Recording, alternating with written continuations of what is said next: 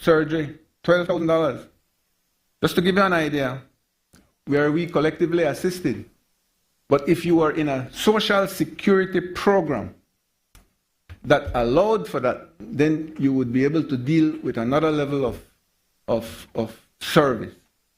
So what we have done in this government is extremely positive. But we shouldn't be complacent. We shouldn't leave it there. We shouldn't be patting our shoulders.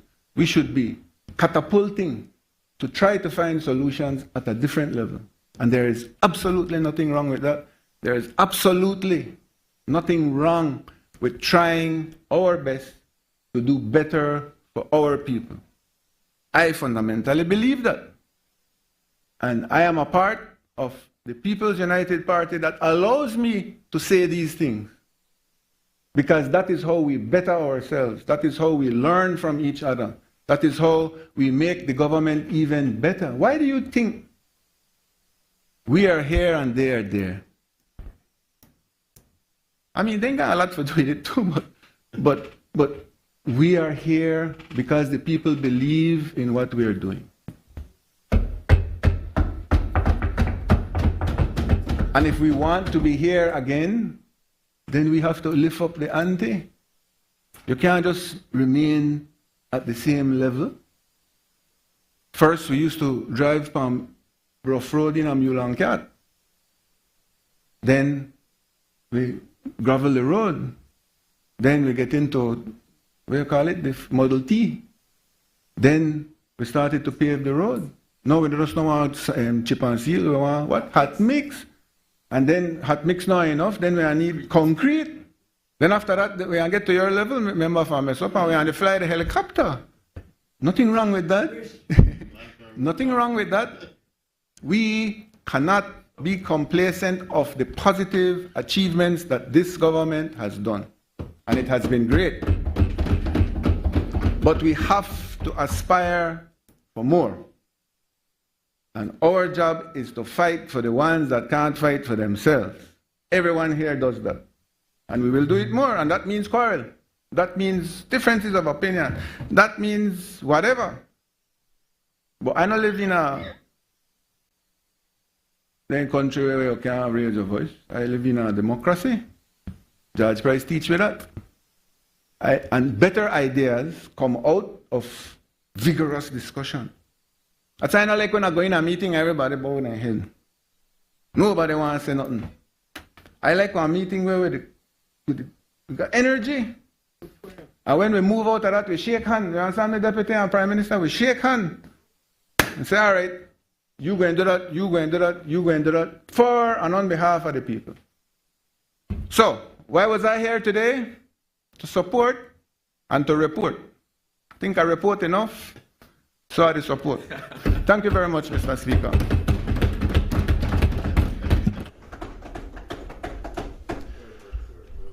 We will suspend the meeting for a minute for the podium to be installed.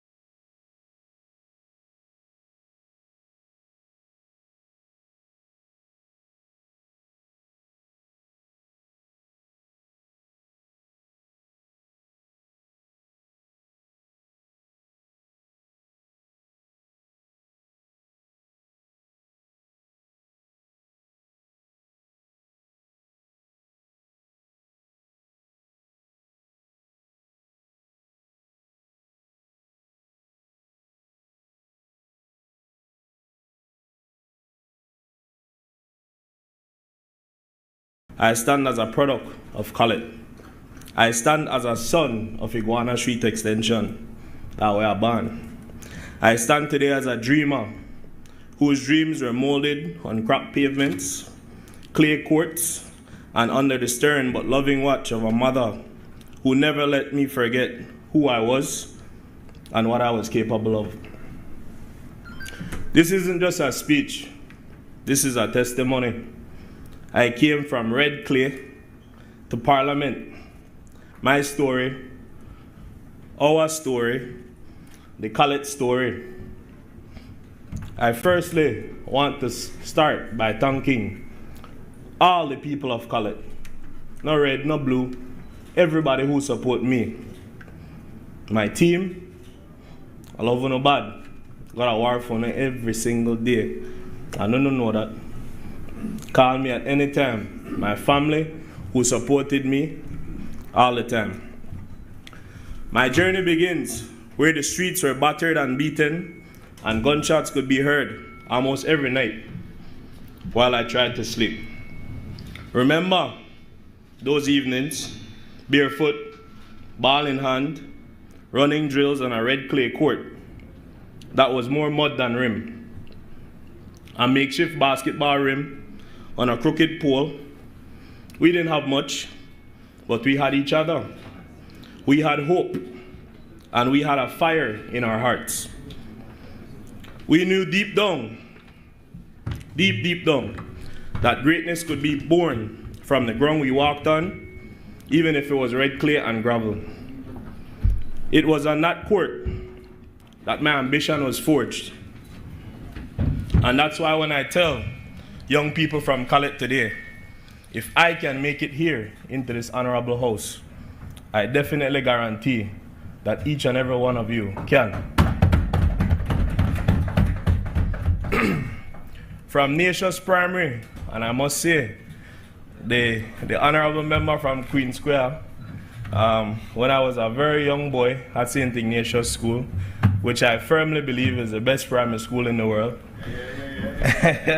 I remember clearly when he used to walk into Ignatius grounds with his trays of meat pie to sell. And then I had to decide what to do with my $2.50. I usually spent it on meat pie, and I had nothing to eat for lunch. However, that's probably another reason why on this side I fully support the feeding programs that we have started. After St. Ignatius School, I went on to St. John's College, where I graduated at 16. I was guided not just by books, but by my unshakable belief that education, sports, and community can build something powerful.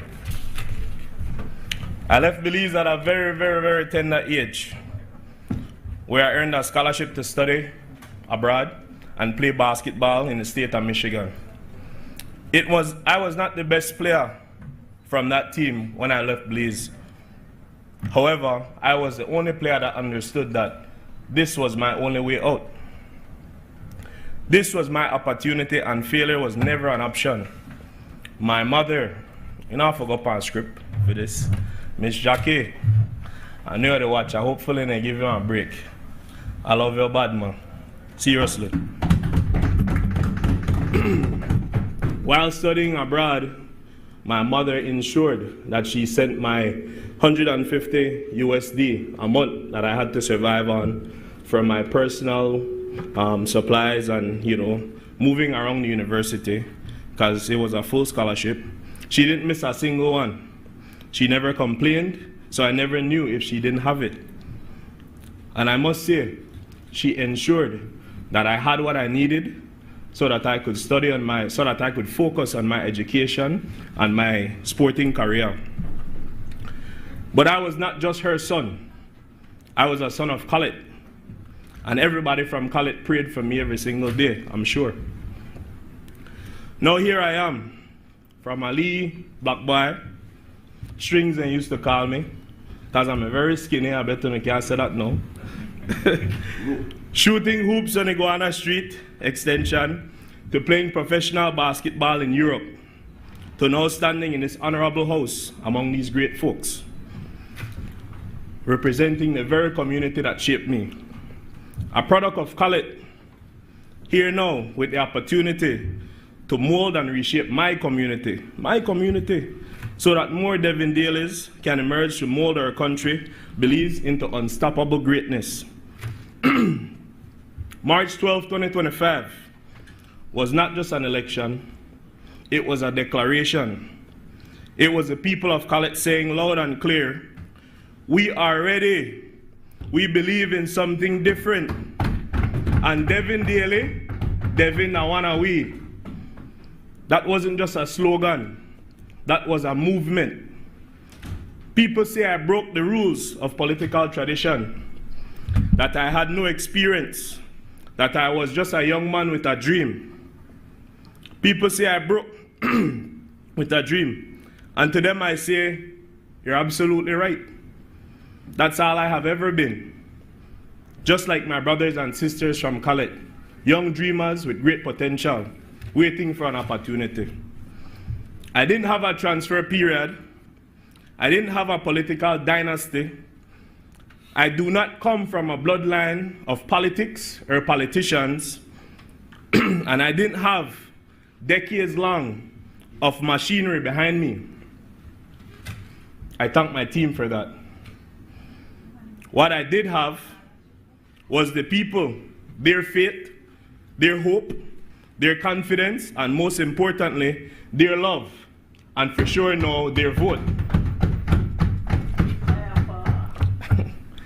September 27th, I call this section here E to E. I call this section here E to E, 166 days.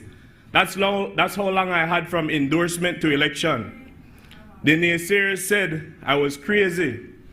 Some right around me in my circle said, Anthony, they set you up for being a sacrificial lamb. Okay? Nobody could beat the little man in Khaled. Bigger, better, richer people than me have tried. But what they all seem to have forgotten was, I, Devin Daly, I am everything Khaled is and everything Khaled can be. I did not go there. I am from Khaled. Imagine, 166 days, we swing 900 votes. Not because I had some magic formula, but because the people of Khaled are done with empty promises and tired politics. They saw a son returning home with his heart, aye man.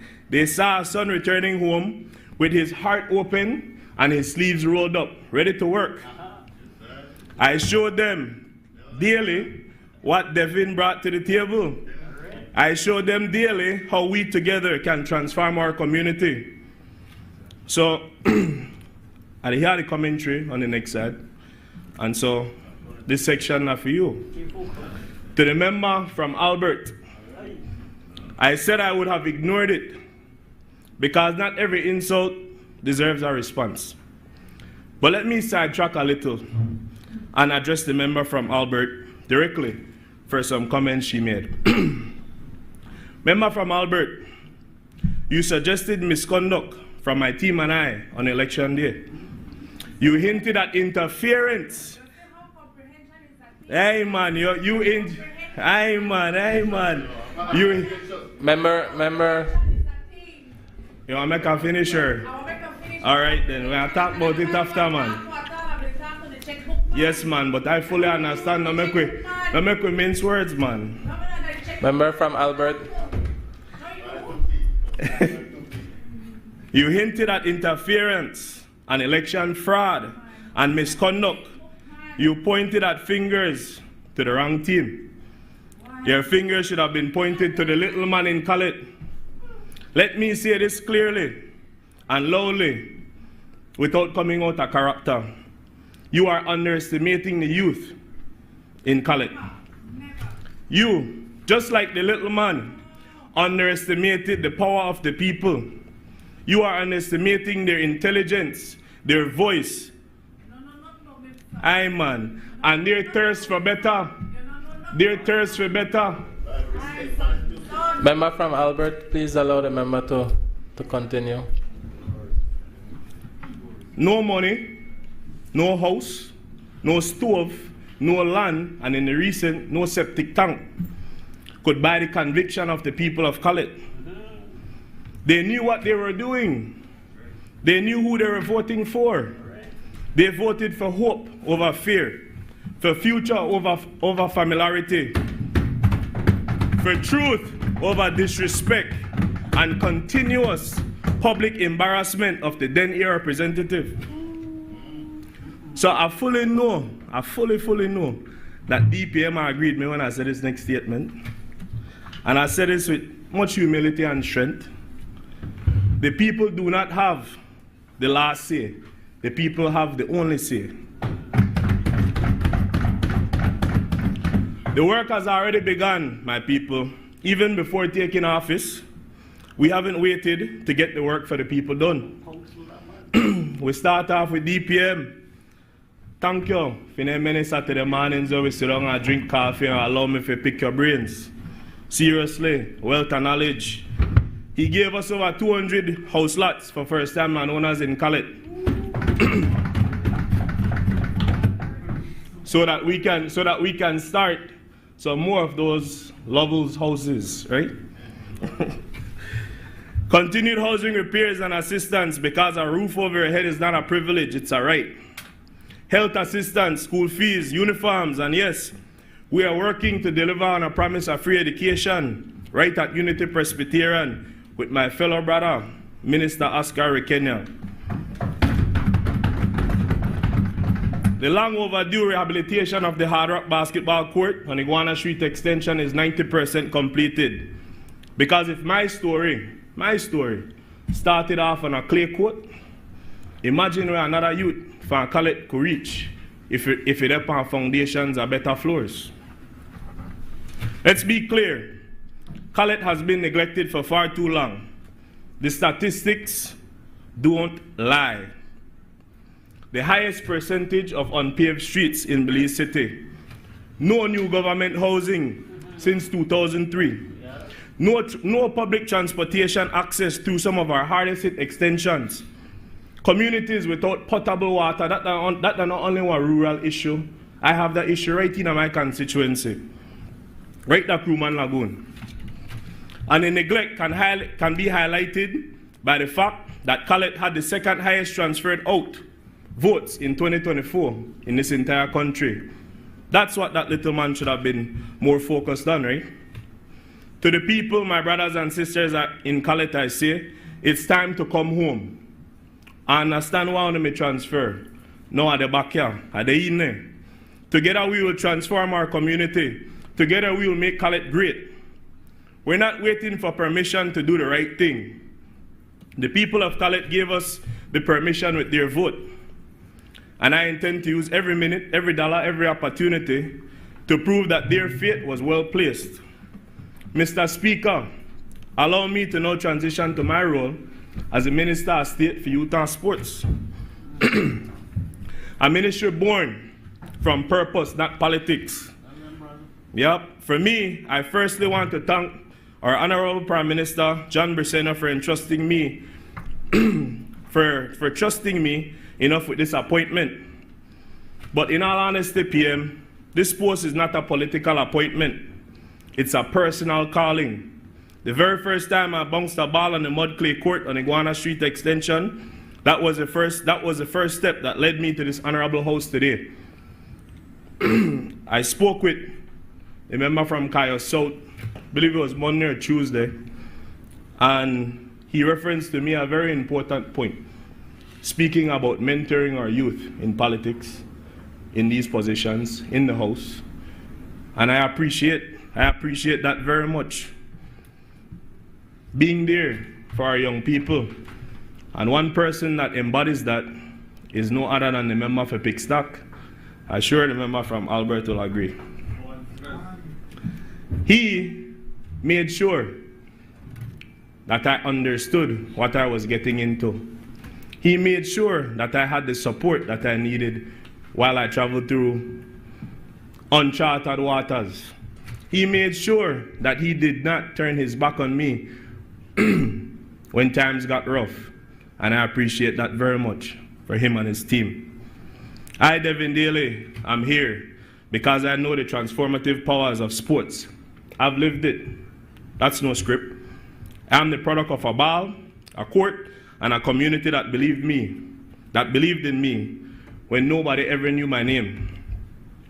And so I don't treat sports policy like a portfolio. I treat it like a lifeline, one that can save our youth from crime, poverty, and hopelessness. A lifeline that I don't only want, but I need to extend to all of the youths across the country and in Khaled. Mr. Speaker, let me remind this honorable House and the nation, sports is not just a hobby or a game. It's a national imperative. It teaches discipline, it builds character, it instills values, it saves lives. I am a living, breathing example of that. The young boy from Iguana Street who once couldn't afford a new pair of sneakers, but could run all night for the basketball drills up and down the court. That boy found purpose through sport, found identity through sport, found salvation through sport. That is what I want for every young person across Belize. From the football fields in Corozal to the courts in Punta Gorda. I want every child to have access to the same chance I was given, not by luck, not by miracle, but by design.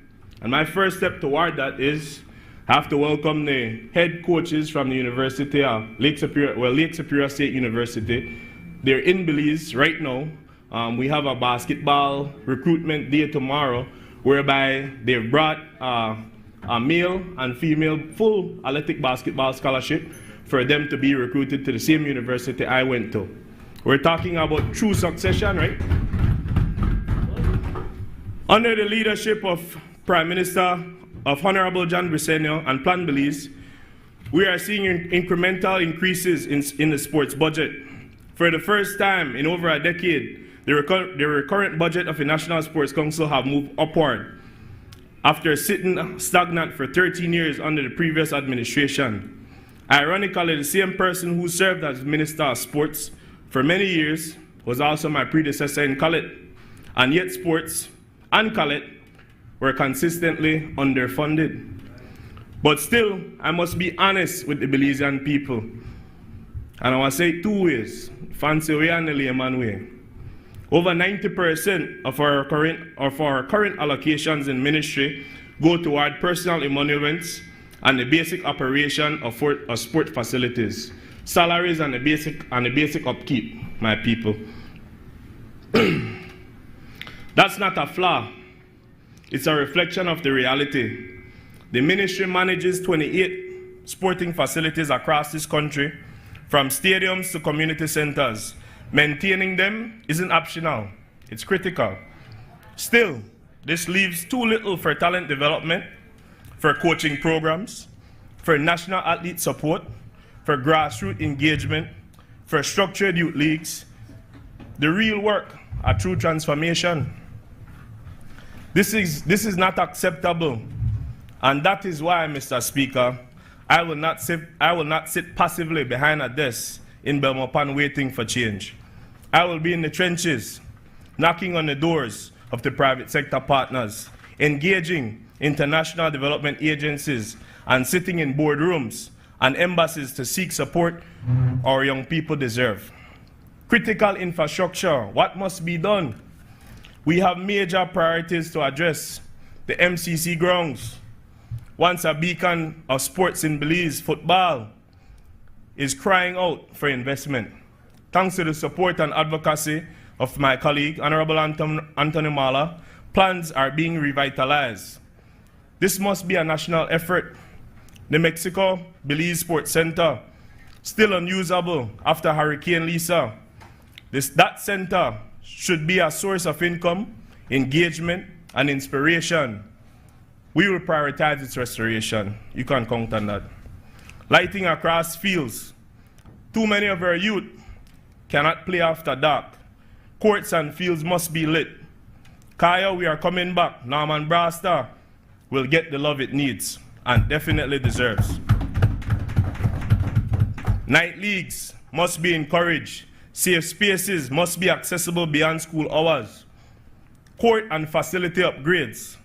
From the Hard Rock basketball court on Iguana Street to rural communities, fields in villages, all across Belize, we must invest in facilities before we can expect the performance our athletes need. We will also launch a comprehensive facility assessment this fiscal year, pairing it with costed rehabilitation plans and timelines so that Belizeans can hold us accountable and track progress, just like the other said. We cannot and should not attempt to do this alone. So we plan to forge strategic partnerships. To the more structured national federations in Belize, the Football Federation, the Volleyball Association, the Basketball Federation of Belize, and others have been doing phenomenal work with very, very limited resources. Let me take this time to recognize President Sergio Chuk and the FFB for raising the bar in football infrastructure and competitions. FFB has the only international certified pitch in the country and committed to partner with the ministry to ensure we have more certified football fields and community fields where needed. Alan Sharp, whose advocacy in volleyball has helped Belize shine regionally. Jacob Leslie for reimaging basketball as a community development tool. The Amateur Athletics Association for their continuous work in ensuring our athletes medal regionally. We will deepen our collaboration, not just by shaking hands, but by sharing budgets, strategizing together, and building systems to help support our athletes compete and win, regionally, internationally, and one day, of course, at the Olympics. Please don't misunderstand me why I highlighted those federations, because every sport matters. I truly believe it. Beyond the big four, football, basketball, volleyball, and athletics, we must also elevate the under-supported sports, swimming, cycling, and I must make mention 16-year-old Chelsea Gillett, a daughter of Colette, one of the upcoming female cyclists. Just remember her name. Yeah, 16. Watch her become great. Martial arts, tennis, table tennis, rugby, cricket, sailing, bodybuilding, powerlifting. We see you and we are coming. Every discipline has the power to change a life.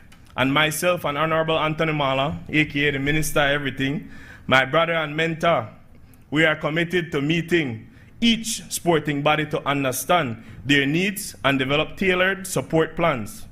We will also champion inclusion, supporting sports for persons with disabilities, empowering female athletes, and ensuring equal access across rural and urban communities. The most exciting frontier for sports, Mr. Speaker, is the merging of two powerful engines, the Ministry of Youth and Sports, and of course, the Ministry of Tourism and Diaspora Relations. Thank you, PM, for this vision. Let me also be clear. Youth and sports are not separated portfolios. They are inseparable destinies. You cannot speak about youth development without speaking of sports. And you cannot speak of sports without committing to empowering the next generation. Sports gives our young people discipline, accountability, leadership, resilience, teamwork, and of course, hope. It keeps them out of crime. It pushes them towards opportunity. It replaces the street corner with football fields and basketball courts. Go to Berger Field any day of the week, especially on Saturday, and you will see this testament in action. And that is why I make mention now that my beautiful family from 20A, Farbers Road era, will be doing a replica of the Berger Field in Farbers Road, in Colette. Mr. Speaker, we have to be honest with ourselves. Government cannot do it alone. The transformation the transformation we seek for sports, youth development, and of course, for Khaled, require a whole society approach. That's why I'm calling on corporate beliefs. Sponsor a youth and fund a community coach. Schools and universities integrate sport, not just as extracurricular, but as a core development. International agencies and donors see Belize not just as a recipient, but as a partner with major vision and potential. Diaspora Belizeans return, invest, mentor, coach, uplift. You know what these children are facing because you once faced the same reality. And to my cabinet colleagues, I say, let's build across ministries. Let youth and sports link with education, health, home affairs, and tourism. Let us share data, resources, and outcomes. Let us make national development collaborative again. Let us not be afraid to look outward and dream bigger. Jamaicans produces Olympians. Trinidad hosts international tournaments. Costa Rica and Panama export professional footballers every year. Barbados has invested heavily in youth cricket and is reaping the rewards. Sure, the speaker will like that in his era. So why not Belize? Why not us? We are proud and passionate people. Our athletes have the drive. Our youth are ready. What they lack is not talent. Far from, it's access. What they lack is not heart, it's opportunity. And so I am planting this flag here today. Why can't by 2030 Belize qualify for a Youth World Cup in football? Why can't by 2030 every district have a multi-sport facility that meets regional standards? Why can't by 2030 Belize medal at the Olympic Games? We know what the vision is. Now let's build that vehicle for us to get there. Mr. Speaker, all of this is national for me, but of course it comes back to my new love and long-time love, Khaled. The same red clay that caked my toes is now the foundation of my purpose. We have already begun fixing streets that were ignored for 23 years. Yeah, the first thing, Iguana Street, we never get no love for 23 years. We are pave that in the next month or two. We are preparing to introduce public transportation that does not exist. Imagine Belize City. Khaled now have public transportation to run through it. And the man made how much? 20 years? 23 years.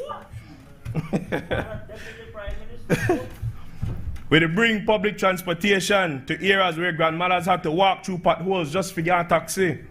We are working with WASA to bring potable water to every home, including Crewman Lagoon. Not a rural problem, right up from your office, where your office used today. We are in discussions to develop affordable housing because no child should have to do homework by candlelight in a zinc shack in 2025. We intend on building partnerships with tech companies and educational institutions to bring digital training centers to our youths in Khaled. Because the same way I dribbled a ball to my dream is the same way some other child could code their way out, or film their way out, or sew, or build, or invent. We will launch a Khaled Youth Council, giving our young people not just a seat at the table, but the confidence to lead, just like what this great party gave me. We heard Honorable Anthony Mala speak of the greatness of Berger Field. Don't bring that up. Look out for it. We're going to have a Berger Field at Farbers Road. I have to mention that again. We are not just creating projects. We are creating a movement. Because Khaled isn't a statistic. Khaled isn't a forgotten zone. Khaled is the heartbeat of what Belize can be when we believe in our people. And I must say, Mr. Speaker, I am not asking for 20. I am not asking for 12 or 10 or 5. I am just asking for our share of the pie. Right. Mr. Speaker, I've been called many things over the past year. I get a tough skin. rookie, dreamer, underdog, puppet, fluke. And I accept them all, and I wear them proudly. You wanna know why? Because what I've been called, what I have never been called, is corrupt, dishonest, disconnected, or fake.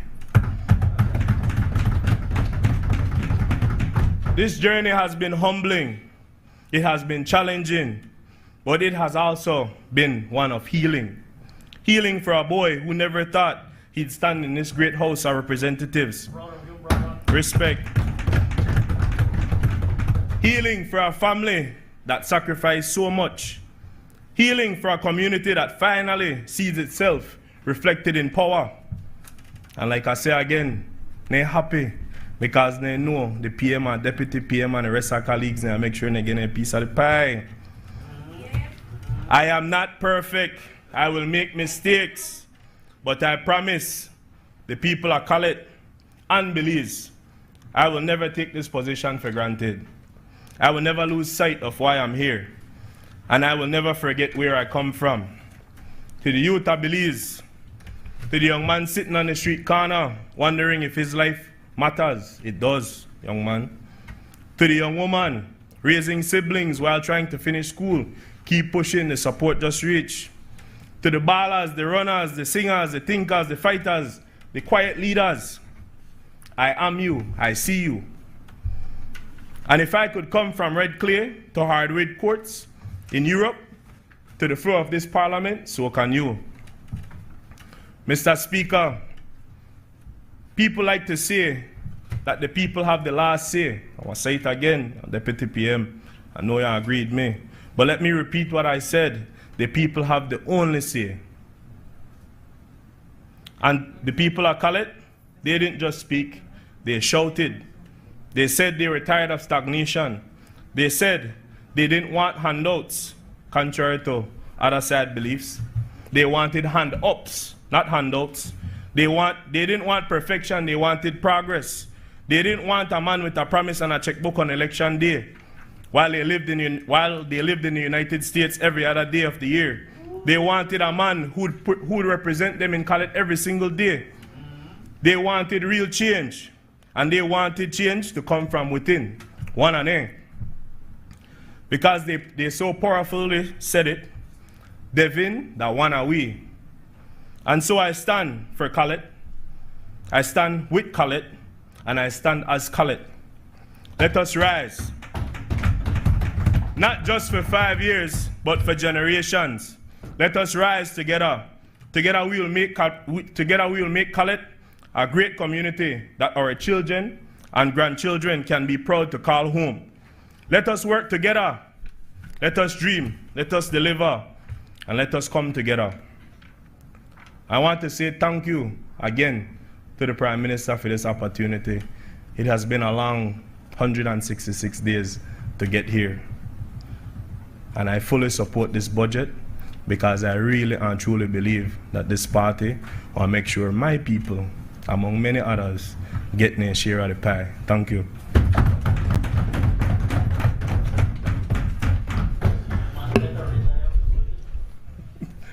We suspend the meeting for a minute for the podium to be removed.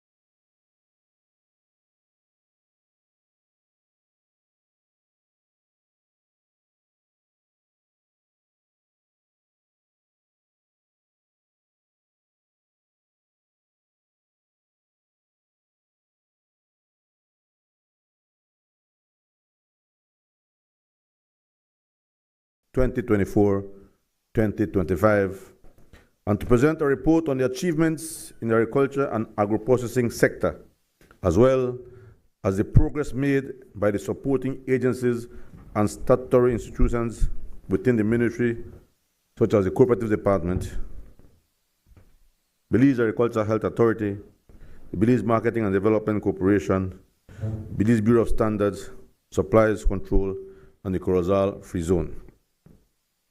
Mr. Speaker, with your permission, I will make reference to my notes.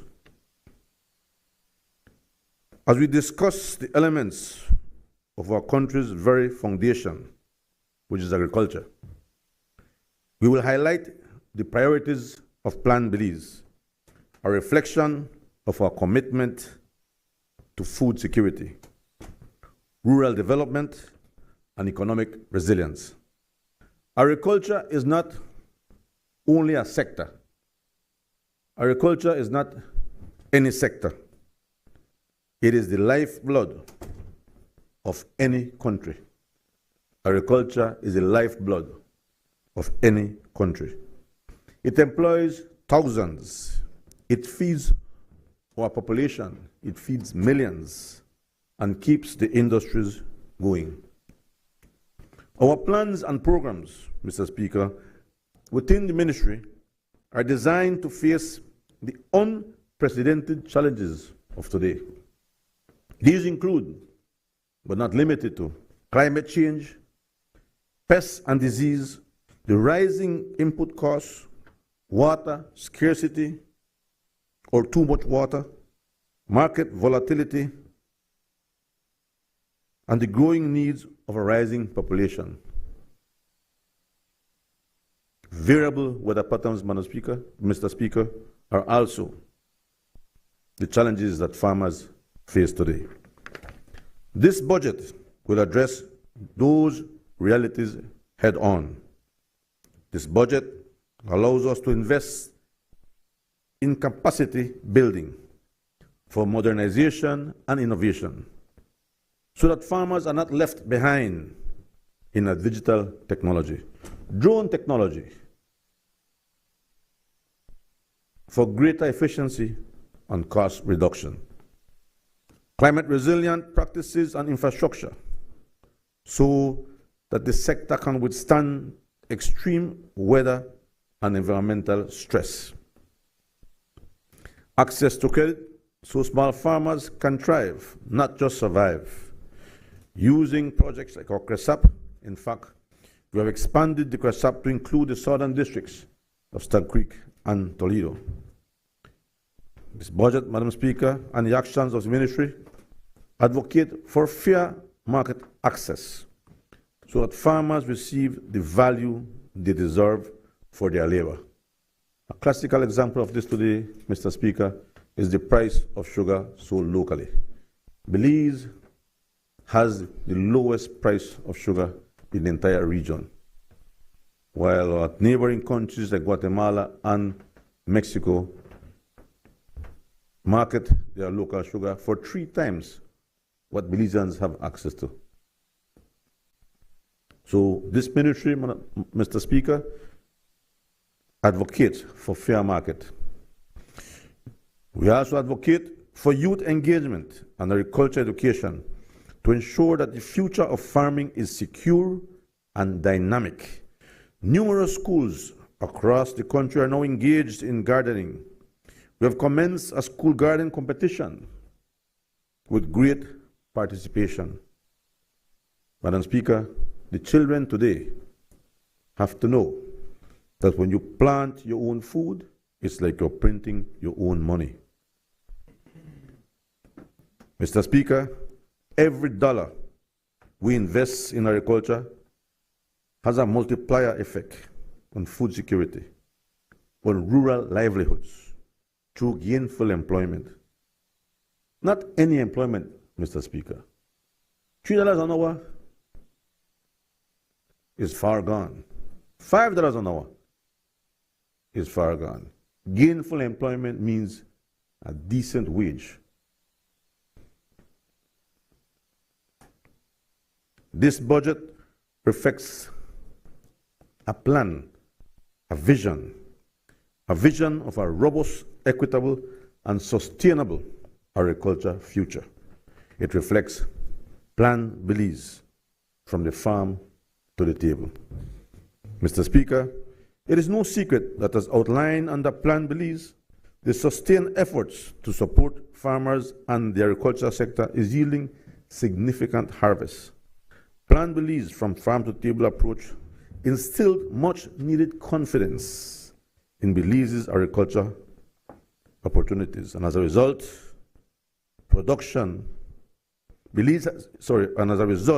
Belize has seen major investments made not only in crop and livestock production, but also in new and modern processing plants that today we can boast of.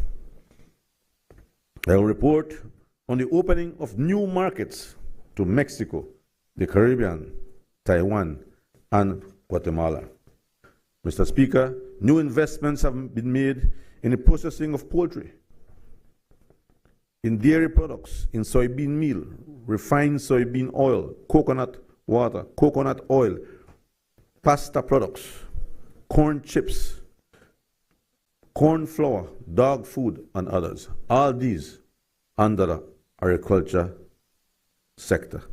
And on the horizon, Mr. Speaker, there are new investments in meat processing. 2 meat processing facilities are growing up in the north, so that someday we do not depend only on exporting cattle on the hoof, but add value to our livestock industry. There are new investments in wheat flour. A new state-of-the-art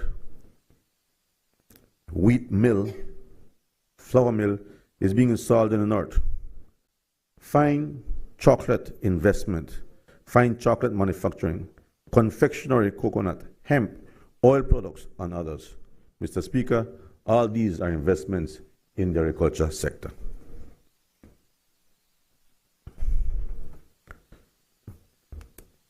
And for this reason, Mr. Speaker, for this reason, the good, hardworking, and beautiful people of Orange Rock South gave me an overwhelming support for the 4th term. They placed once again their full confidence in their candidate and have returned me to this honorable house, and for that I am grateful to them. 80%, Mr. Speaker, 80% of the residents of Orange Rock South depend directly or indirectly on agriculture. That, Mr. Speaker, is very important. 80% of residents of Orange Rock South depend directly or indirectly on agriculture. So that when the agriculture sector is strong, the people of Orange Rock South are strong. And when the agriculture sector is weak, the people of Orange Rock South suffer, as they had for 13 years, 12 and a half years under the UDP. 12 years, 12 and a half years, Mr. Speaker, of suffering, 12 and a half years of hopelessness and mass misery. Mr. Speaker, while we in the PUP are working, Madam Speaker, the 2 leaders of the opposition on the other side were quarreling and fighting. And they continue to tangle in the mud. We are working. As I venture into all these achievements, I want to pause and thank the people of Orange Rock South for believing in me. And I promise that I will continue to do my best to grow, expand, diversify the agriculture sector, to work hard to increase farm incomes and wages, and to continue expanding export earnings and broadening the list of goods that we export, to continue reducing unemployment and stimulating rural development, and to deliver on Plan Belize 2.0. Mr. Speaker, we must not allow the people of Belize to forget that Belize's agriculture economy stagnated under the UDP for 12 and a half years. And important industries such as the papaya industry, the citrus industry, the shrimp, and other industries were left to die alone with no intervention at all. Nothing was done to address the challenges of the papaya industry. The UDP did nothing to address the citrus greening or to address the plight of the citrus farmer. It was left to die. In fact, they left us with a citrus industry on life support. They left the shrimp industry that was in a worse position than citrus. The shrimp industry was so devastated, you could see that there was no hope for revival. The UDP, with the leader of the opposition at that time, she was in cabinet, tried to stifle the cattle industry. Thanks to the PUP led by our Prime Minister, John Briceño, a farmer himself, much confidence has been instilled in the agriculture sector, and we will continue to keep growing Belize. Mr. Speaker, the numbers speak for themselves. The value of agriculture as primary sector, I'm not including secondary sector, Mr. Speaker.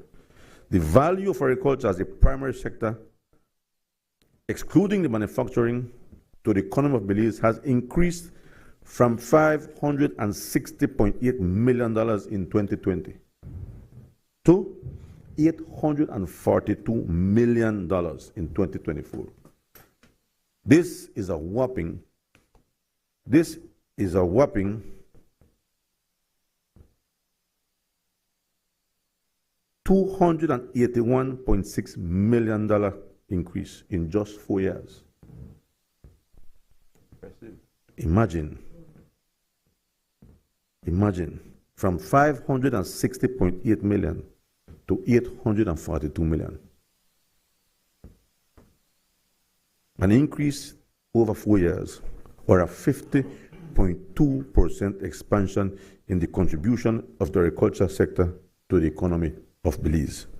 This valuation, Mr. Speaker, represents real value in the hands of Belizean farmers and the rural household, and marks a significant improvement to Belize's food self-sufficiency program.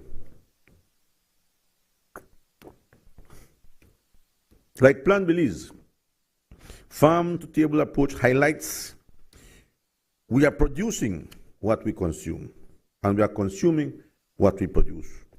More importantly, Mr. Speaker, the true value of the agricultural sector to the economy of Belize is much higher than the $842.4 million. I am reporting today, as this figure is only putting a value to the sugarcane delivered to the factory, not the sugar processed. This does not include citrus processed into concentrate. It only includes citrus delivered in boxes. It includes pigs on the hoof and not value added. That is what the figures represent.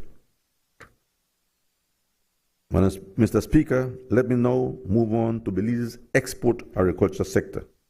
Despite the challenges of pests and diseases, price fluctuations, and market uncertainties, and climate change, Belize's agriculture export continue to show resilience, innovation, and strong potential for growth.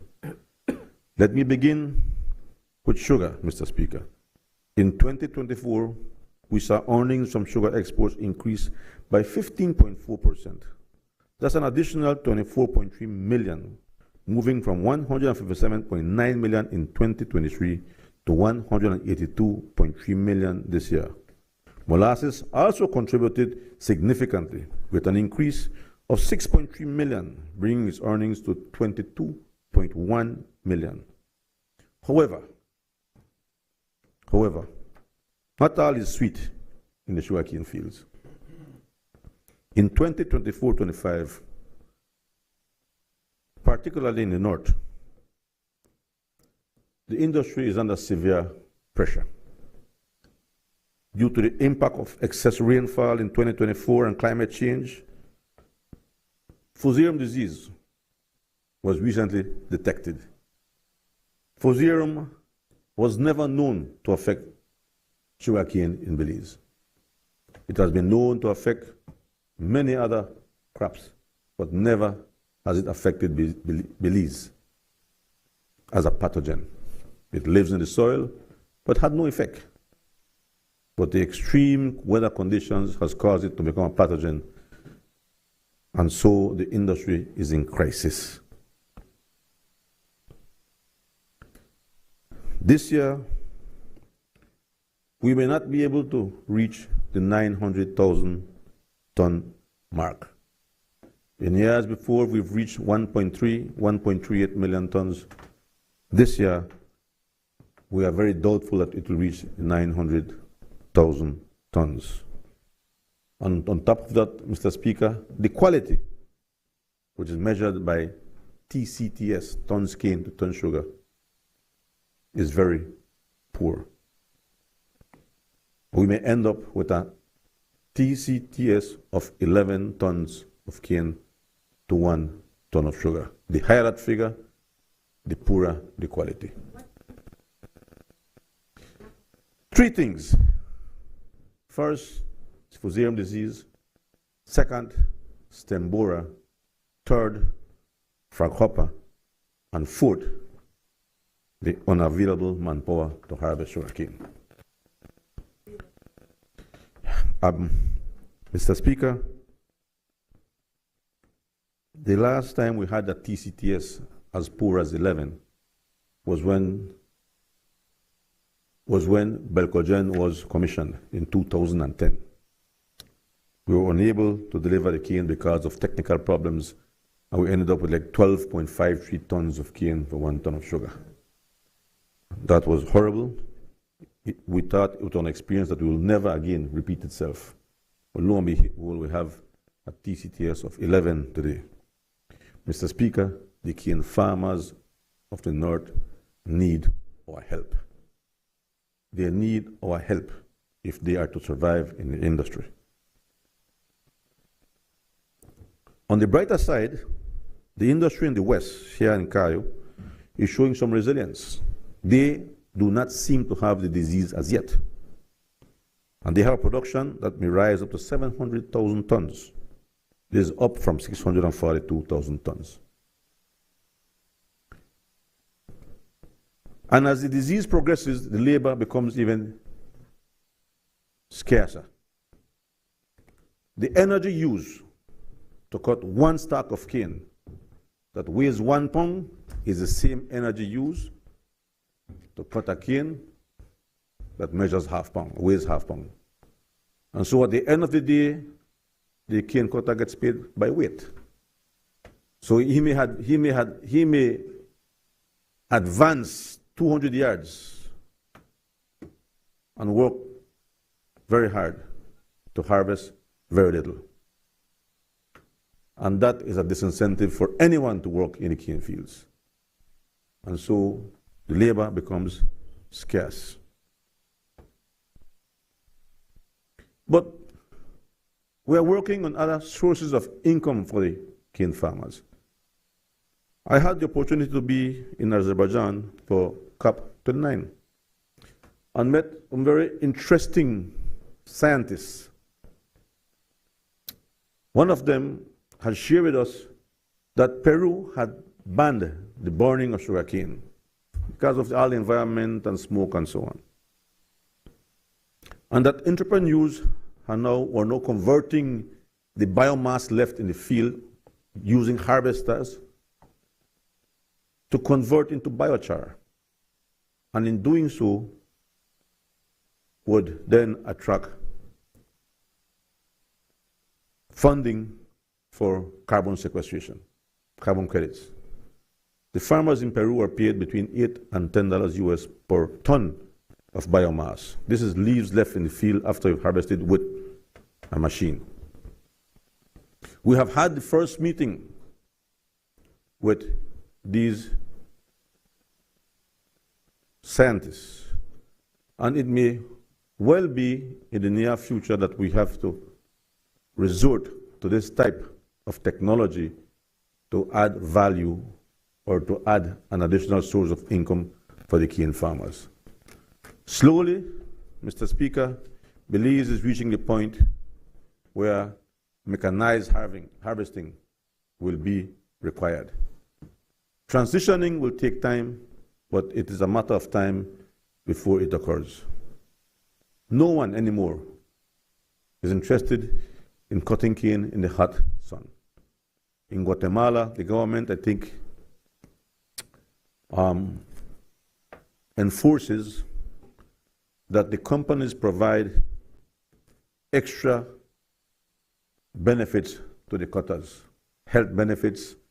I think they provide them with Pedialites, they provide them with good food, they provide them with buses and shade. And slowly that is becoming the situation in Belize, because cutting cane is a very difficult job. But we must do some serious reflection, Mr. Speaker, and ask ourselves if we are treating our cane farmers fairly. The price of sugar sold locally is at 75 cents a pound, maximum price. It's a control price. The farmers have been asking for an increase in the price. In Guatemala, the price is 3 times what it is in Belize. And in Mexico, it's the same.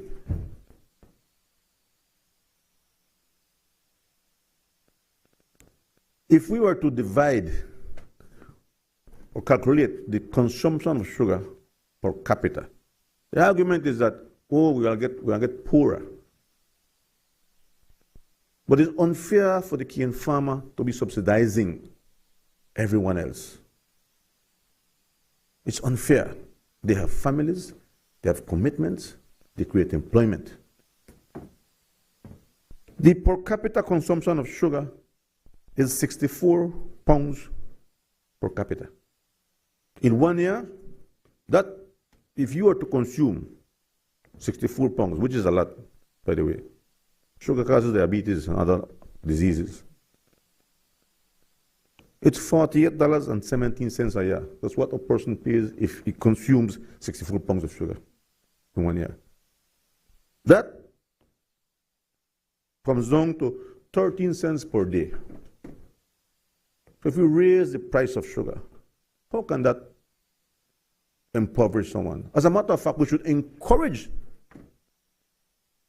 minimum uses, reduce uses of sugar for health purposes. And so that is what we have to analyze and make conscious decisions. Raising the price may help with controlling our diseases caused by sugar and high glucose foods, but it will also contribute to the farmers. And so we have to do some serious thinking and consideration if we are to help, if we are to support our cane farmers in the north. Last year deliveries, at this time, same time last year, we were at 806,000 tons. Today, we are at 685,000 tons. We are short of 121,000 tons. In sugar produced, we are 3,428 tons behind in white sugar. And in raw sugar, we are 14,000 tons less. Last year, our TCTS during this time which is the best time, because it's dry, it's hot, the TCTS was at 9.79. Today, it's at 11.49. So our farmers need us. Let us not forget, when the hurricane destroyed Belize City, it was the cane farmers who first arrived in buses with their rakes, with their machetes, with their chainsaw to help clean up the city. And then they arrived with trucks and trailers bringing all their heavy-duty equipment to lift and clean Belize City. The cane farmers need us today. And they are asking you to support them, not to enrich them, but to allow them to survive with decency, to provide schooling, to provide health, to provide clothing and food for their families. So the time will come when we come to Parliament and ask you for your support. And of course, any increase in sugar prices has to be distributed equitably with all stakeholders. It has to be carefully thought out. It has to be well structured so that it be fair and equitable to all.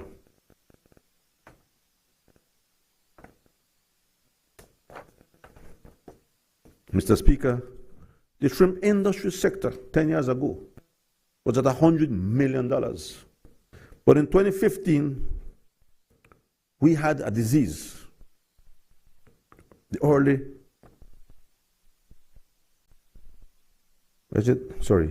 We had a disease, Mr. Speaker, in 2015. And nothing was done. There was no intervention. And our production went down to 2 million pounds. Today there's a renewed optimism, there's a new technology, there's new intervention. The DFC facilitated a loan agreement. And today the shrimp industry is on a rebound again. Last year we had again another flood and it affected the shrimp farms. But today, we've opened markets to Taiwan. We've opened markets to Mexico. We have farms like Quality Shrimp, Royal Maya, Beluro, and a new investor in South Stand Creek that are scaling up operations. New and faster growing broodstocks have been imported.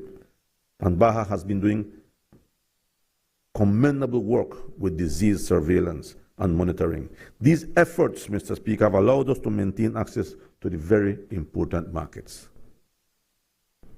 Hence, it is important for those who are accustomed to contraband shrimp from Central America. Belize is the only country that does not have white spot disease of shrimp. Mexico and Honduras and Guatemala, they all have white spot disease. So when you import illegally shrimp into the country, you are putting at risk our industry that we are just trying to bring back. Mr. Speaker, coconuts. We have made remarkable progress in 2024. We have close to 20,000 acres of coconuts planted in this country. Yet, we are short of coconuts today. That is a good problem. When our 20,000 acres come into full production by next year, our markets may have been established. Yes. In 2024, we exported $1.9 million worth of coconut water to Jamaica, and in 2025, we're projecting to triple the volume and value of coconut water into Jamaica. And no coconut water tastes like Belize water, right. Believe you me. In addition, Mr. Speaker, for the first time, over 40 containers representing over 1 million coconut nuts, both dry and green, have been exported primarily to US and Guatemala. In addition, and even more exciting, yesterday at around 4:30, I received a call from the director of Senacica. Senacica is the Animal and Health Animal and Plant Health Service in Mexico. He informed us that Belize is now free to export coconut to Mexico with husk.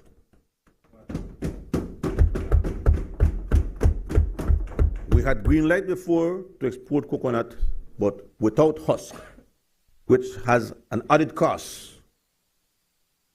Belize is the first country to access the Mexican market for coconuts with husk.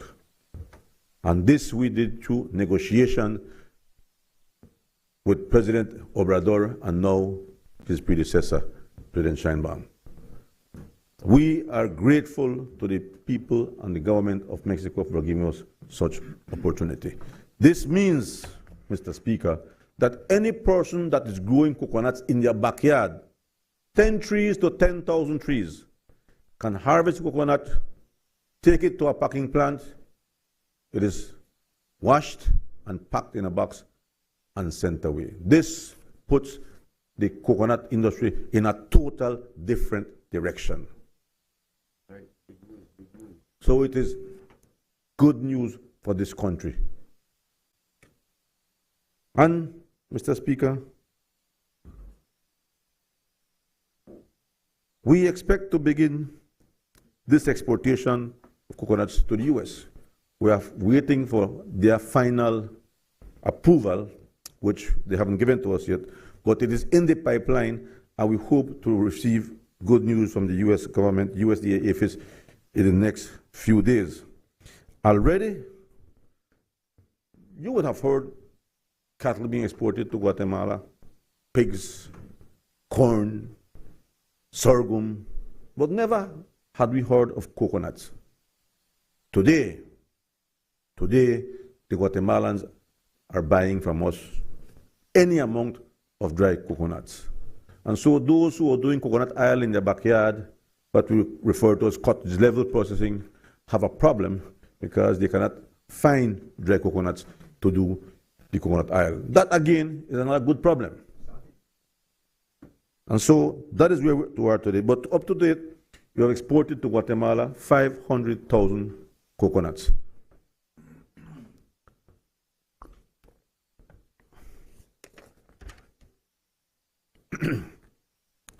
Mr. Speaker, the other export sector, agriculture exports, showed an impressive performance.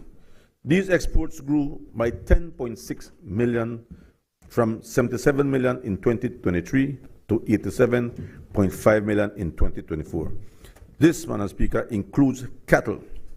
Between 4,000 and 6,000 head of cattle have been exported to Mexico annually over the past 3 years. But this year is marking a turning point to export to Mexico. Thanks to the new protocols and export arrangements, we expect to export 10,000 head of cattle to Mexico for the first time ever. And this again, we achieved by lobbying with the Mexican government, with Secretary Verdeguer and his team. This began from his predecessor, yes, Dr. What's his name? He had given us the opportunity to start negotiations, and now we completed negotiations with Dr. Julio Verdeguer, and so we are on the right foot with that. Further to this exports to Mexico, the 10,000 head, 35,000 head are projected to be exported to Guatemala.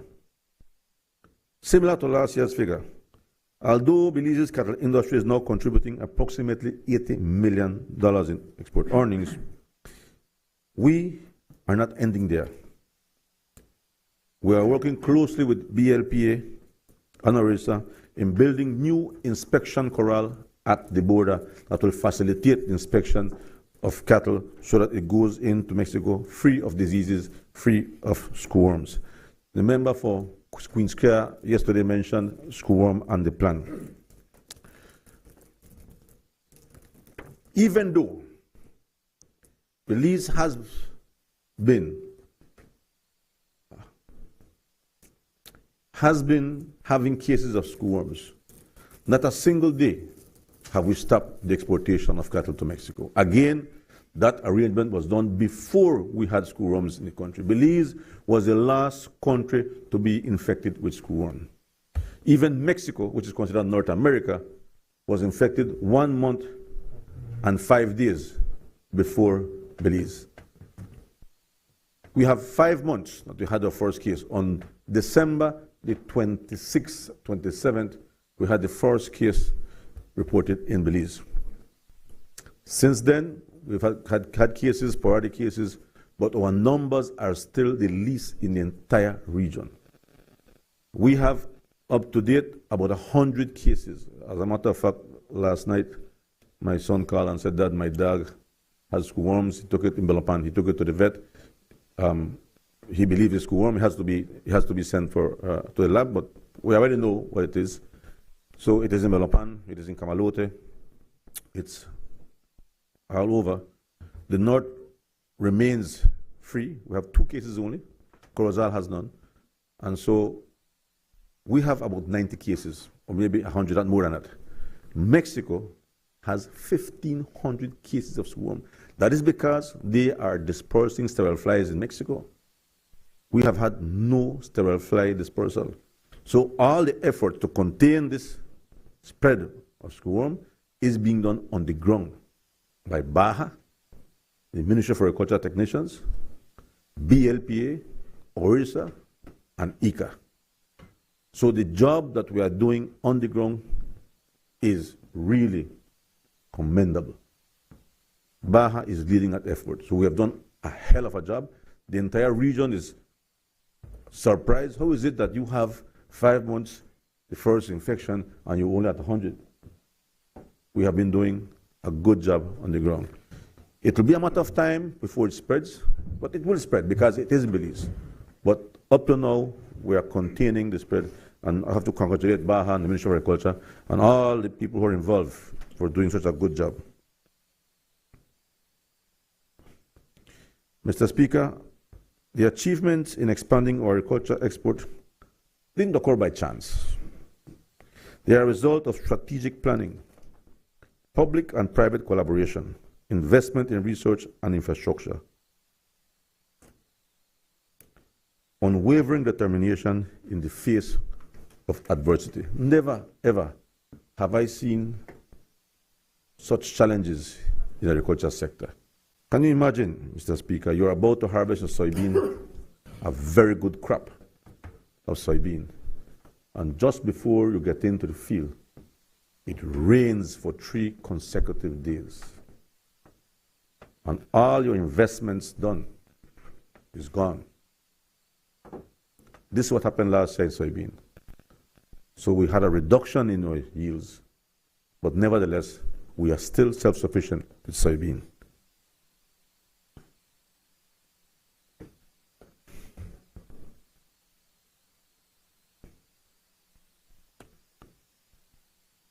So in the grain and the legume subsector,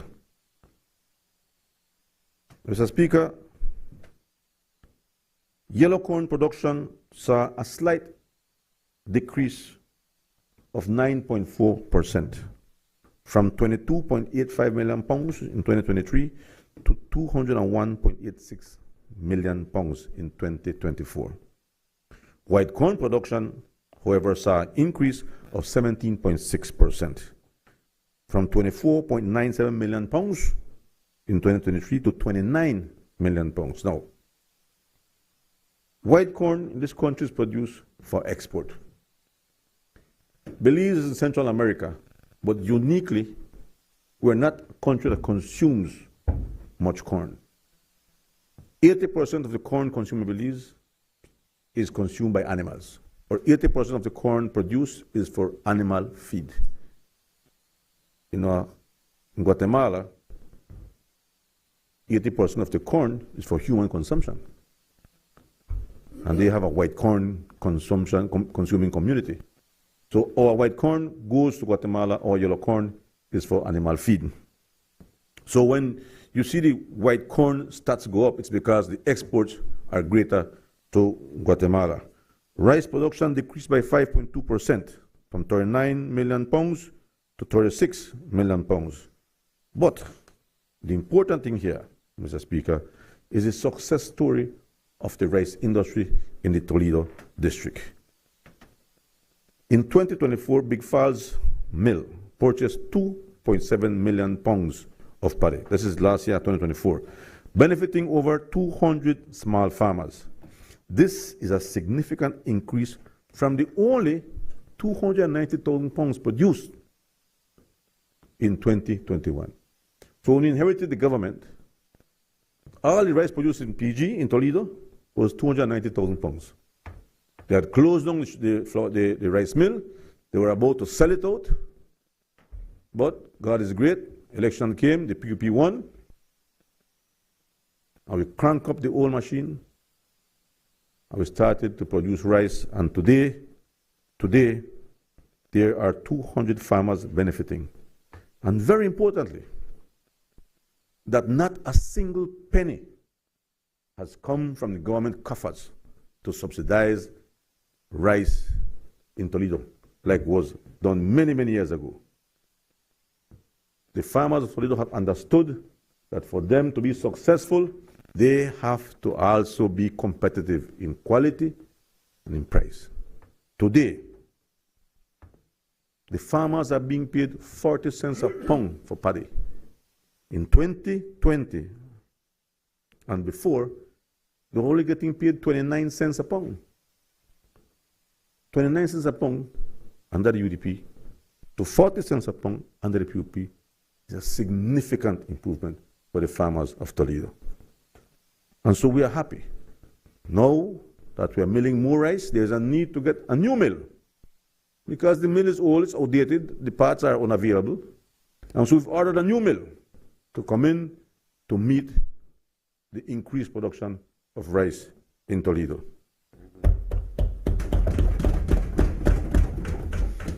This is $1 million in the hands of small farmers that never existed before. And we have to pay no overtime to no government worker. We fix no tire, nobody thief diesel, nobody broke up the tractors. It is all private sector driven.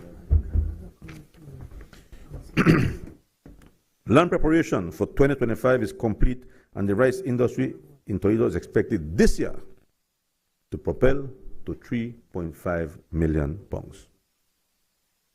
3.5 million pounds.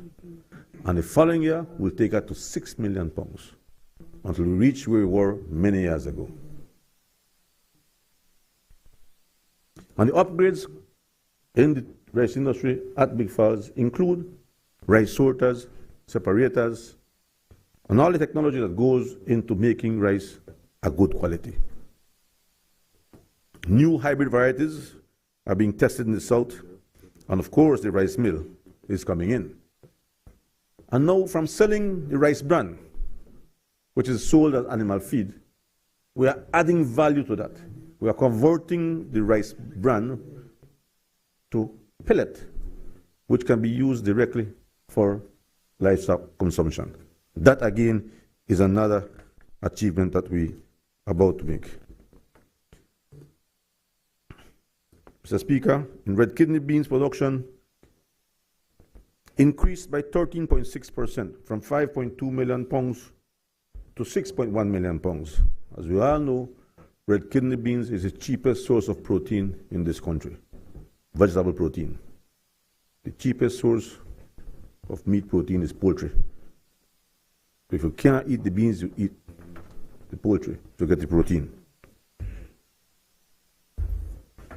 Cowpea and black eyed pea production increased by 62.8%. That is destined for the Caribbean market every time. One commodity that had a decline, Mr. Speaker, is black beans. I don't know why. It's good protein too. But the production went down. Oh yes, more healthier, of course. More nutritious than the kidney beans. No, black beans is indigenous to this region. The Mayas used to plant black beans. And then the English come and bring red beans, and now we can't get rid of it. And a big pigtail too, and we can't get rid of it. But we saw a dip in production. But more importantly is to know that as you move out of one commodity, you do another commodity. And in this case, soybean has picked up that slack. So we are the only country in the region that produces enough soybean to feed itself. We are self-sufficient in soybean, in rice, with kidney beans, meat, in poultry, beef, pork, eggs. Nobody in Central America can compete with us.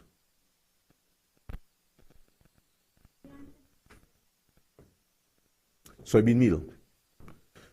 Soybean has two products. Depending on the price on the market, one becomes the product and one becomes the byproduct. At times the byproduct becomes more expensive than the product. Soybean meal and soybean oil.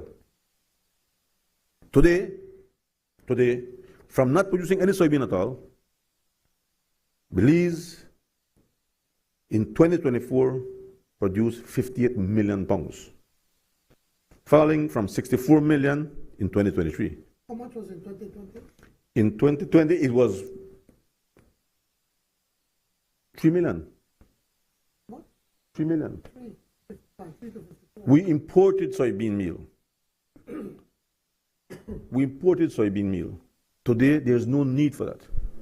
We're exporting soybean meal to Guatemala, to Guyana, and to whoever wants it. But most importantly, we feed our birds every day with soybean meal, our pigs every day.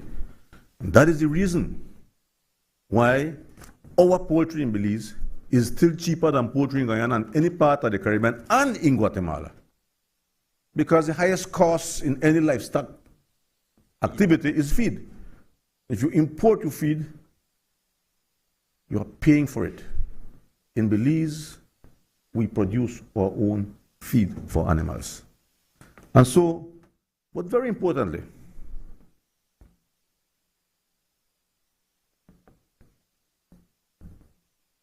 more importantly is that as recently 5 years ago, Belize was still importing soybean meal for animal feed, while in the last 3 years, Belize have been self-sufficient.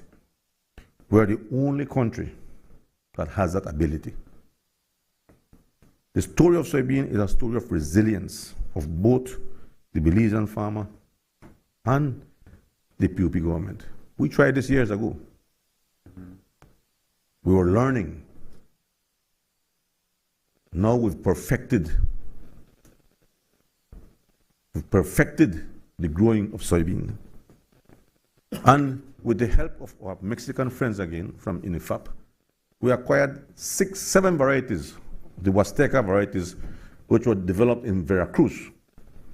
And these varieties seem to be doing much better than our local varieties.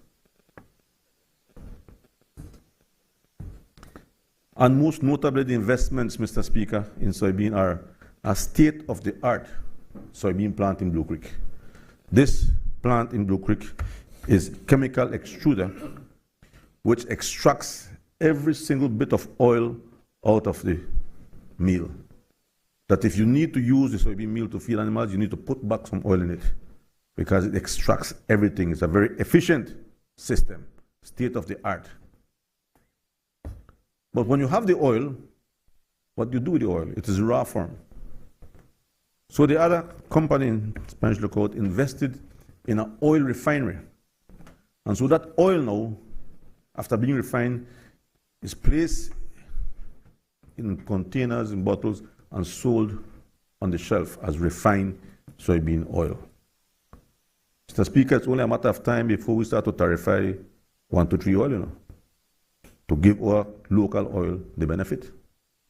You can bring in any oil you want to know, but you'll have to pay for it because we need to protect what we grow at home. Yeah, yeah, 0. Yeah.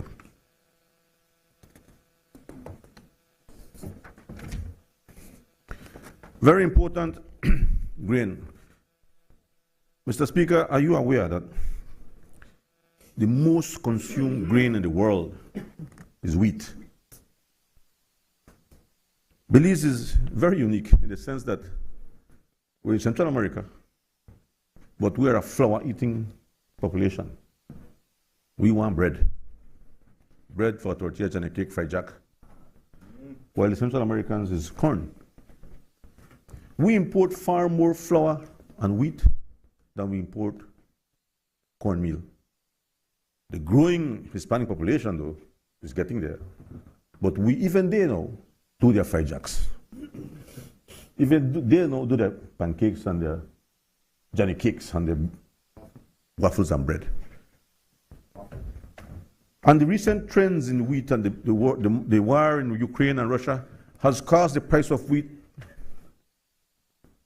to increase. The largest producers of wheat in the world are China, India, Russia, USA, France, Pakistan, Canada, Germany, Ukraine, and Australia. So you know when Russia and Ukraine go into a war, what will happen? The price goes up, and the people are subjected to the high prices. Well, we are growing our own wheat in Belize now. And we are looking to repeat the story of soybean, from no soybean to self-sufficiency in soybean. Again, I met the scientists at from CIMIT at Azerbaijan, Baku, and I asked them about the tropicalized wheat. Let me just give you a little background info. After the Second World War, Mr. Speaker, in Europe, the United Nations commissioned a study on population, world population, to see at what rate the population was growing. And millions had died in the Second World War, but they noted that the population in Asia, Africa, and Latin America was growing at a rapid rate, but food production maintained stable. So at the rate of which population was growing and food production stable, the experts believe that by 2020, if something was not done, the world would go into starvation, especially Asia, Africa, and Latin America. So the United Nations then started to inject financing into research centers like CIMIT. And then came the Green Revolution with Dr. Norman Borlaug and all the breeding that occurred. And wheat yield increased, corn yield increased, rice yield increased, and today that is how we have saved the world with research and breeding. So all the varieties we have today are high-yielding varieties, and Belize is not far behind. So we have partnered with CIMIT and CARDI, and they've given us varieties to test in Belize, tropical varieties of wheat. Wheat is a temperate or cool climate crop. It is not a hot and humid crop. But again, breeding, research has now provided that alternative to people like us in this part of the world. And so we have two ladies leading that research, Ms. Lillian and Teresita Balan, who are researchers at Central Farm, and the wheat varieties are doing very well. In Barton Creek, we have harvested wheat already. They've made flour of it. It's doing very well. It's not the best because we're not a wheat growing country, but we can get there slowly. Similar happened with soybean. And so we on this side, Mr. Speaker, believe that we can, if not be self-sufficient, produce some of the wheat that we consume in this country, and therefore reduce our costs and stop depending on wheat imported from Russia and Ukraine and Canada. That prices go up when the war is up, and then it goes down and it goes up again.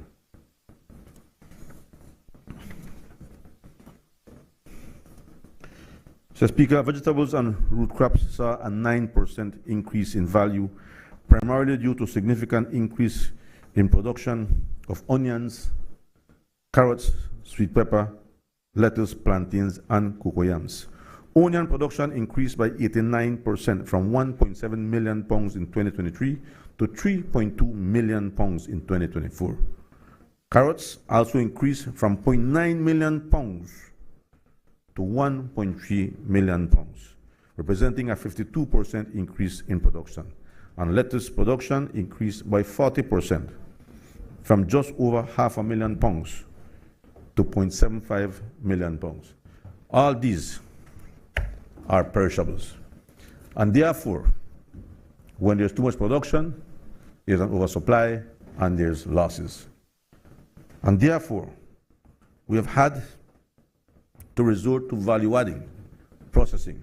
This year, with carrots, we had to convert it into juice so that we don't lose the carrots. But it's something. And the farmers, you cannot blame the farmer for producing. The farmer is doing what he knows to do best, producing. So we have to find a way to add value to our products. The Ministry of Agriculture has invested with our partners in cold storage facilities. We invested in post-harvest technology. We invested in building capacity to train the farmers. And so we're getting there slowly. But it is time for us to start to industrialize the agriculture sector. A cannery in the past 10 years had to be a huge building. A cannery or a packing facility today can be a small room.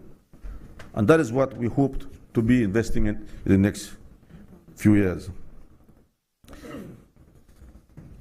Mr. Speaker, in the livestock food sector, the value grew by 9.7% from 261 million in 2023 to $283 million in 2024. The beef sector led the growth with a 14% growth in exports and 13% growth in local consumption. The people of Belize are eating healthier. The poultry consumption per capita is 95.7 pounds. Poultry.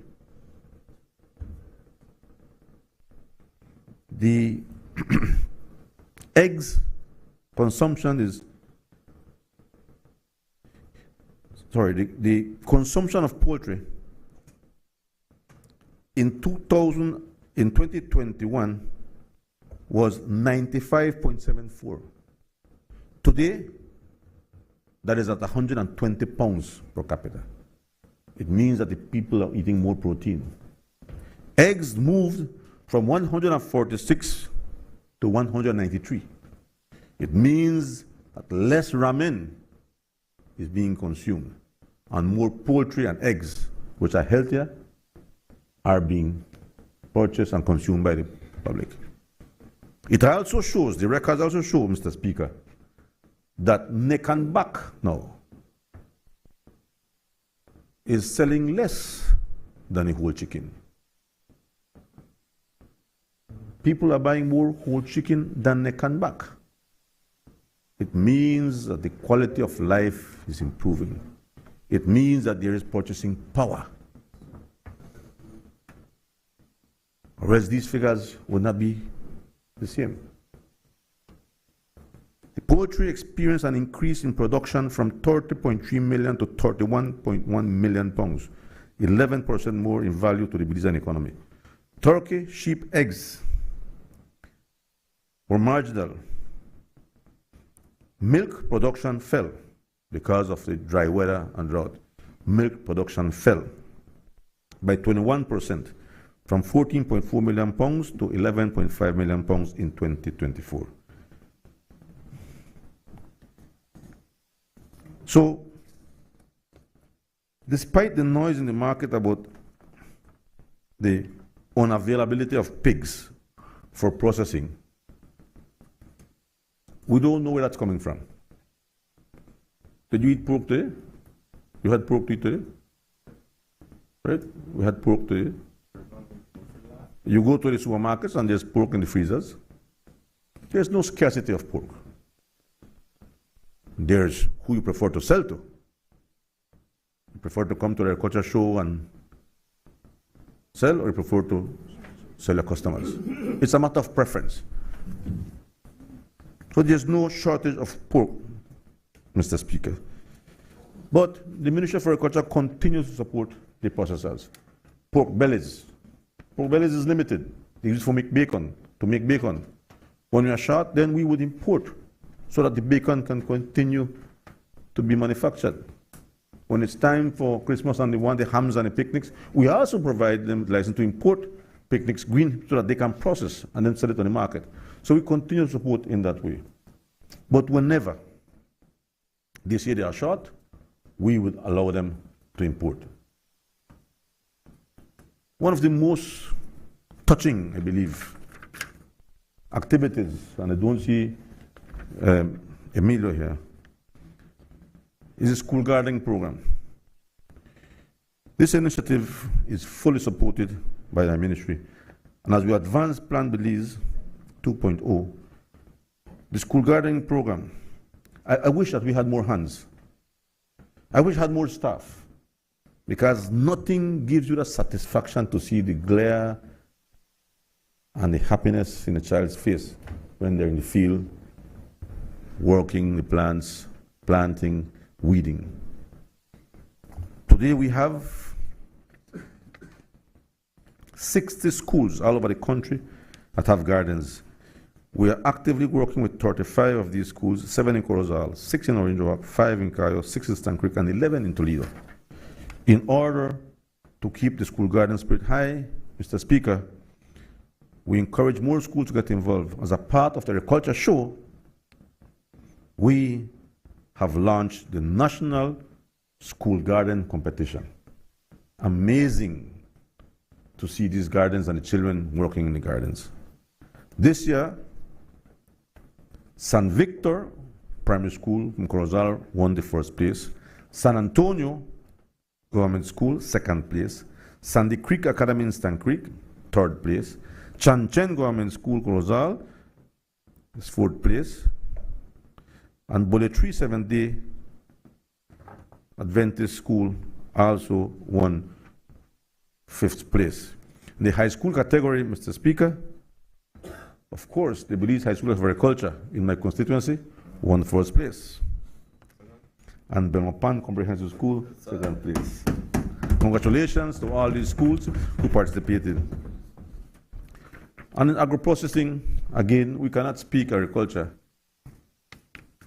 and not make reference to processing. In the dairy industry, Western Dairies has expanded, introducing the UHT milk in pouches. And a new plant is going up in Shipyard. Soybean meal plant in Blue Creek, state of the art, already operating and produces both high fat and low fat soybean meal. State of the art. Soybean oil refinery in Spanish Lookout. The plant is complete and now doing testing and fine tuning. The corn flour plant in Spanish Lookout. This plant is also complete and will be producing product from local white corn mostly. Coconut processing into coconut oil across the country, into oil, coconut water, milk, silkgrass farms. Really impressive what they're doing in silkgrass farms. And then we have in Shell, Tropicoco is also producing coconuts for export to Mexico and USA. We have Texbel and coconut water at CPBL. So coconut industry has really taken off. And in Orange Walk, a new flour mill. And not only flour, but products that are made from flour. All these pasta products, all this ramen that people love so much, can be manufactured in Orange Walk now with this new plant. We have Bowen and Bowen's corn chips. And this is where we need to focus. We export our corn to Guatemala and Salvador as gluten. and they add value to it, they convert it into chips, and then send it back to us as a chips named Diana. We have to reverse that trend. We have to do that chips in Belize, and Bowen has taken this on head on. They are doing a hell of a job. They have excellent quality product. They are putting it on the market now, and I ask everybody, all Belizeans, to be patriotic and buy Belizean. The new chocolate plant to be constructed in Toledo district to produce fine chocolate. Again, we export cacao and we import Hershey's chocolate. We need to stop that. The BMDC, a good example of value adding. They do fruit pulps, they pulp now pitahaya, dragon fruit, soursop, mangoes, and make it available to the supermarkets and to the restaurants. What we drank today in there is dragon fruit juice. Healthy, nutritious, fresh Belizean, grown in Orange Rock, by the way. No, sir. Orange Rock South.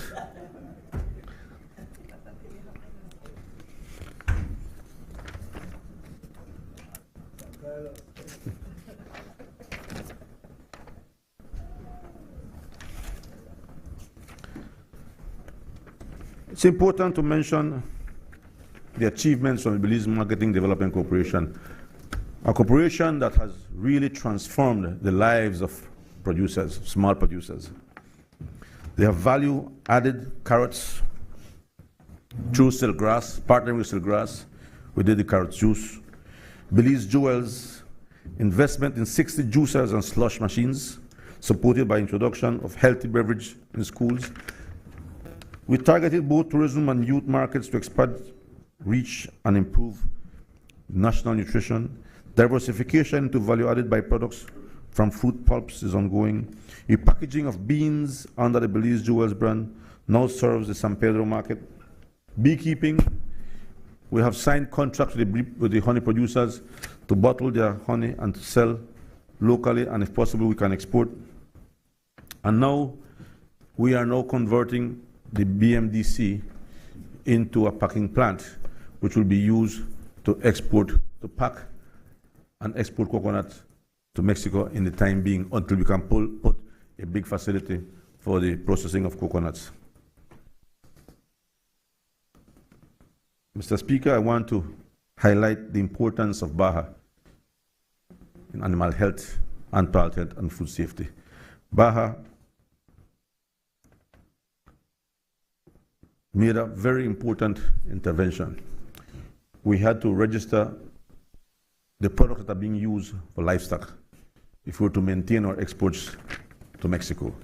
So BAHA made an exercise and we registered 336 products so that it be legal in the country and that we can maintain our export market. The plant health department processed 3,626 import permits for sugar, corn, beans, papayas, orange, cacao, and coconuts. BAHA has been at the front,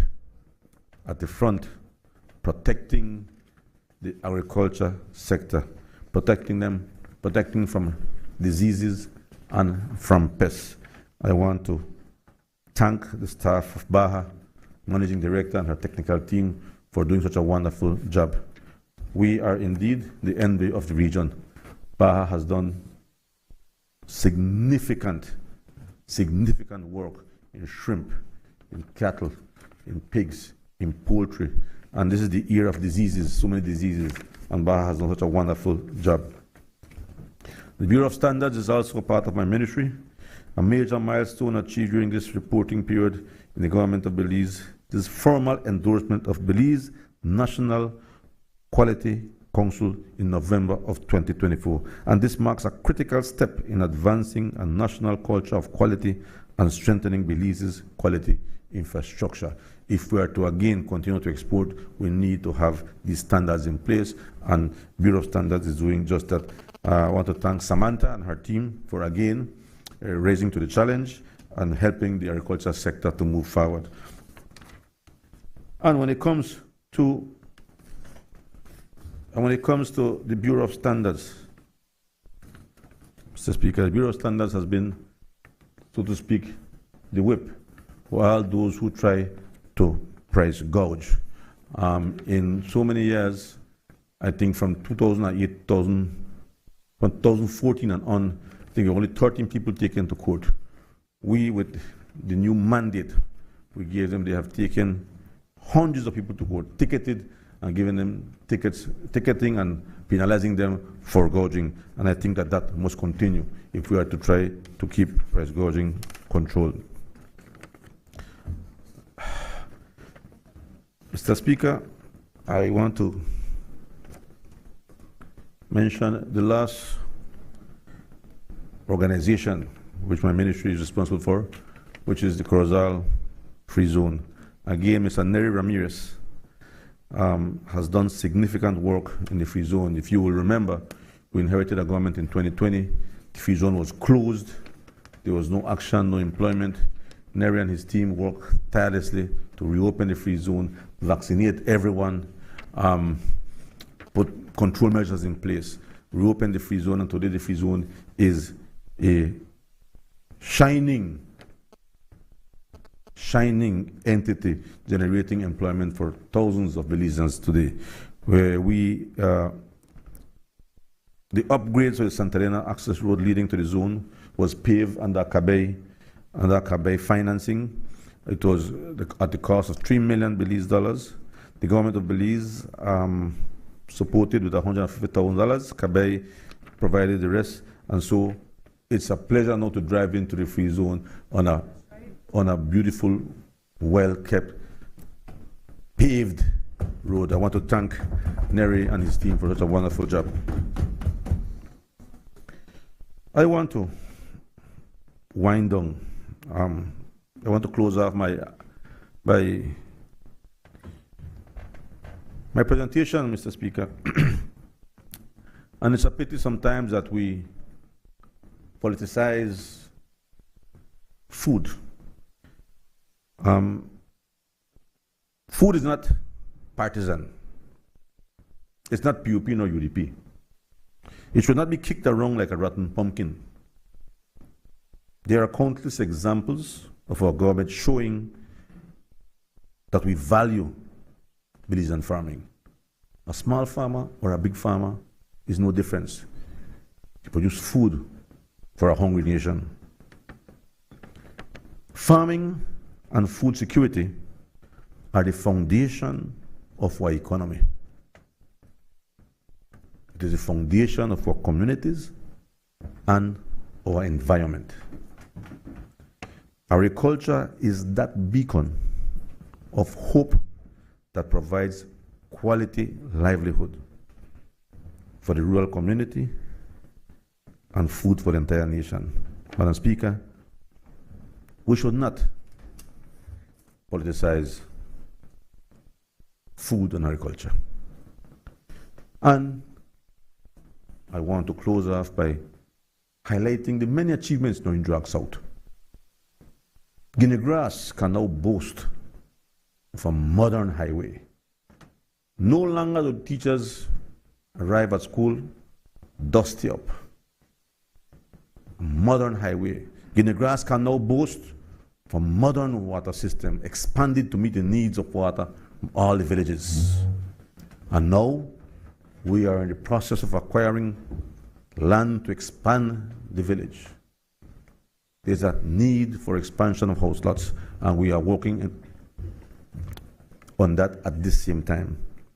Yo Creek, all the streets have been upgraded, and again, lights have been placed in, hundreds of lights have been placed in all the villages.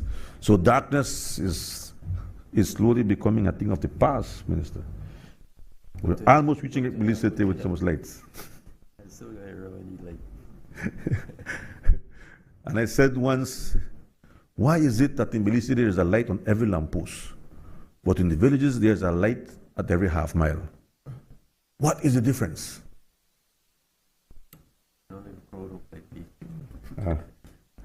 But we are slowly getting there. San Lazaro also enjoys hundreds of lights now. As one lady said, No more darkness in San Lazaro. And again, we are acquiring land to expand the village. The village is growing, and we are again working on that to give out house lots in San Lazaro, in Trinidad, and in August Parish. That is completed now. We have already done the assessment of the land. We went in again with Lands Department, thanks to Minister Hyde and his team. We are about to distribute house lots in August Parish. And again, there is not a house that now remains in the bush. Every home has a road access. Not only road access, but good drainage. With climate change, at times, I believe that drainage is even more important than fixing roads. So every household in August Ridge has road access. And of the 33 villages in Belize that do not have electricity, 3 are in Orange Rock South. Unacceptable. But as we speak, we're about to connect San Carlos and Indian Church to the national grid. And the darkness will be over in San Carlos and Indian Church. And Indian Church. Oh, I love them and they love me. I have a lot of respect for the people of San Carlos. Hard-working people, humble people. They will never vote UDP. It doesn't matter how you politicize agriculture, San Carlos would never vote UDP. In Blue Creek, there was only 3 UDPs. That's what I want. That's why we can't politicize food. It doesn't matter, right? We can't. We shouldn't. We shouldn't. And so, I want to congratulate the people of San Carlos and the church for being patient and waiting for us to connect them to the national grid. And in July we'll do that, right? And so, Madam Speaker, I am proud of Orange Rock South. I am proud of all the Belizean farmers. I am proud to be their minister because they have done so much for our country. And I pray that God bless them and their families, and I pray that God continue to bless this beautiful country. Thank you, Mr. Speaker.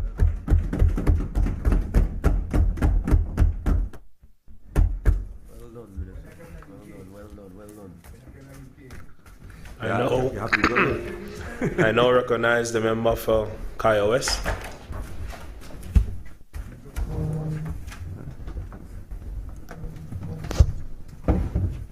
Mr. Speaker,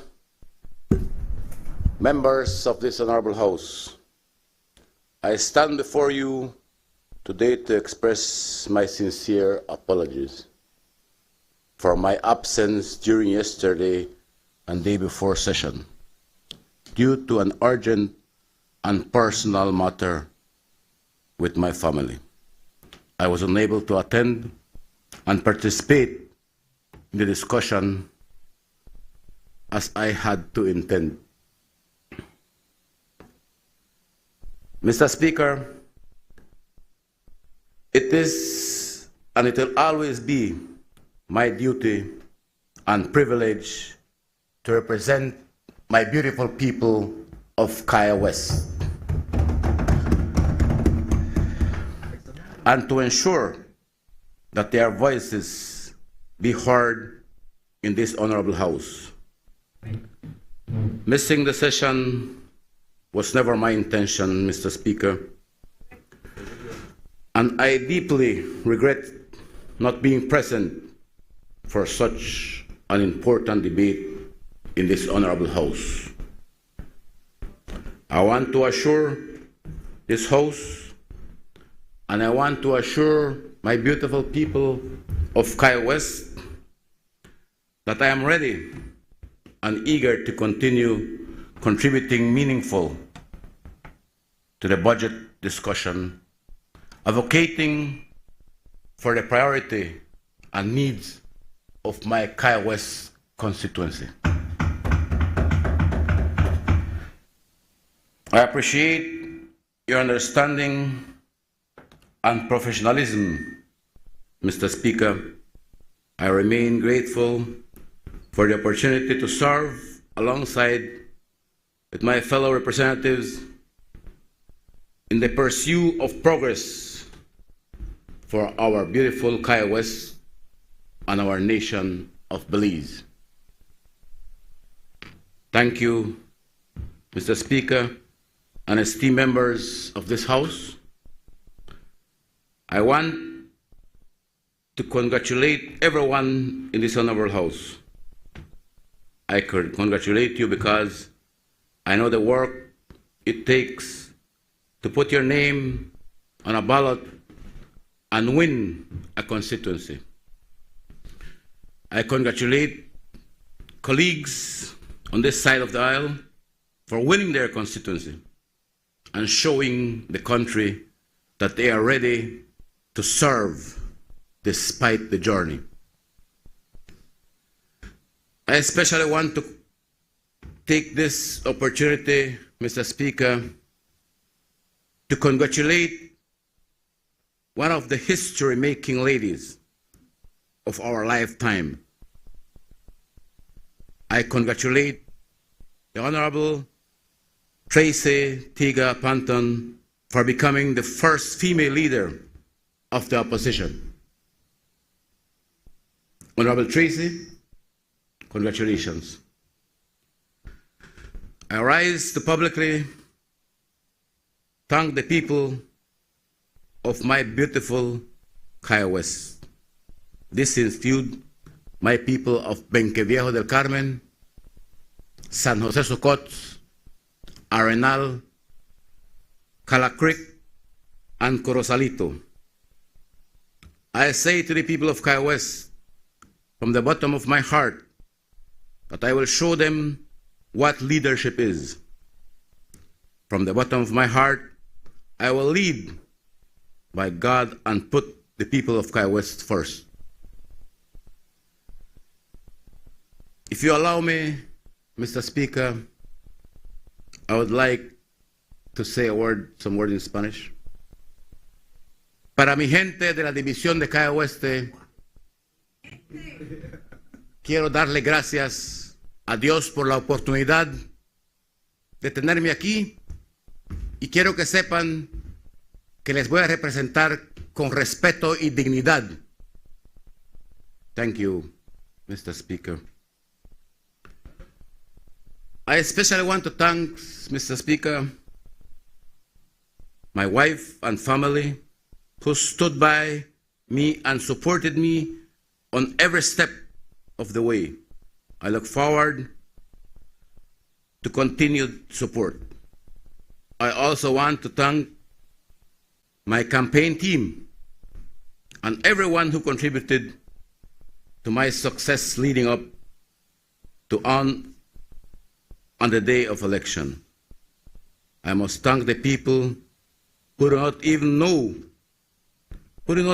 me, but expresses their support for my genuine and humble win on social media. I may not know you personally, but I thank you for your well wishes and support. I am especially grateful for my United Democratic family. I am moved by your support for me and your concern about my well-being. I assure you my commitment to party work and party unity remains firm. Mr. Speaker, members of this honorable House, fellow Belizeans, I rise today to address the 2025-2026 budget and, most importantly, to advocate for the residents of my beautiful Kaya West. This budget, Mr. Speaker, is more than figures on paper. It represents the future of our communities, our businesses, and the livelihood of our people. As elected officials, our duty is to ensure that our constituencies receive fair representation and equitable development. Kaya West is a thriving region with agriculture, tourism, and small enterprise driven economic growth. Yet our people face pressing challenges that requires immediate attention. Infrastructure, our roads, bridges, and public spaces need urgent upgrade to support economic activities and community well-being. Agriculture and business growth. Our farmers, Mr. Speaker, our farmers in the Waterhole area, in Camp 6, and all rural communities in my constituency require better access to resources, markets, and financial support, strengthening the backbone of our economy.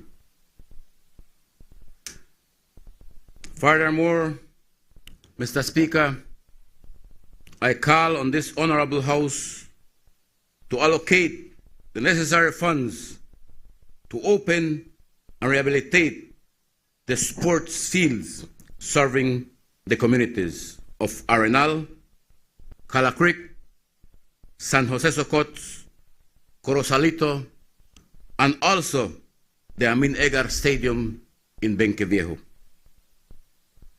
These facilities must not be treated as a revenue-generating venue, as has been the case with the Marshall Stadium,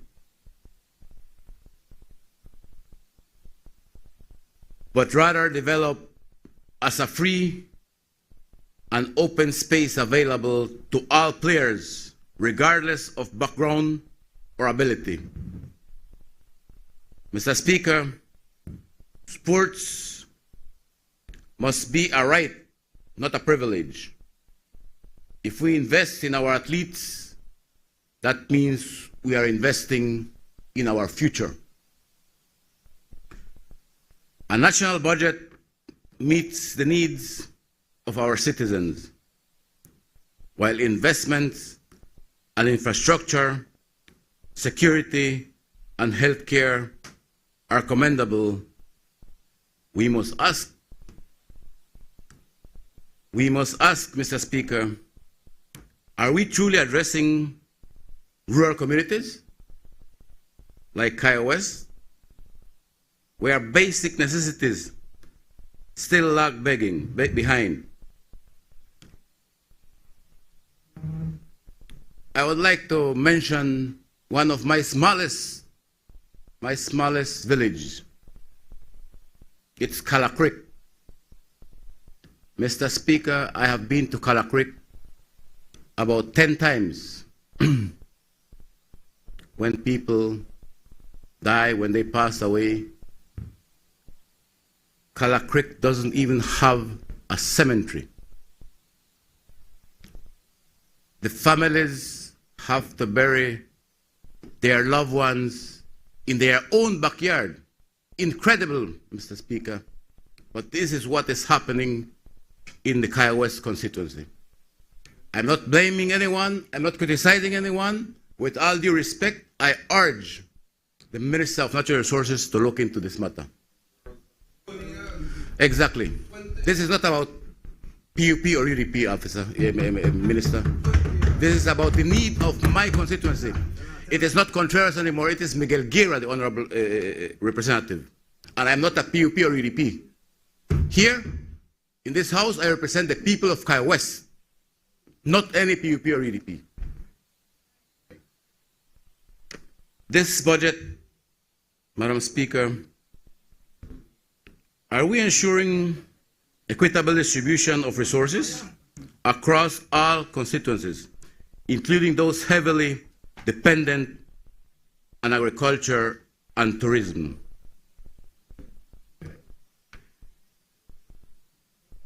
I will make mention again once more, Mr. Speaker, our firefighters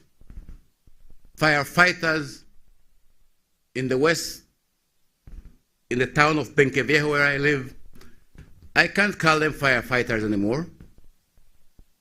I call them quick response team. These guys are doing a hell of a job. And Mr. Espat,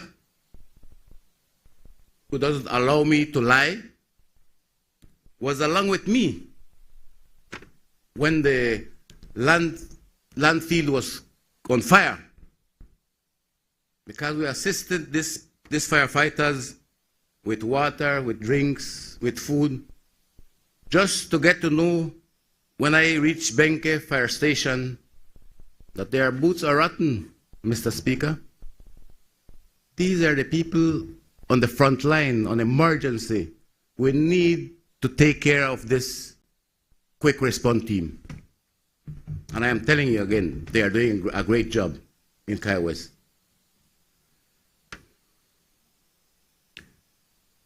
Mr. Speaker, this budget must not only serve the big cities, but also the rural towns and villages that contribute significantly to the nation's economy.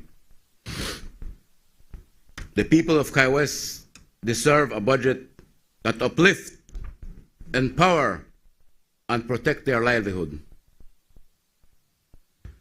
My commitment is clear, Mr. Speaker. I stand here today for the people of Kaya West. I stand for a budget that highlights education, economic growth, infrastructure, and social welfare.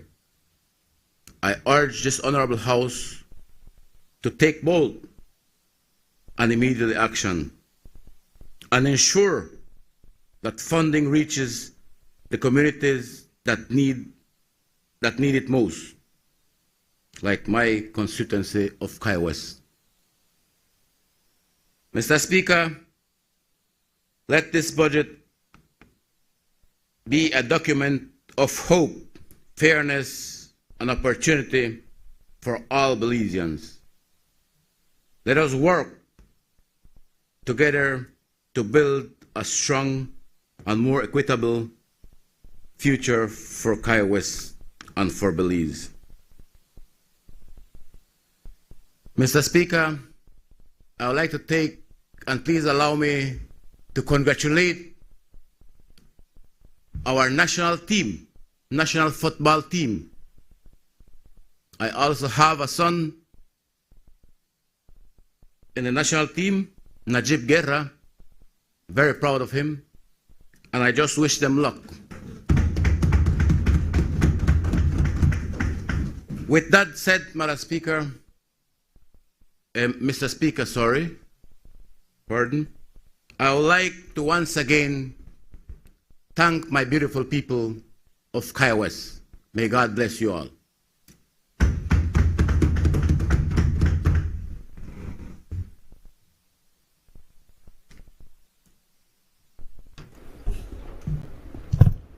Thank you.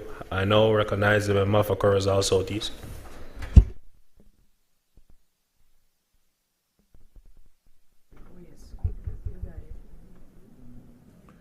Thank you very much, Mr. Speaker. Thank you for the opportunity. Before I make my comments, firstly, I would like your permission to read from my notes, Mr. Speaker. Thank you. I want to give or express my real gratitude to the beautiful people of Corozal Southeast, Mr. Speaker, for once again on March 12th. How many times? 5 times. Why? Thanks, colleagues. Thanks. Yeah, for once again electing this humble servant to represent them in this honored National Assembly, Mr. Speaker. So thank you very much, beautiful people of Corozal. So Tis, I promise you, I will do all I can to be the best representative that I can be for this next 5 years. More than senior? No, I don't reach him. No, sir. But, you know, Mr. Speaker, I rise to share with the Belizean public the Ministry of Rural Transformation, Community Development, Labor, and Local Government achievements for the fiscal year 2024-2025, and our goals and initiatives for 2025-2026. I am deeply appreciative of the opportunity to serve the Belizean people in this new ministry, which has been offered to me by the Right Honorable John Briceño, the Prime Minister of Belize. I'm not waiting for nothing official, PM. I told you that even before the elections, that in my view, you're already the Right Honorable. So please don't punish me for that. I know CAPSEC might. I would also like to express my gratitude to Honorable Oscar Requena, my predecessor, for establishing a solid foundation for this ministry under Plan Belize. My predecessor had done a wonderful job, Mr. Speaker. The ministry's objective is to improve the quality of life for local communities and workers throughout the nation. This current administration's strong mandate, which was granted in this most recent general election, serves as a confirmation that we are on the right track for the country's growth and development. Mr. Speaker, I want to read a quote I found in our conference room that I think is very applicable to the work that we are doing in this ministry. Let me, one moment to find it. When I got in, Mr. Speaker, the first time in the conference room, there was this beautiful quote that every week when I go, I read it to remind myself of the work that we are doing. It says, social reality is not created by chance, but by human action. Therefore, it cannot be changed by chance. Social reality, Mr. Speaker, occurs through action. Another person once said, all problems can be resolved through action. And since my predecessor was a man of action, I hope I do him well and proud by being one of action in the ministry for these next 5 years. In the Department of Rural Transformation, Mr. Speaker, we have a bid to expand access of potable water in communities. The Department of Rural Transformation has acquired a new well rig truck capable of drilling 1,000 feet. This is in thanks to the Ministry of Finance and the Republic of China, Taiwan. This new well rig truck marks the first acquisition of a new truck in more than 2 decades, Mr. Speaker. And I want to tell you that we are angling to get another well rig.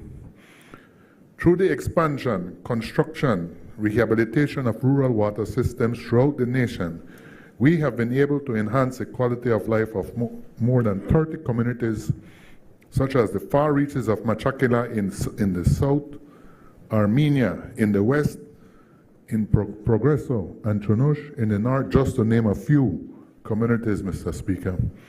We estimate that these rural water systems that we have improved on impacts the lives of at least directly 18,000 Belizean citizens, Mr. Speaker, and we're very proud of how we are working in this ministry.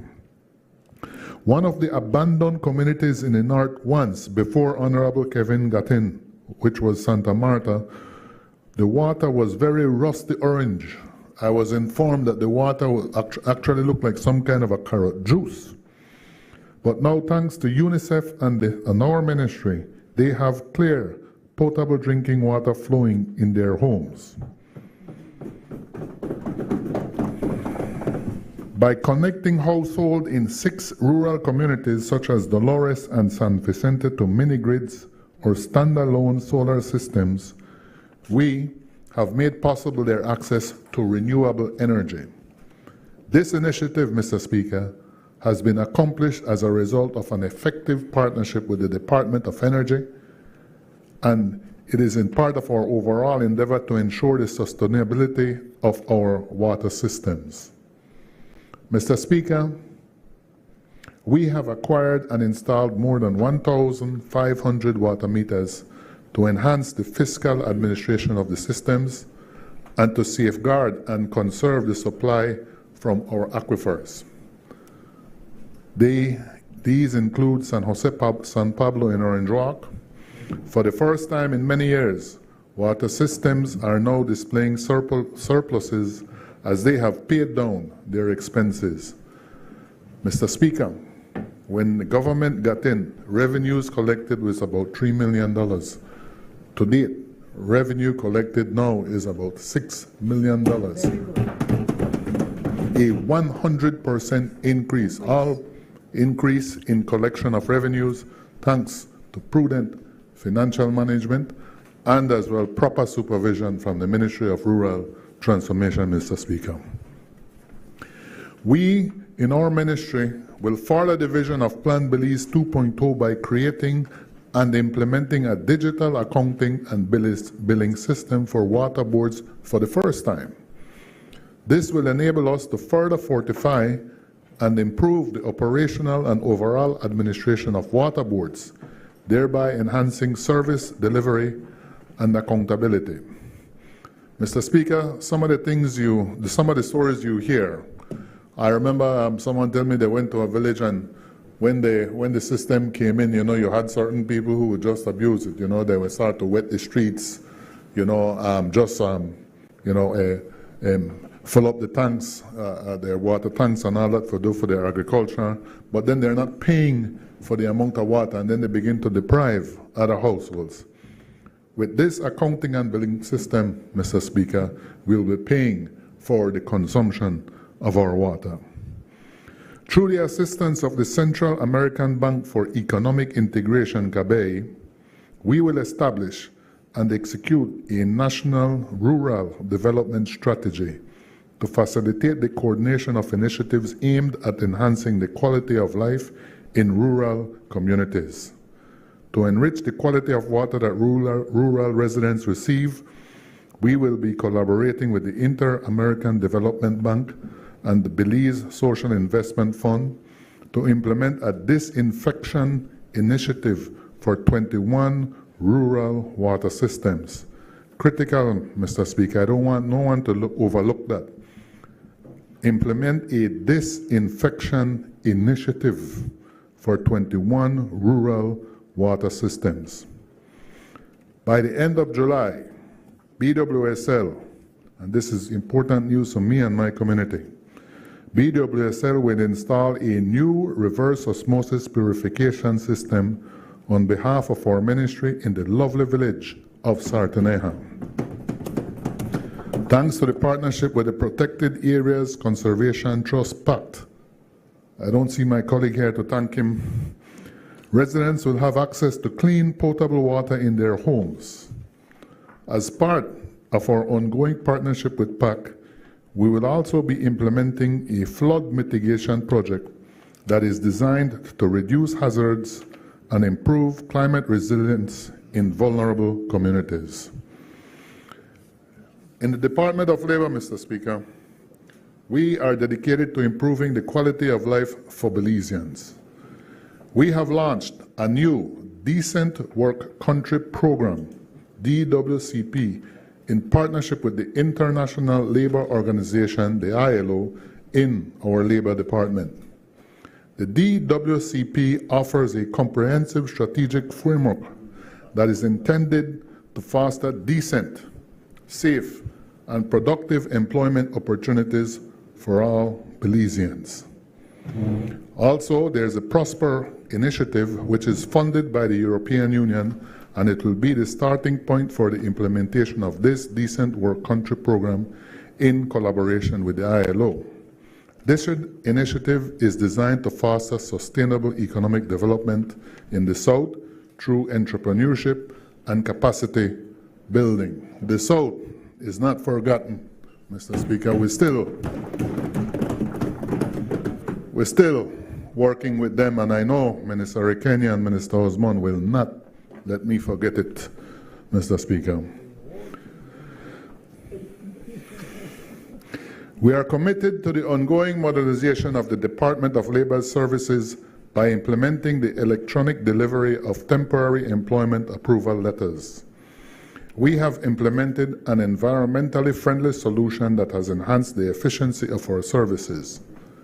In partnership with the Department of Immigration, we have created a new seasonal migrant workers program that is tailored to the requirements of our local industries and is designed to encourage responsible labor migration. We expect that this initiative will be implemented by the end of the month, Mr. Speaker. And I can speak to this personally, Mr. Speaker, as an elected rep. I remember campaigning, and the community of Little Belize, who I know normally they provide their own workers and they do their own stuff. When I went and in my campaign, they were asking support for this seasonal migrant workers because for some reason even they are having problems with laborers to harvest their crops. We will conduct a thorough examination of the Labor Act and revise Belize's labor laws to align with the requirements of a modern economy. We have pledged to increase the minimum wage to $6 per hour under Plan Belize 2.0. To accomplish this, our ministry will establish a minimum wage adjustment formula in accordance with the Wage Councils Act. This formula will ensure that the minimum wage is adjusted based on real-time economic data to prevent workers from having to wait for years to receive equitable compensation. And, Mr. Speaker, in this department, perhaps the biggest news we can offer everyone today is that the first Occupational Safety and Health Bill, or OSH, has been successfully drafted with the help of the Attorney General's Ministry, and in a couple of months, the OSH will be reintroduced after approval, final approval by Cabinet. This is a critical step in modernizing Belize's workplace safety laws. Mr. Speaker, this bill was first introduced to the House in the year 2014, over a decade ago, 11 long years. Our government, Plan Belize, the leadership of Prime Minister Briceño, we will now finally bring it to fruition very soon, Mr. Speaker. I believe this for the Department of Labor and our ministry and this government will be a significant, signature achievement for everyone. When I was speaking with the unions for their Labor Day, they were using a phrase of rush the OSH. I think soon that phrase will go out of style. In the Department of Local Government, Mr. Speaker, we have engaged in extensive consultations with stakeholders to establish a new trade license regime, which has been enacted as the Trade License Act No. 19 of 2024. The Act will significantly enhance the transparency and stability of trade licensing in urban as well as rural areas. We have established new municipal boundaries for all 7 towns in the country with the support of the Belize Mayors Association and the Ministry of Natural Resources. The new boundaries have facilitated the clarification of the municipality's jurisdiction, enabling them to offer improved services to their residents. Since 2021, municipalities have experienced a 40% increase in their budgets as a result of our leadership and enhanced financial management. That is to say, Mr. Speaker, from $60 million to today, $100 million in 2025. Our government supports all our municipalities in the country. The new trade license regime will be fully digitized and implemented in October to ensure accountability, transparency, and efficiency. The fees collected in rural areas will be returned to the village councils for reinvestment in community projects. We will be collaborating with the Ministry of Finance and the Ministry of Economic Transformation to digitize financial and accounting systems for all town and city councils. This year, we will be striving to modernize and revise the Liquor Licensing Act to align with the needs of today's economy and the business sector. Mr. Speaker, we will revise and combine the existing municipal legislations for our towns and cities to establish a single comprehensive legislation. When I first got in, I was a little surprised that I thought there was one legislation for all municipalities, but actually, if I'm not mistaken, I think there's three, right, Minister Kenya? One for Belize City, one for Belmopan, and one for the rest of the municipalities. We need to streamline all of those, Mr. Speaker. In collaboration with the Ministry of Finance and Economic Transformation, we will be assisting in the development of climate-resilient infrastructure to address the socio-economic and environmental challenges and opportunities in the towns of Orange Rock, Corozal, and San Pedro.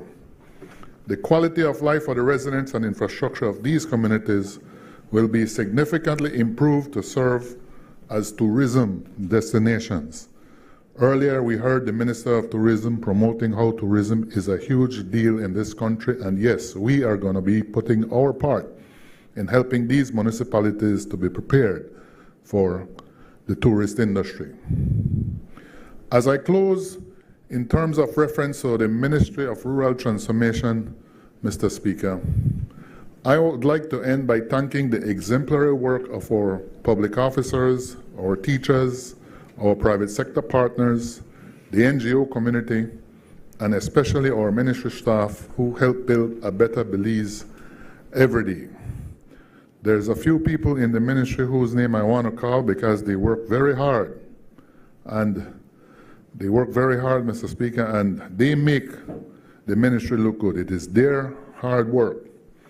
I have to start with our CEO, Mr. Valentino Shallow. Very, very, very smart person.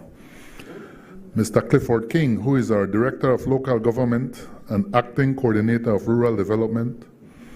Ms. Risela Dominguez-Pat, the Labor Commissioner, she's like an encyclopedia when you want to talk about labor issues. Speak to her. She knows everything. We also have an exemplary AO, Ms. Shamili Zuniga, an FO, Emma Garbot, and our policy coordinator, Ms. Cindy Noble-Chan.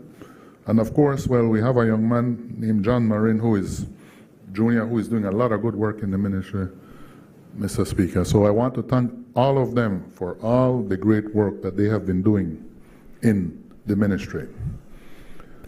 Turning to Corozal Southeast, Mr. Speaker, as I mentioned earlier, I'm grateful for the support they have given me, and I want to say again that I will be working hard to continue earning their trust daily.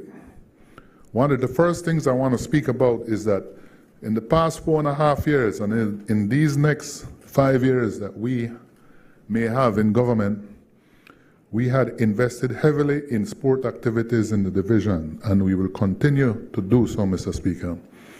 We have invested so much that 2 teams in this division, Mr. Speaker, they are the first and second place. They have placed first and second in the district finals. These teams are the Calcutta Bulls and Sartaneja FC, Mr. Speaker. As one speaker earlier mentioned, sports is also a discipline and it builds character in our youth. I also know, Mr. Speaker, the member for Colette is a full proponent for sports, and I know I'll be able to communicate with him on getting more support for our areas. In education, Mr. Speaker, thanks to Plan Belize 1.0, 2 high schools that most of our Corozal Southeast students attend, the St. Viator High School and Escuela Secundaria Mexico, have free education. As an elected rep, and I know my colleague from Corozal Southwest, and also my colleague from Corozal Bay will attest, when the free education was implemented, we saw a significant drop in requests of assistance for tuition and all that for education. We still assist, and I happily assist when it comes to education, but it is a significant help. I want to thank my good friend, the member from Freetown, for his unwavering support for the past 4.5 years. Every time I would go and I ask him for help, never denied me. The new minister now, member for Toledo West, Minister Rekenia, I know he will always be helpful. He was always helpful to me in the past. I know he will continue to be helping in terms of educational support. In education too, Mr. Speaker, mostly through the CDF funding, I have tried to help many students with their tuition. We can't pay everything, but we always try to pay. And here, play no politics. We go by one saying in Corozal Southeast when it comes to education, a mind is a terrible thing to waste. So I heavily try to support it as much as I can whenever I am requested. This is about 400 students in total, almost every year, that get some sort of a small assistance in education in the Corozal Southeast area. Mr. Speaker, I need to make a special mention to our Deputy Prime Minister, who consistently, for the past 4.5 years, and now going into this one, has always been supportive to the people of Corozal Southeast. On average, Mr. Speaker, about 300 to 350 land documents at different stages, sometimes permission to survey, lease document, title, we are able to get out of the Ministry of Lands. And those land clinics significantly help us in providing services to the people of Corozal Southeast, in particular their land issues. And Mr. Speaker, we're not done there just yet. Very important news, very big news. This year, again, thanks to the effort of our Deputy Prime Minister, we will be start issuing house lots throughout the Corozal Southeast Division.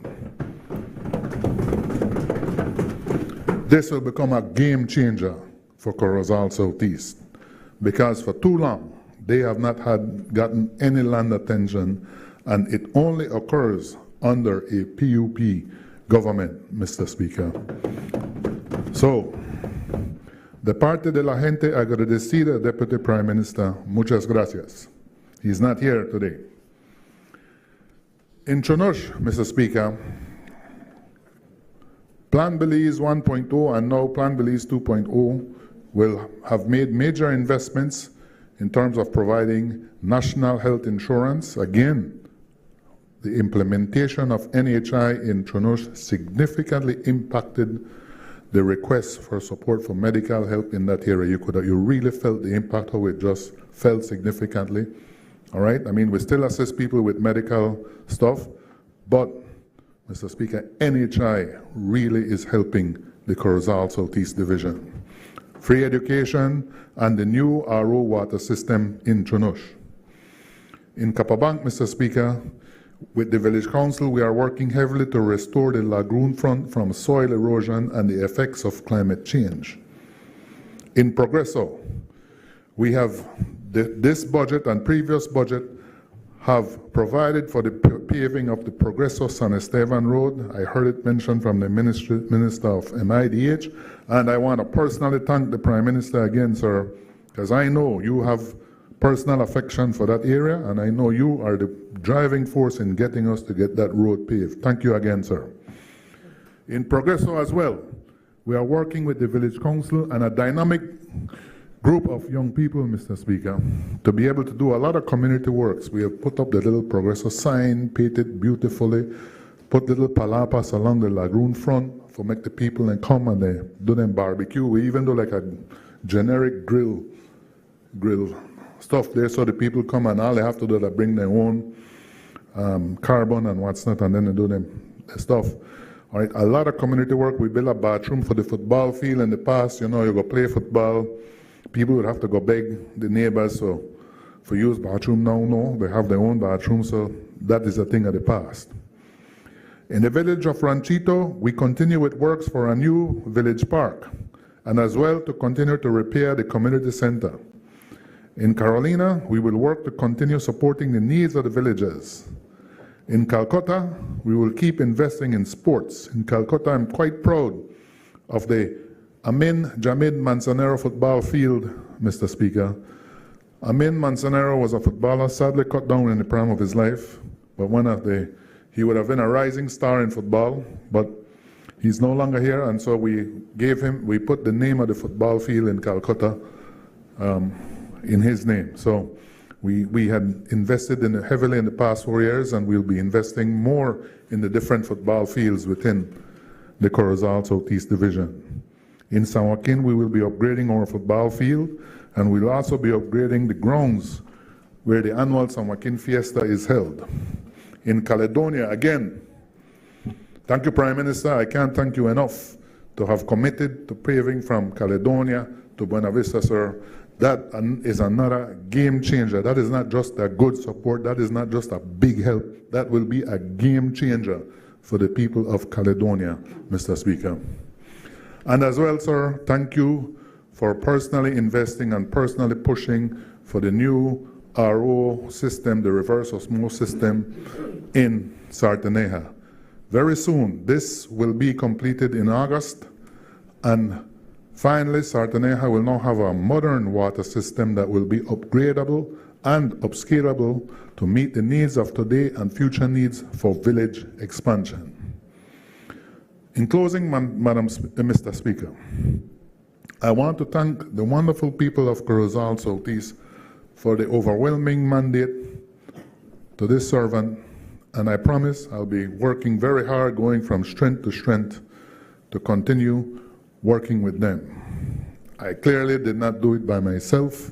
There's a lot of good people in the Corozal Southeast Division who have supported me. There were those who supported in the thick and in the thin, because we served 13 long years under the UDP, provided nothing in Corozal Southeast, I must let you know. Exactly, right? And they stick with us through thick and thin. And now finally, under Plan Belize 1.0 and Plan Belize 2.0, they are now finally getting investment in the Corozal Southeast. On a personal note, Mr. Speaker, today is my son's birthday, so I want to, thank you, and I want to wish my son, that beautiful boy, a very happy birthday, sir. I love you. And Mr. Speaker, I support this budget. Thank you very much.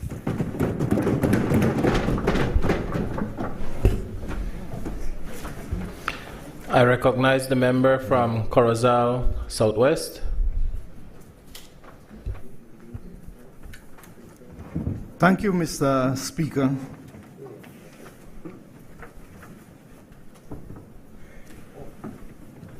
Mr. Speaker, esteemed colleagues, members of this Assembly and the peoples of Belize, especially Corozal Southwest, the champion. We are the best. It is with great pride that I stand before you today and highlight the significant strides being made in sustainable development, particularly within the vital area of solid waste management. The Ministry of Sustainable Development, Climate Change, and Solid Waste Management, through the dedicated effort of Solid Waste Management Authority, SWAMA, is committed to transforming how we manage waste across our beautiful nation, taking us the new place and achievement. Remarkable progress in the critical sector. I want to mention the personnel behind this ministry, especially the CEO and Minister Habet. And we cannot forget the humble workers that we have on that office, the HODs that really dedicate themselves to make this thing reality. The past fiscal year has been a period of considerable accomplishment. we have successfully expanded the reach and impact of SWAMA, bringing environment sound waste management practice to a larger portion of our population. I am pleased to announce that with the integration of Belmopan and Dangriga into SWAMA system, approximately 55% of the Belize population now benefits from organized collection, efficient transfer, and responsible disposal of solid waste. This represents a major step forward in our commitment to clear and healthier Belize. As we speak right now, in my constituency, we have some equipment in the area of San Roman that they are doing the cleaning of a lot of debris. The information I get just now, they already haul 60 dump trucks of garbage from the street that leads to the college, to Concepcion and Louisville. So you can imagine, these have to stop. We have to put the debris where they need to be. Furthermore, the establishment of Operation Transfer Station has not only improved waste disposal, but has also spurred local entrepreneurship. Increase such as Belmopan, Hattieville, Ladyville. We have witnessed the emergence of thriving garbage collection business. These transfer stations are providing to effective central hubs for waste management in the respective region. The Belmopan transfer station efficiently serves residents like Democracia, Roaring Creek. Similarly, as Dangriga transfer station caters to communities as Statefall, Stillgrass, San Ignacio transfer station provides crucial service to residents of Esperanza, Santa Familia, Bullet Tree, Socots, and Cristo Rey. This decentralized approach ensures more efficient and accessible waste management for a greater number of Belizeans. The heart of our operation, Mile 24, Regional Sanitary Landfill has played a pivotal role in the increasing volume of waste. Looking ahead, the 2025-2026 fiscal year, SWAMA ambitious plan to be planned upon this success and further enhance our nation waste management system. A key priority in the enhancements of our infrastructure, we are right on track, si vamos bien, to finalize the 2.5 acres expansion of the Mile 24. Regional Sanitary Landfill. This crucial expansion will provide estimate 5 additional years of environment sound waste management capacity for our existing service areas, and will pave the way to accommodate waste from Orange Walk transfer station. And we are looking at how the incorporated Corozal, how are we going to incorporate Corozal with Orange Walk to 24 miles. This is a very important project that SWAMA and the ministry is doing. We have to be very careful of what we are doing, because the expansion of the 2.5 acres that we are doing, and we are saying that will accumulate for 5 years, but all depends how much more garbage we're going to collect within that 5 years. And we have to be careful, because more plastics, more garbage we get, that means 5 years will not be 5 years. We're going to expand that 2.5 acres maybe to 5 acres so we can accumulate a lot of debris. For example, what we get in San Pedro, we're accumulating more than 12,000 tons of debris. Belize City, imagine, additional next 9,000 tons of debris. We are particularly excited about extending our service to Orange Walk. This expansion will directly benefit 15,000 residents of Orange Walk town, as well as those in the surrounding areas like Champagne Ridge, Palmar, Trail Farm, York Creek, and other nearby villages. We anticipate a smooth transaction and provide collection providing already operating in the area will now be able to utilize this transfer station waste management in the region. This will also signal the technical closure of the open dump site of Orange Walk. And we will look at how integrate the informers recycling recovery. Furthermore, we'll be active exploring the possibility of the transfer case of Corozal town, which goals on extending our service in the residents of the important municipality as well. And we cannot forget about Free Zone, the disposal of Free Zone, Altamira, Paraíso, Consejo, and other surrounding villages like Ranchito. The SWAMA recognized the significant investment made to date and established the robust waste of management system. To ensure its long-term sustainability, we will be focusing on improving financial sustainable.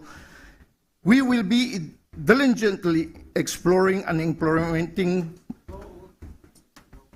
a cost recovery mechanism to finance the organization operation of the solid waste management system, ensuring its continued effective and expansion.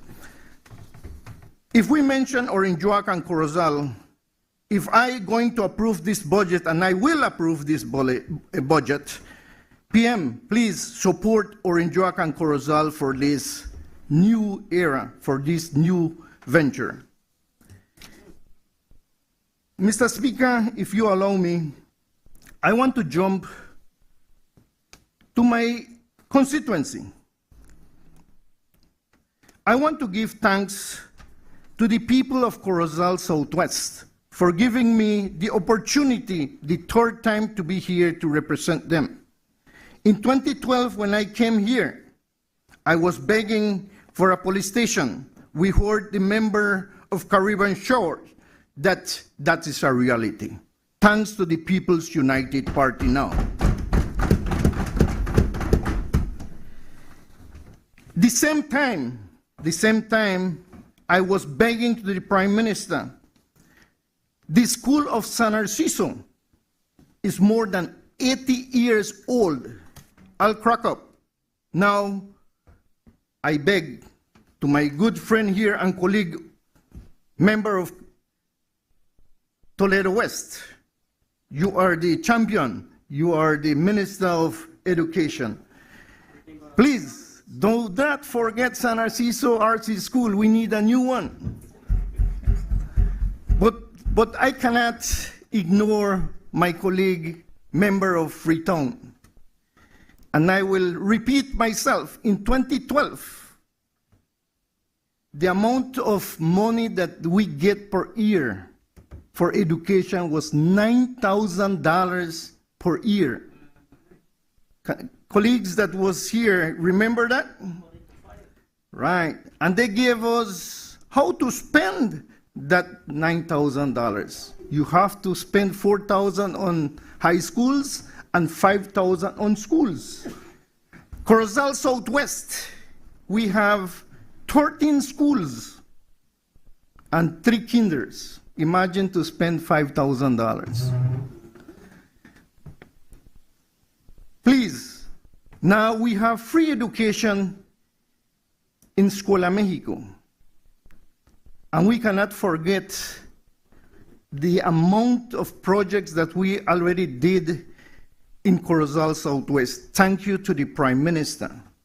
We can start with the development of Corozal Southwest when we won 2020. In 2020, remember COVID was on. All of us suffer, even the teachers, even us, area representatives. But we roll our sleeves and make sure we work. In 2021, I built the first complex in San Narciso. We did the Agri Show in 2021. 2022, thanks to Plan Belize, we did Libertad Complex. Talking about Libertad, another one that I was begging since 2012, the pavement of the road from Libertad to Buena Vista. And again, I think with this government will be a reality. Will be a reality. I know my Prime Minister will not let me down. We have an industry. We have an industry, very vibrant industry, and the only one in Corozal Southwest that is the shrimp farm. They are employing right now, as we speak, 80 new jobs thanks to that industry. Remember, the only industry in Corozal Southwest many years ago was the sugar industry. 1987, who was in that time, who was the government? UDP. They closed the factory. A lot of farmers suffer. Thanks to the People's United Party, 1989, we reopened the factory again, the sugar factory. Right? So, the UDP won again, and they closed it again. So that means, who punished the cane farmers? The UDP. Just do your homework and you will see what will happen. We continue talking about sugarcane. Last year we had a shortfall, and this year we're going to have a shortfall. So PM, we have to make sure that we look after this, because it's the only industry pumping more than $100 million to the GDP of this country. We cannot ignore those issues. I heard the leader of the opposition talking about roads. I invite her, but do not go with your high heels, because, you know, going to rurals, you know, nice, sun hot, especially on the Fire Pass, you're going to find it's rough. Thanks to MIDH, 65% of our sugar roads are in good conditions. 80% of our village roads are in perfect conditions. But let us be real. Let us be real. Climate change is a challenge. Every time we fix sugar roads, it rains. So how can we solve those problems? Right? Let us be real. So it's money that is spent, but because of the climate change, we have rains. But we still manage to help the farmers. And as we speak again, we have MIDH in Corozal Southwest working right now in more sugar roads. I want to give thanks to MIDH and my good friend Julius Espach, my colleague. Thank you very much. I want to give thanks to my good friend, Minister from Lake Eye. Without his help, Corozal Southwest already fixed more than 800 house lots. They already get more than 300 properties. And again, next week, we're going to distribute more than 100 new house lots. Thank you, Minister of Lake Eye. Houses. Again, let us go back to my friend, and thanks to the Prime Minister. Houses. Southwest already gets 7 new houses, 3 in the area of Louisville, one in San Narciso, one in Santa Clara, and one in Libertad. And of course, if we can get more, of course, people will get more. And we're going to distribute it maybe to Concepcion or to San Victor. But I want to support. I was checking the budget. MIDH 2024-2025 was 174,247,000. Budget 2025-2026, 157,709,000. We, PM, you cut us, man. We need more sugar roads. We need more paved roads. So I beg to this honorable House, we know that we have supplementary, and let us wait, that will happen.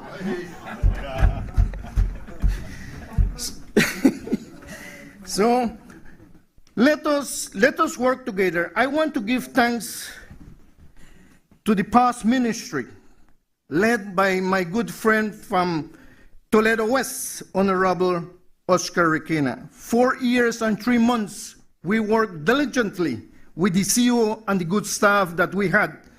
We did a lot. We did a lot. Countrywide. There's no village that said they never received a help. We gave pipes. We gave meters. We helped them with their water pumps. We helped them with, man, name it. Man, never in this country was the airlift of old wells. We did it countrywide, and that thanks to Plan Belize.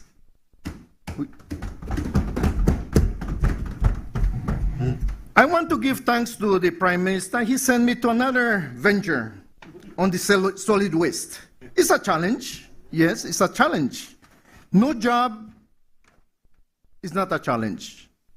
And that's why we get paid, to do a job. And we are going to do the best as we can. And I invite the opposition, if they need to go to my office, come and let us chat and see on what we can help. Because this is not for one party. This is for the people of Belize. And that's why we serve the people of Belize. Once more, I want to give thanks to my good friend Mala. In couple weeks, we're going to inaugurate a new market in San Narciso. Right? A new market. Imagine. 2012, you know how many times I come here? I came here and beg. Sometimes my colleagues make a joke of me because I throw the budget book. And why I throw the budget book? Because I said, copy and paste, nothing for Southwest. That a UDP, of course, that I said it. 2012, the UDP, I was there. And may I tell you something? You are new, and the other are new. But that one there on the corner, she's senior. And she not mention that she did get about this budget and the last budget. She collect, she get grocery bags, she get the CGP. No, CGP, sorry about that. That is not Ken. I'm used to Ken. The CDF and the CGF. I'm used to Ken, you know. I'm a sweet man. So talk to her and you will find out how much she gets per month. When I was there, 2012, as I mentioned, $9,000. No, remember my colleague Florencio, we used to come here for Christmas, $10,000. And they used to pack 100,000, 150,000 for them. Yes. Caretakers. San Narciso, there was a caretaker. He get 100,000. The area rep get $10,000 to give toys or whatsoever. Man, I was there, and I was tired. And I was tired every year. Every year they talk about super bond, super bond, super bond, super bond. They never solved the problem. The team of the Prime Minister solved the problem. Huh? Blue bond, he went to Venezuela and he get a big discount thanks to the team. UDP don't have that kind of mentality. They don't have that activity. But man, let us be real. I don't want to talk about that, but let us continue with my constituency because that is very important. I can be here hours and mentioning to you what we already done in Corozal Southwest. We have a program right now with the sewing program with women, thanks to Venezuela. And why we are doing that is the way how to create jobs. Just Escuela Mexico, thanks to this government that is giving free education, we have 850 students. All of them get 3 uniforms plus 1 for physical education. So that is 4. 4 times 8, 50. So we can create jobs for the single mothers. And that is the way we are going.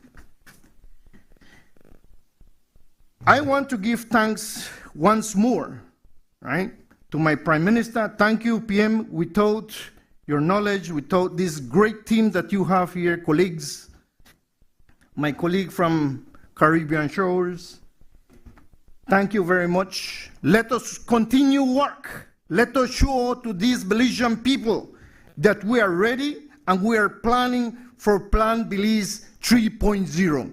Thank you very much.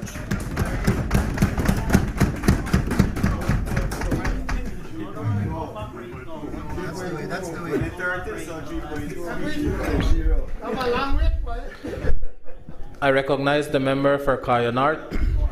Good afternoon, Mr. Speaker, honorable members of this House.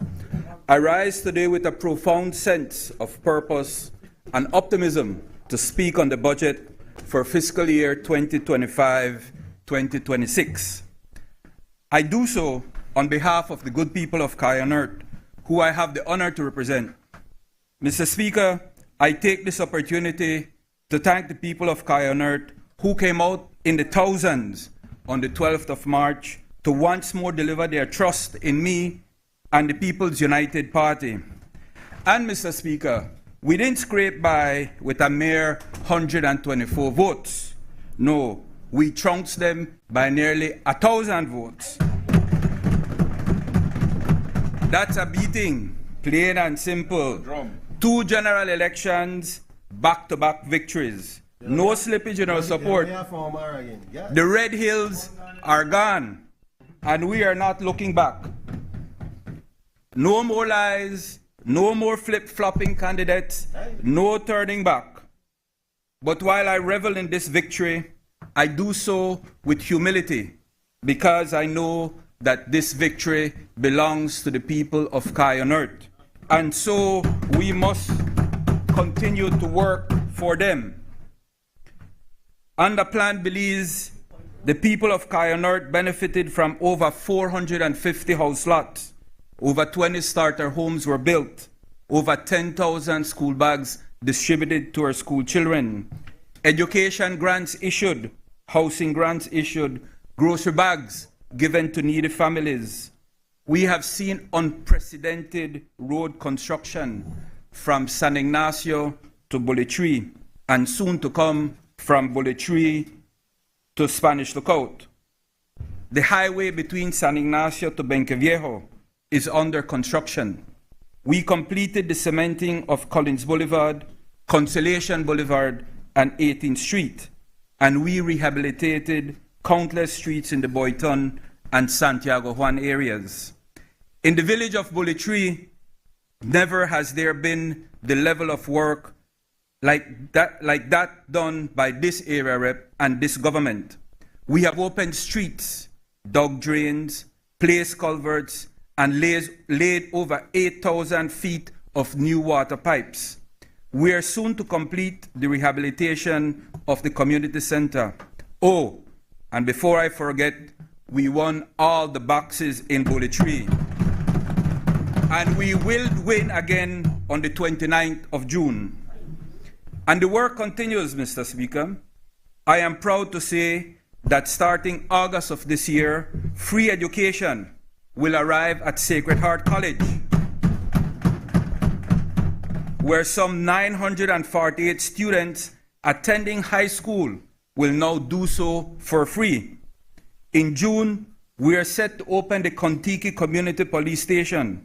This substation will serve the Contiki community as well as the neighboring communities of Boyton, Mosquitoville, and Shawville, thanks to the CDF and our friends at the Belize Natural Energy Charitable Trust.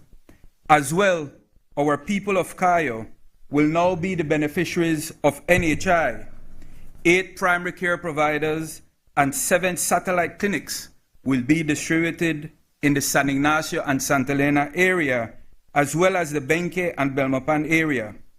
Thanks to the government of Belize, 93,460 residents of the Cayo district will have access to unlimited outpatient services, laboratory services, imaging services, and pharmaceutical to support the management of outpatient services and eye care. You see, Mr. Speaker, while the opposition imagine we are delivering to the people.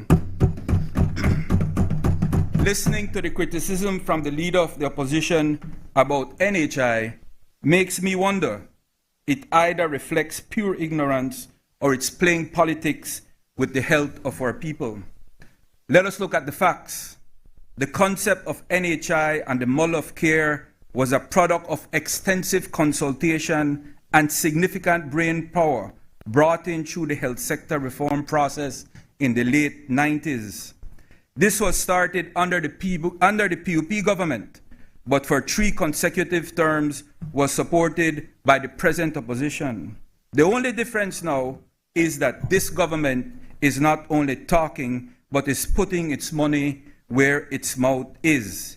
In 3 consecutive terms, the present opposition invested minimal resources and only extended coverage to the Corozal district, where the then minister was from. This was a political ploy, not an action for the benefit of the population. Since becoming the government, PUP has invested in improving access to quality care in Corozal, extended services to Orange Walk, completed coverage of the whole of the Belize district, including the Keys, and is now poised to complete its promise to the Belizean people by coming to the Cayo district. Mr. Speaker, I also listened to other comments from the opposition about giving private entities the opportunity to become part of the primary care network. Did I hear them say cronies? That's an insult to the private medical professionals that are providing quality care to the population. But beyond that, let me remind you again that what is being implemented are recommendations emanating out of the health sector reform process that started in the late 90s. I would recommend you go back and read those reports. 7 extensive volumes of recommendations by a team of credible international consultants and endorsed after extensive in-country consultations. What Belize began to implement was way ahead of its time. The World Health Report of 2010, titled Health Financing, the Path to Universal Health Coverage, in fact almost mirrors what Belize was already doing. And if that is not enough for you, in 2020, the Pan American Health Organization sent a technical mission to Belize to review if the recommendations were still valid. Go read the report. It validates what Belize is doing. Public-private partnerships in healthcare delivery introduces efficiencies in healthcare management and allows for an efficient way to increase access to quality care for the population. If you are still not convinced, ask the people of your very own constituencies if they are not satisfied with the access they now have to medical consultations, medicines, laboratory tests, and to imaging services as your constituents. Mr. Speaker, the NHI expansion to the Cayo district, nor any of the advances we have made and we will continue to build on, would not have been possible but for the support of our Prime Minister and all my colleague ministers and CEOs. And I thank them for all their continued support of the good people of Cayo. Additionally, I thank my executive, all my street captains and campaigners for their hard work and dedication. To my family, you are my constant, my steady. None of this would be possible without you. Most importantly, I thank God, through whom all things are possible. Mr. Speaker, allow me to turn to the work of the ministry entrusted to me. Our focus at the Ministry of Public Utilities, Energy and Logistics is clear, and that is to deliver reliable utilities, advance energy resilience, and modernize logistics, all in service to the Belizean people. In terms of energy, I cannot overemphasize the vital role that energy plays in growth and socio-economic development. Through strategic policy interventions, we must increase our resilience and ability to withstand external shocks, both fiscal and climate-related. The newly enacted energy policy is a sustainable conduit to a secure and affordable energy future. I am pleased to announce that Belize is well on its way to assuring energy security with pipeline and ongoing projects to build and commission over 130 megawatts of solar power and 60 megawatts of battery storage. These projects are scheduled to be fully commissioned by 2027. This will be made possible through concessional funding access from multilateral institutions such as the development banks, which will contribute greatly to support our climate adaptation, mitigation, energy transition, and sustainability initiatives. We're also looking into greater regional integration by investigating the feasibility of interconnecting with Guatemala. This new interconnection will lead to reducing energy costs, improving energy security, and facilitating the integration of renewable energy sources. It will also allow us to share resources and manage fluctuations in demand more effectively. This new partnership will increase resilience against climate change and the effects of natural disasters. This also opens new economic opportunities for Belize to participate in the regional electricity market and build new power plants in Belize and have the ability to sell both nationally and regionally. This regional partnership would allow Belize to productively utilize excess generation capacity while strengthening regional energy security. By establishing cross-border electricity trading mechanisms, Belize can maximize the economic returns on our solar investments. Universal access is a top priority of this administration. Last year, we developed the National Rural Electrification Plan, which is Belize's pathway to achieve universal access through grid extension, the deployment of microgrids, and solar standalone solutions. In line with the National Rural Electrification Plan, we inaugurated the Corazon Creek microgrid in November of last year and have slated the inauguration of microgrids for 3 villages, San Vicente, San Benito, and Jalacte, in the 4th quarter of this year. What, Oscar? We are also extending the national grid in the north to connect villages that were abandoned by the UDP administration. I am happy to announce that in July, we will connect the villages of San Carlos and Indian Church in the Orange Walk South constituency to the national grid. We are currently in negotiations with partners to design and finance 5 additional microgrids for Fireburn, Sundaywood, Creekesarco, Conejo Creek, and Dolores. Mr. Speaker, this government is doing its part in ensuring the development of a thriving electromobility environment. The foundational work to drive this sector is currently underway, with the establishment of public charging stations in partnership with the Belize Electricity Limited and the drafting of the e-mobility strategic framework. The deployment of 2 electric buses in Belize City has been a raging success. Belize City residents are now enjoying safe, reliable, comfortable, and affordable transportation. In the coming months, we will see 3 electric buses running on our highways to serve the northern and western routes. Mr. Speaker, I take this opportunity to provide a comprehensive update on the recent achievements of Belize Electricity Limited, as well as the major projects planned for 2025, which mark a critical phase in transforming Belize's energy landscape. 2024 was a year of lessons and resilience. 2024 presented significant operational and environmental challenges for BL, marked by record outages and supply strain during the peak dry season. However, these events have catalyzed urgent reforms, driving the company to reinforce its mission to deliver safe, reliable, and sustainable energy solutions. 2025 is the year of transition and transformation. As BEL enters 2025, it does so with clarity and purpose.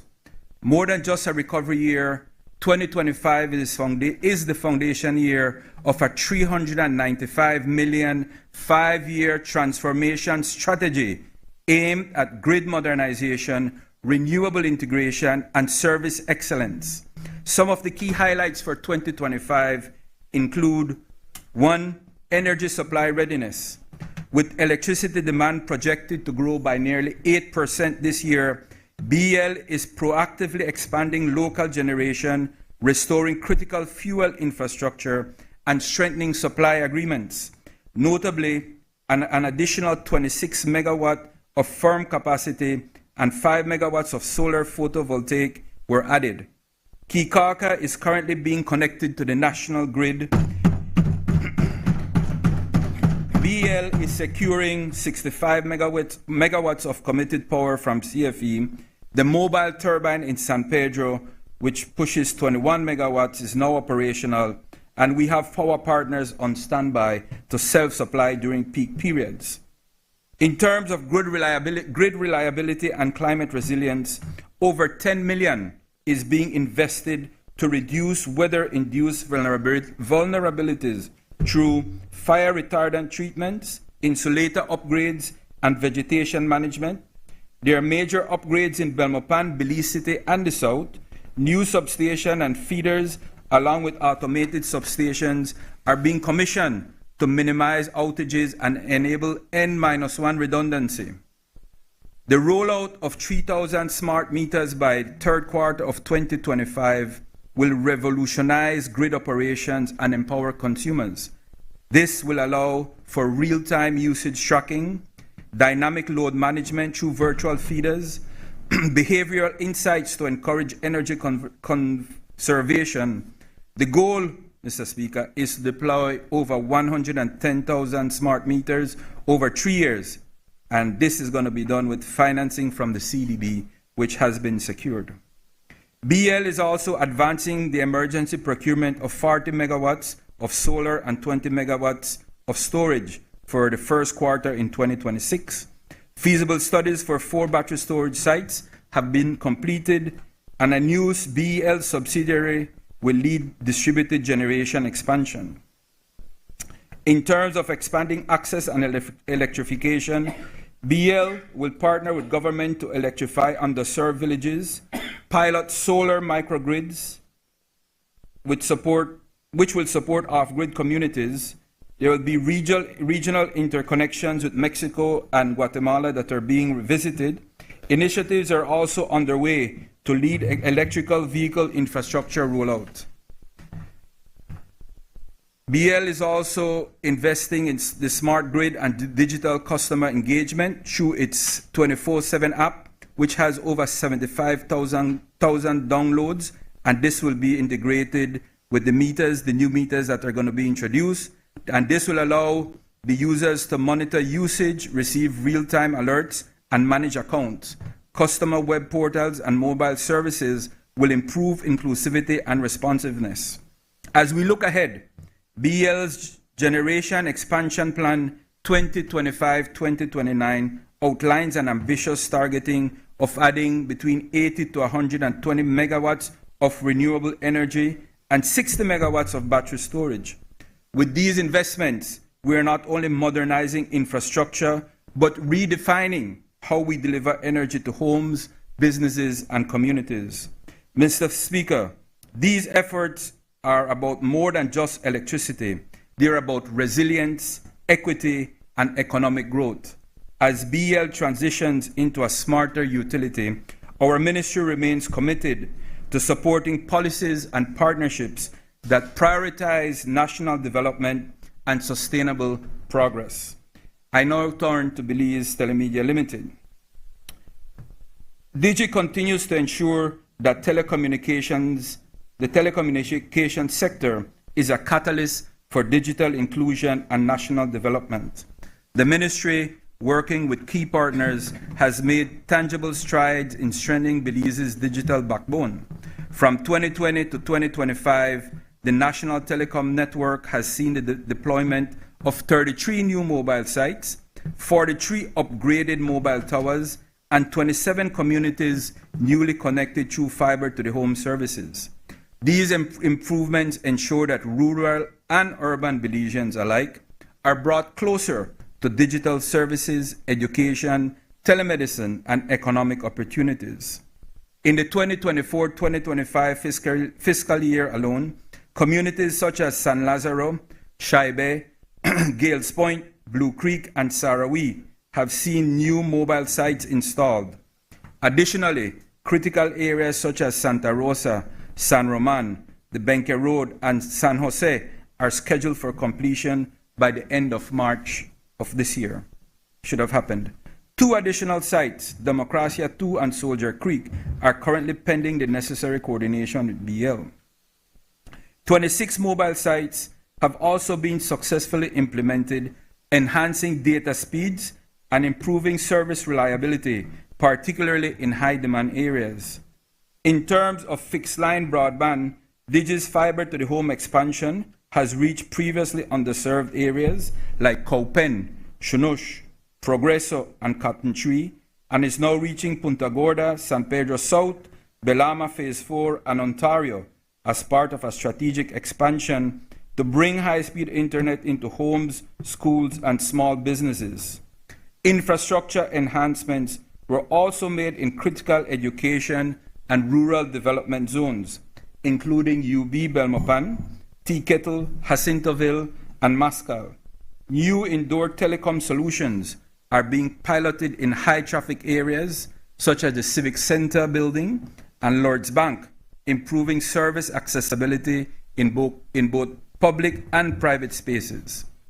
These targeted investments are not only modernizing our communications infrastructure, but are also setting the stage for Belize to participate more competitively in the regional and global digital economy.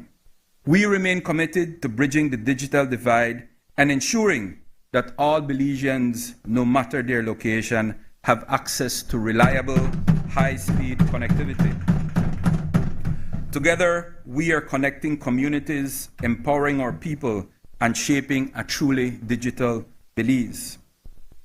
In relation to Belize Water Services, Mr. Speaker, despite economic constraints and the rising impacts of climate change, Belize Water Services has remained steadfast in its mandate to deliver high-quality water and wastewater services to our people. For the 2024-2025 fiscal year, BWS successfully executed approximately 144 infrastructure projects across the country, making a record-breaking investment of nearly $35 million, an unprecedented milestone in the company's history. These projects were designed with 4 key goals in mind: to improve customer satisfaction, expand access to services, enhance delivery quality, and ensure the long-term reliability of our national water resources. Among the major investments, over $10 million was invested in expanding the national water distribution network, including the installation of more than 86,000 feet of new pipelines and 1,830 new service connections. Mechanical, electrical, and civil upgrades across various sites amounting to an additional $18 million have fortified our systems and infrastructure. In San Pedro, 2 new 150,000-gallon reverse osmosis systems were commissioned, representing a $3.5 million investment aimed at supporting tourism and improving quality and supply reliability. In St. Bite, a $3.7 million reservoir was completed, increasing capacity and service reliability for the peninsula. A strategic $1 million backup generator was installed at the San Pedro plant to ensure uninterrupted services during outages. Under the IDB-supported Water Supply and Modernization Program, BWS extended water networks to areas such as Belmopan, Maya Vista, already benefiting over 150 households with potential to reach another 300. Innovative disinfection technology was piloted in Kikaka and is being scaled nationwide with up to 50% savings on chemical costs. The National Sewer Master Plan was finalized in partnership with the Korean environmental industry and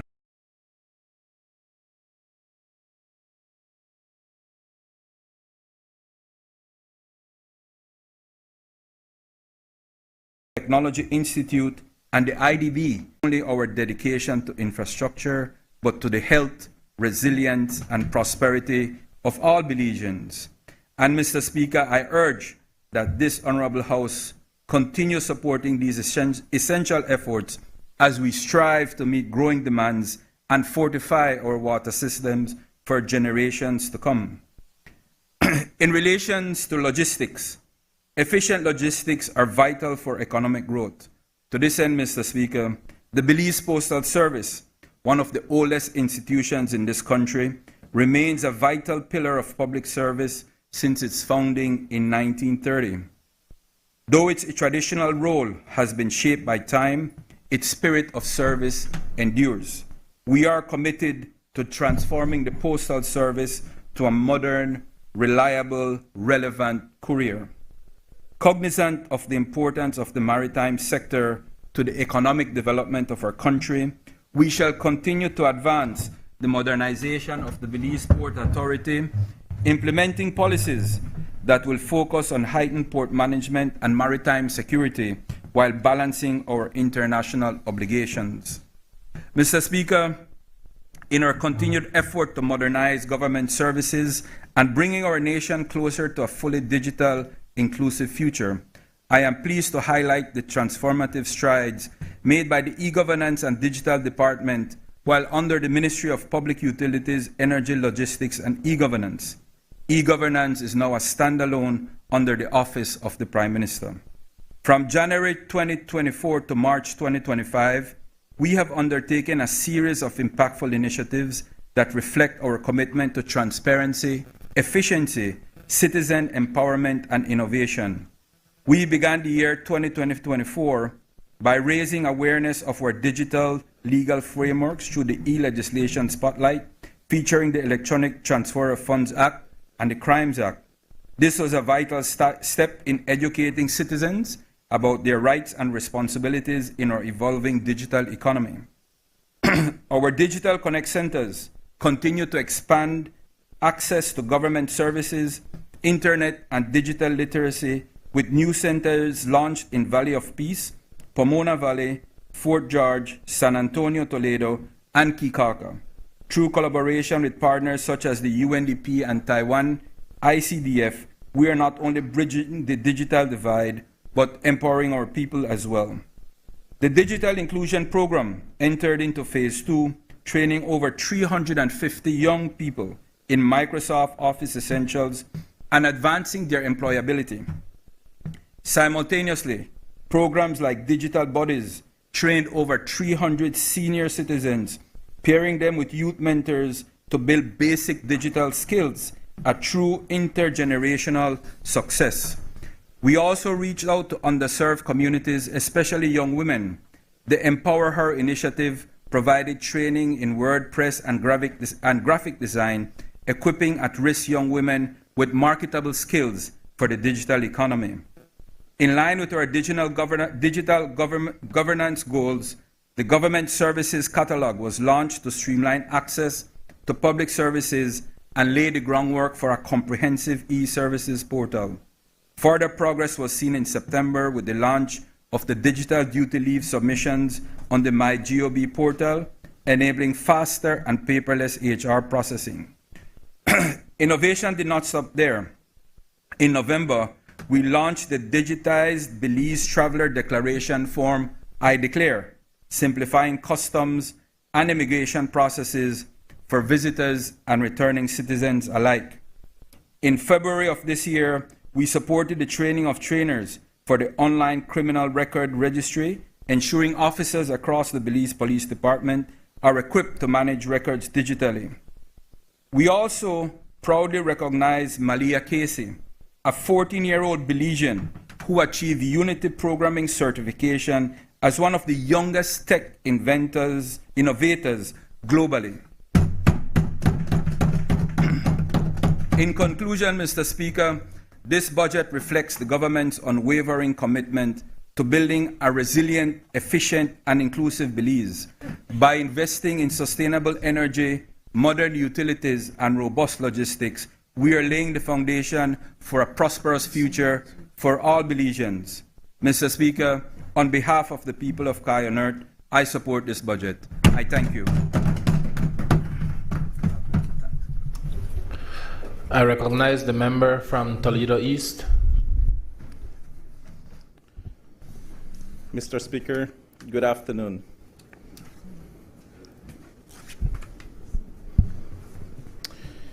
I rise in this honorable house.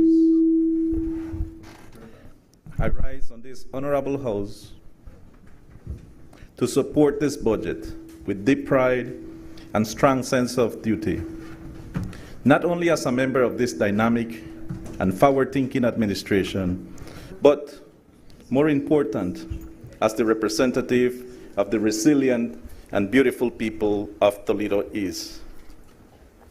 Greetings from the chocolate capital of Belize, to this honorable house, and to all Belizeans at home and abroad.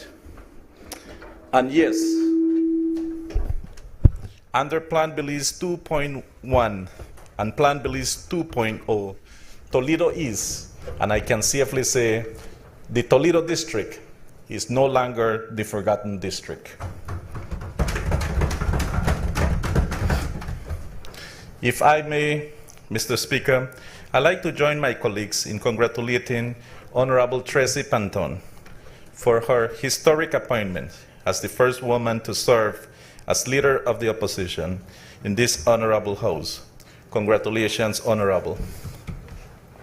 Before I begin, Mr. Speaker, I beg your indulgence to allow me to refer to my notes. Thank you. Mr. Speaker, first and foremost, allow me to give thanks to our Heavenly Father for the blessing He has bestowed upon us.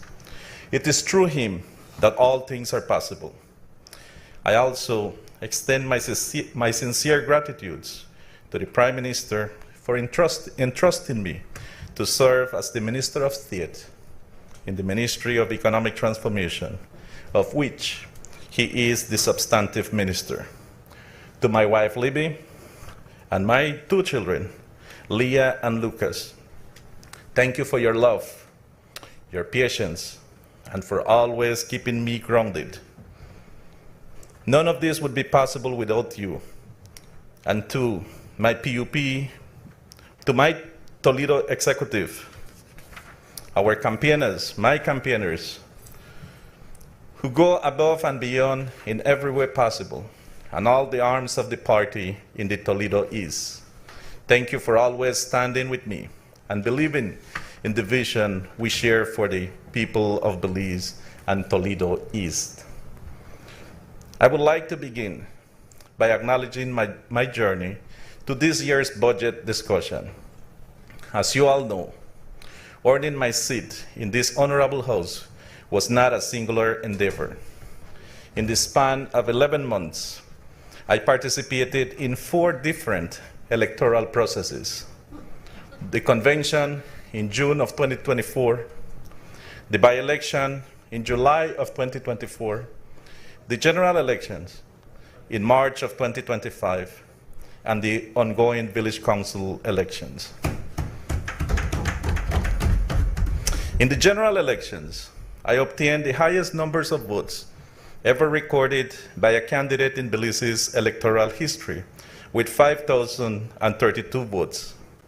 This constitutes a voter turnout rate of almost 70%, and 92% who supported me.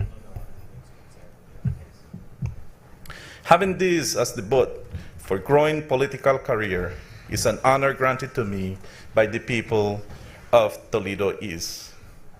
I did not prop myself up to make history, but I was uplifted by the people, the pillars of my constituencies.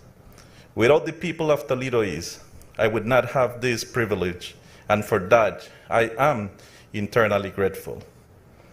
My honest intention for entering politics is to be the voice of the voiceless.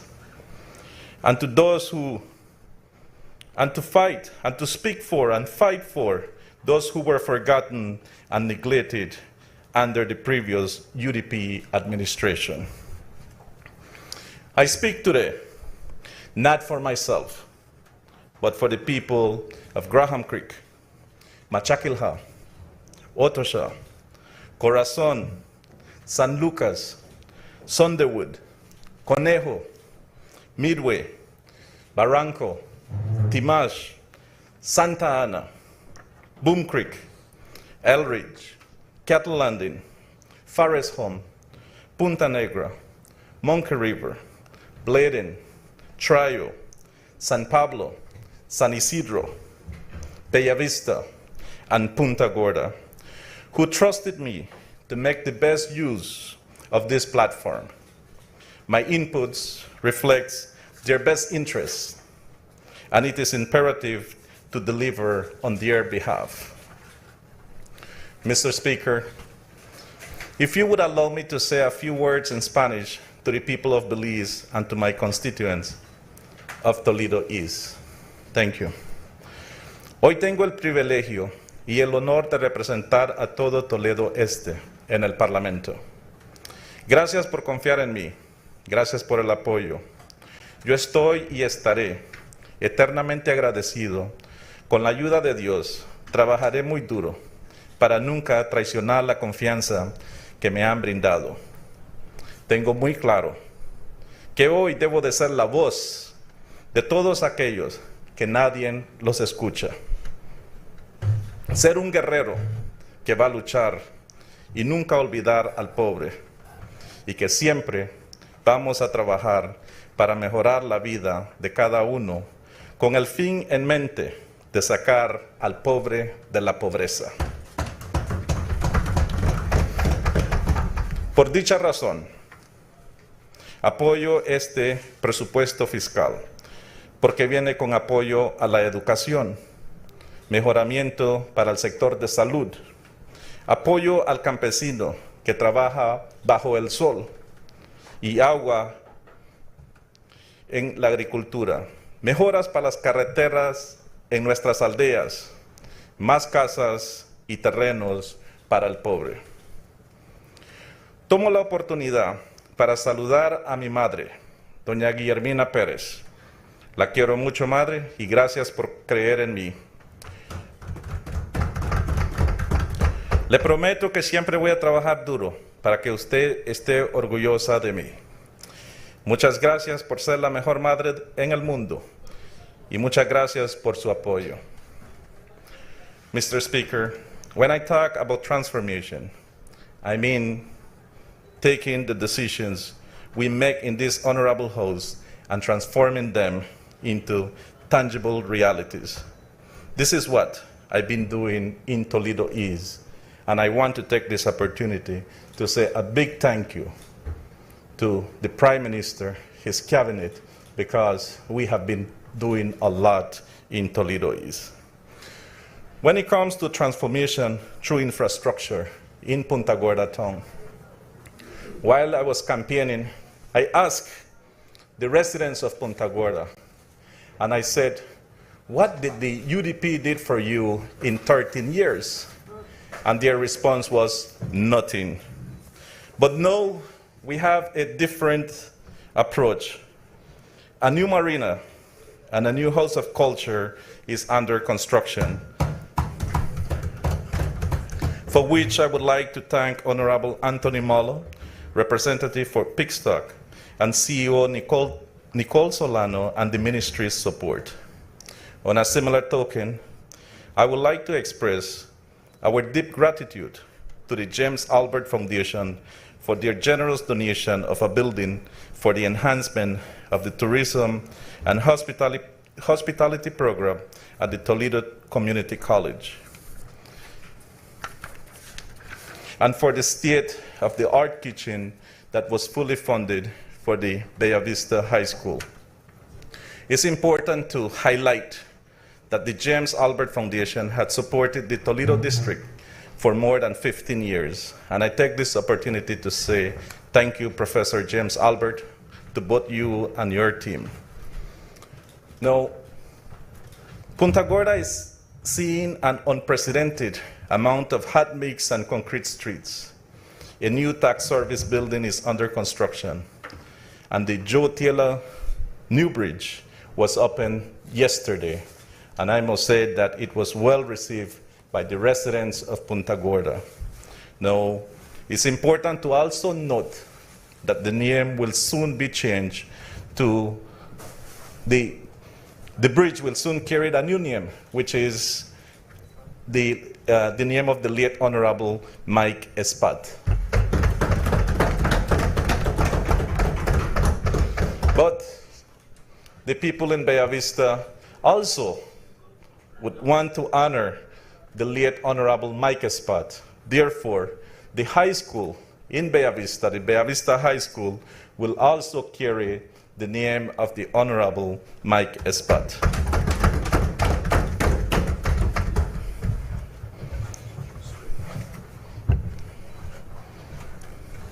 Mr. Speaker, the Punta Gorda Town Council has been instrumental in the improvements we're seeing across Punta Gorda, from infrastructure to community development. And it's important to highlight and to say thanks to Mayor Carlos Galvez and his councilor, Luana Hines, Indira Colma, Jareen Avila, Malcolm Galvez, Mary Palacio, and Roberto Baires. Your dedication to the people of Punta Gorda does not go unnoticed. Hopeville is also the home of a recently upgraded basketball court, with Hollywood and Indianville parks coming next. In the Indianville, Magoon, and Cerro area, we have successfully upgraded the streets. Mr. Speaker, what's very interesting on this one here is that for 13 years, almost 13 years, these people suffered. And it was very interesting because these are communities that always supported the UDP, and nothing was done for them. When you look at the issues, simple issues with streets, and when we visited them and we spoke with them and we asked them, what did the UDP did for you in almost 13 years, their response was nothing. But I am happy to say and to announce that for the first time in history, we managed to open village streets in Dolores, Otosha, Sunderwood, and Conejo. And again, this is simple things, just open streets. It's not even paving the streets. And when we ask the villagers of these the residents of these villages, what did the UDP did for you? Nothing. This is just the first phase. We are not looking to gravel these new streets. In Corazon, we opened and gravel one of the main arteries of the village. And in addition, we are currently working on a new football field for Corazon High School. I have to say a story here. I have to tell a story. You know,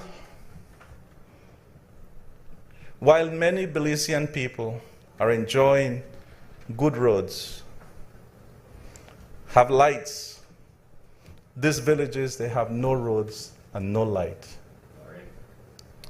And it's sad. I was so heartbroken. And I will tell you this story. This is a young man from Santa Ana. It was heartbroken to me when I found out that this young man, he ended up losing his leg because he got bit by a snake, simply because there was no road, no light. I would like to ask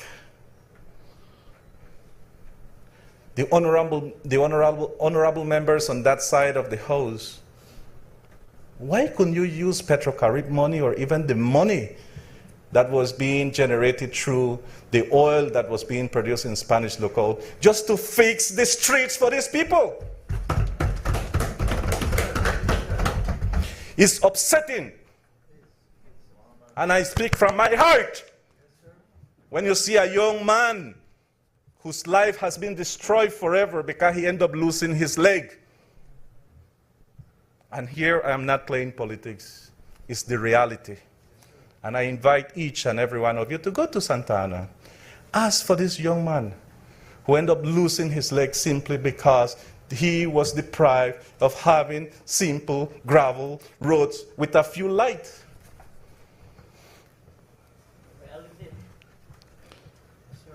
We have installed climate-resilient culverts in Forest Home, Elridge, and for the first time, we conducted a fully upgraded of all streets in Cattle Landing.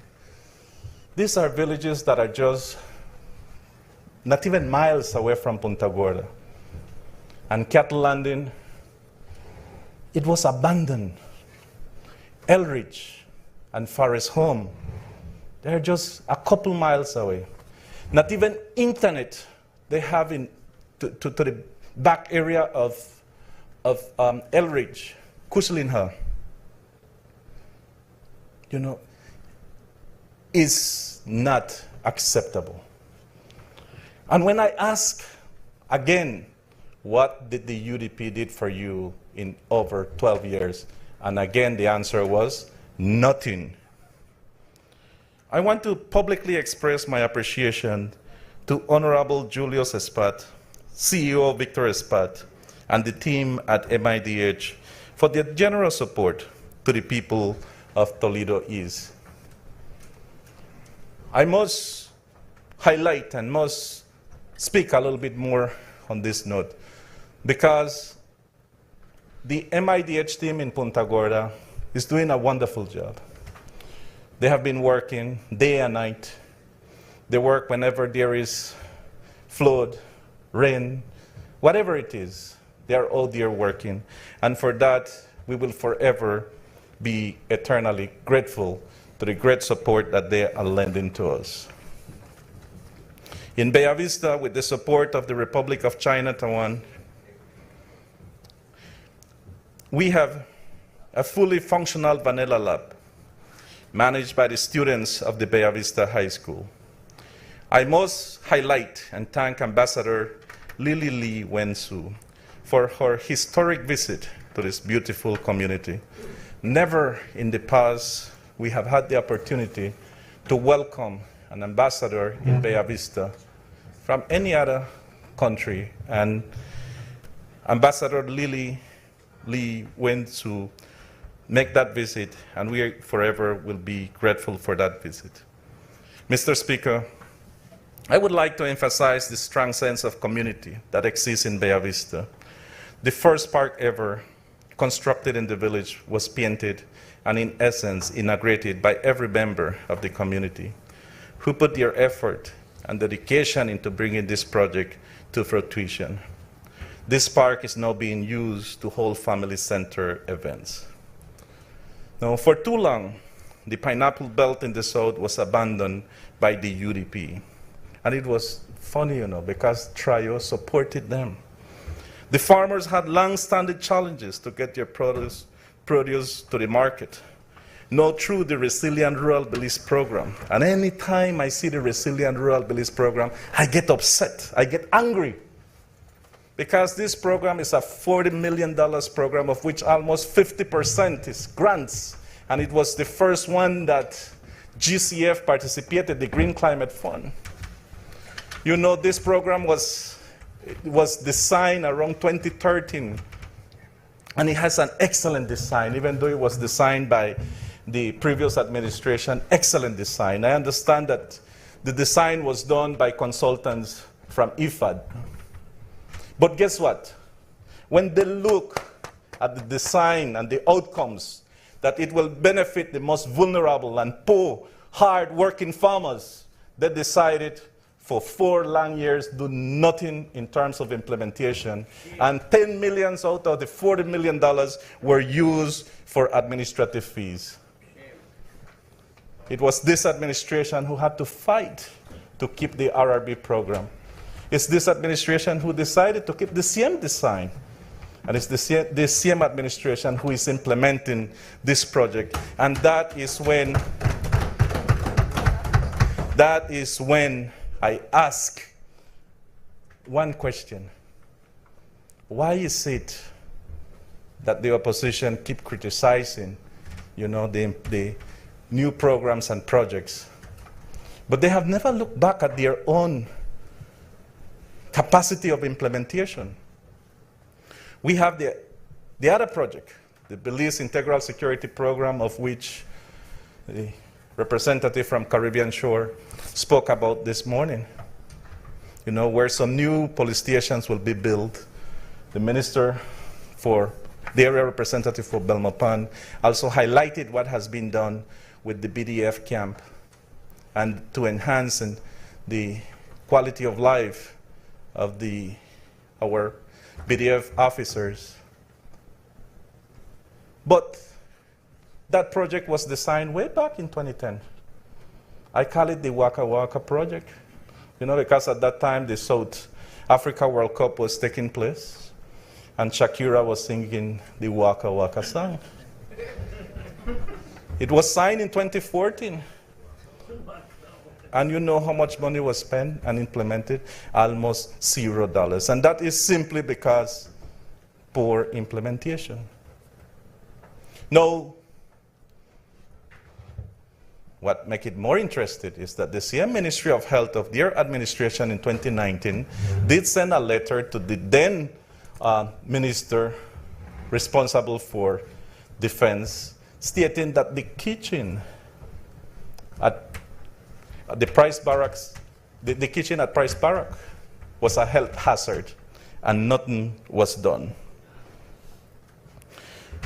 No, I asked, while I was campaigning, and I asked all the villages who don't have electricity and those who have electricity, how many villages did the UDP electrify and connected electricity to their homes? And their response was again, none. Now, I'm so grateful that under the leadership of the Prime Minister, Briceño, we have brought electricity for the first time, and Minister Chabat highlighted, to Corazon. But also, there are additional villages that have received stand-alone solar panels, such as San Lucas, Lucky Strike, and soon to be Otosha, through stand-alone solar panels. And I'm very happy to hear the announcement today that we are looking forward to electrify Sondewood and Conejo.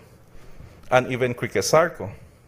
To this, we owe our thanks to the United Nations system too, who had been helping us with the stand-alone solar panels and the Environmental Fund, and also to the government of Belize through the Ministry of Rural Transformation, Community Development, Labor and Local Government, and the Ministry of Public Utilities, Energy and Logistics. I take this opportunity to say a big thank you to Minister Marin for all their support that they have been doing through their ministry, and of course, Minister Requena, who was the former minister of the Ministry of Rural Transformation. Now, when it comes to basic things, to water, you know. But before I go on to water, let's look at the just simple things of poor people having electricity.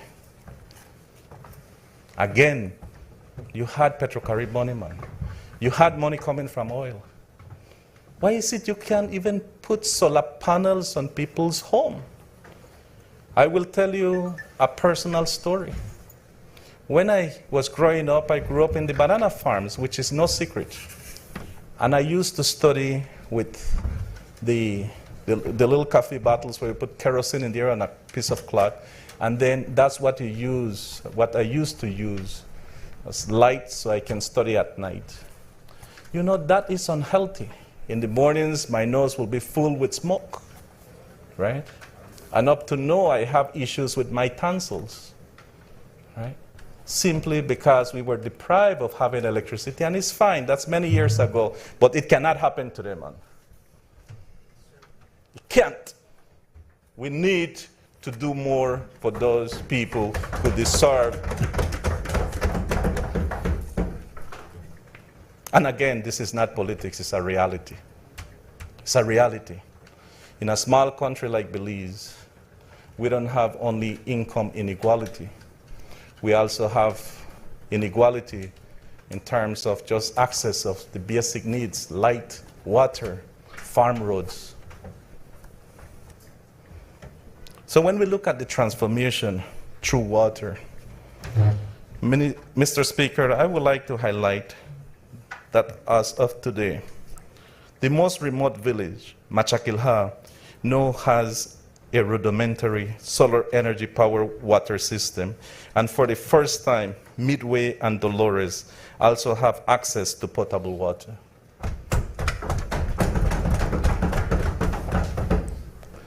I want to invite, especially the opposition, you know, to join me on one of my visits to Toledo East and to understand the sacrifice that these people would go through.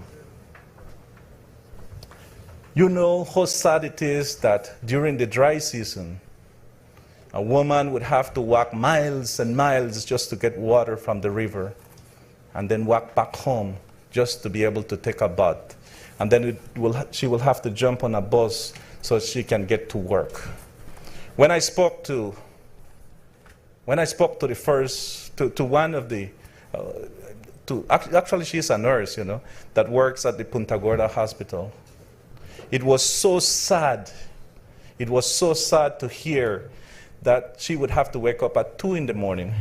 She would walk an hour to the river and then an hour back home so she can take a bath, take the 4 o'clock bus so she can arrive just a little before 8 to Punta Gorda. But guess what? The village of Dolores now has water. The village of Machakilha has water. The village of Midway has water. And we will continue to put water in almost every village on the years and months to come, because we understand the sacrifice and the sacrifices that these people have to make in order just to survive with the basic need. But again, why Petrocarib only couldn't do it, man? It only cost us I'm sorry that Minister Requena is not here. Midway to put the water system was $40,000. $40,000. So it's not like we are asking for millions. You know? Less than the tacos that was spent and the money that was used for the tacos in Corozal. Corozal Bay. And no, we are working with our partners. We are working with every single one of them. And I am also proud to say that with the help of the Mayan Leaders Association, Toledo Alcalde Association, Julian Shaw Society, Humana People to People, and the Ministry of Rural Transformation, San Lucas has potable water in every household today. I am happy to announce that with the support of Minister Marin, CEO Valentino Schall, and their team, we are constructing a new pump house and materials are being purchased to connect the backup well to the tank to ensure that San Isidro will now have 24/7 reliable potable water. You know, San Isidro is just, don't think that San Isidro is all the way in the back villages along with Dolores and Machakilha. Or Graham Creek, you know, which I will come to Graham Creek, you know. But San Isidro is just the other village after Bella Vista. And for 12 and a half years, when I asked the people of San Isidro, did the UDP administration connected water to you? There was a resounding no. And again, no. We are working to get the job done. We have been able and managed to identify the water source. The water system has been treated, and the pump will be connected where the people of San Isidro will now have water. Transformation through education. You know, when you look at a district like the Toledo district, and especially Toledo East, you know, education is critical and important because it's the only tool that will help them to come out or to break the cycle of poverty. I take pride in the fact that through the efforts of the Briceño administration, my constituency can maximize the cooperation and participation of the private sector. And I want to say a big thank you to Fives Belize. The village of Bleeding is home to a brand new school building and a preschool with bathrooms. The San Isidro Government School has received a new kitchen, and San Pablo will get 2 new school buildings, which will include a preschool and primary school. Fives has also pledged to construct 3 additional school kitchens in the Banana Belt. This, Mr. Speaker, is what can be done when we meaningfully engage with the private sector. I want to thank Fives for their unwavering support in one of the most important investments we can make, education. The Toledo district is on track with Plan 2.0, with the entire district having access to free education. I heard this morning the honorable member from Queen Square saying that education is not free.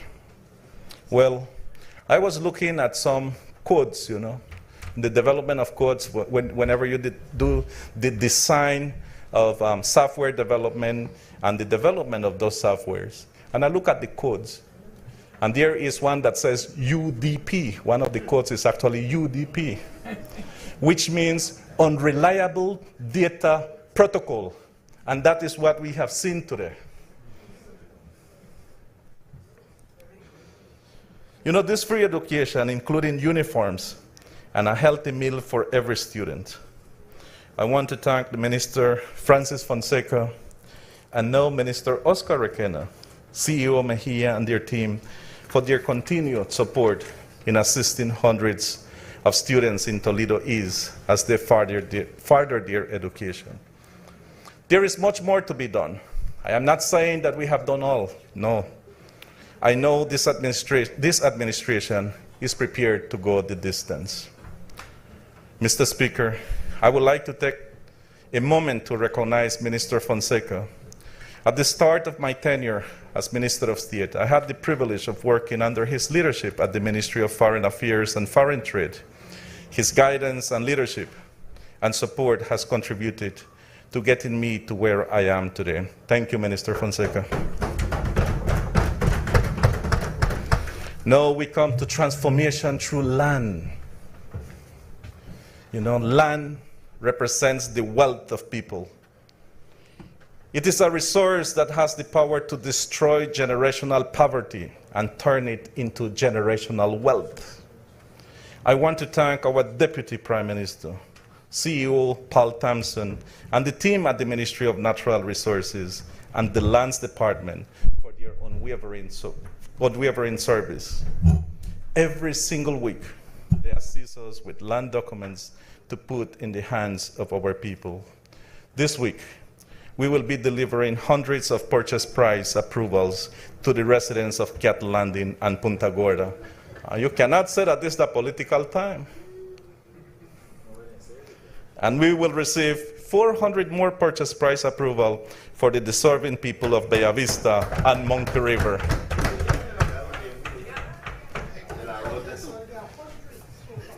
And we have 700 more who are awaiting authentication.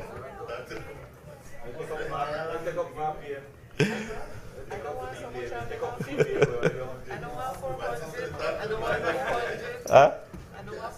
You don't have 400? Maybe Only only 50. 50? You're welcome to come to Toledo East.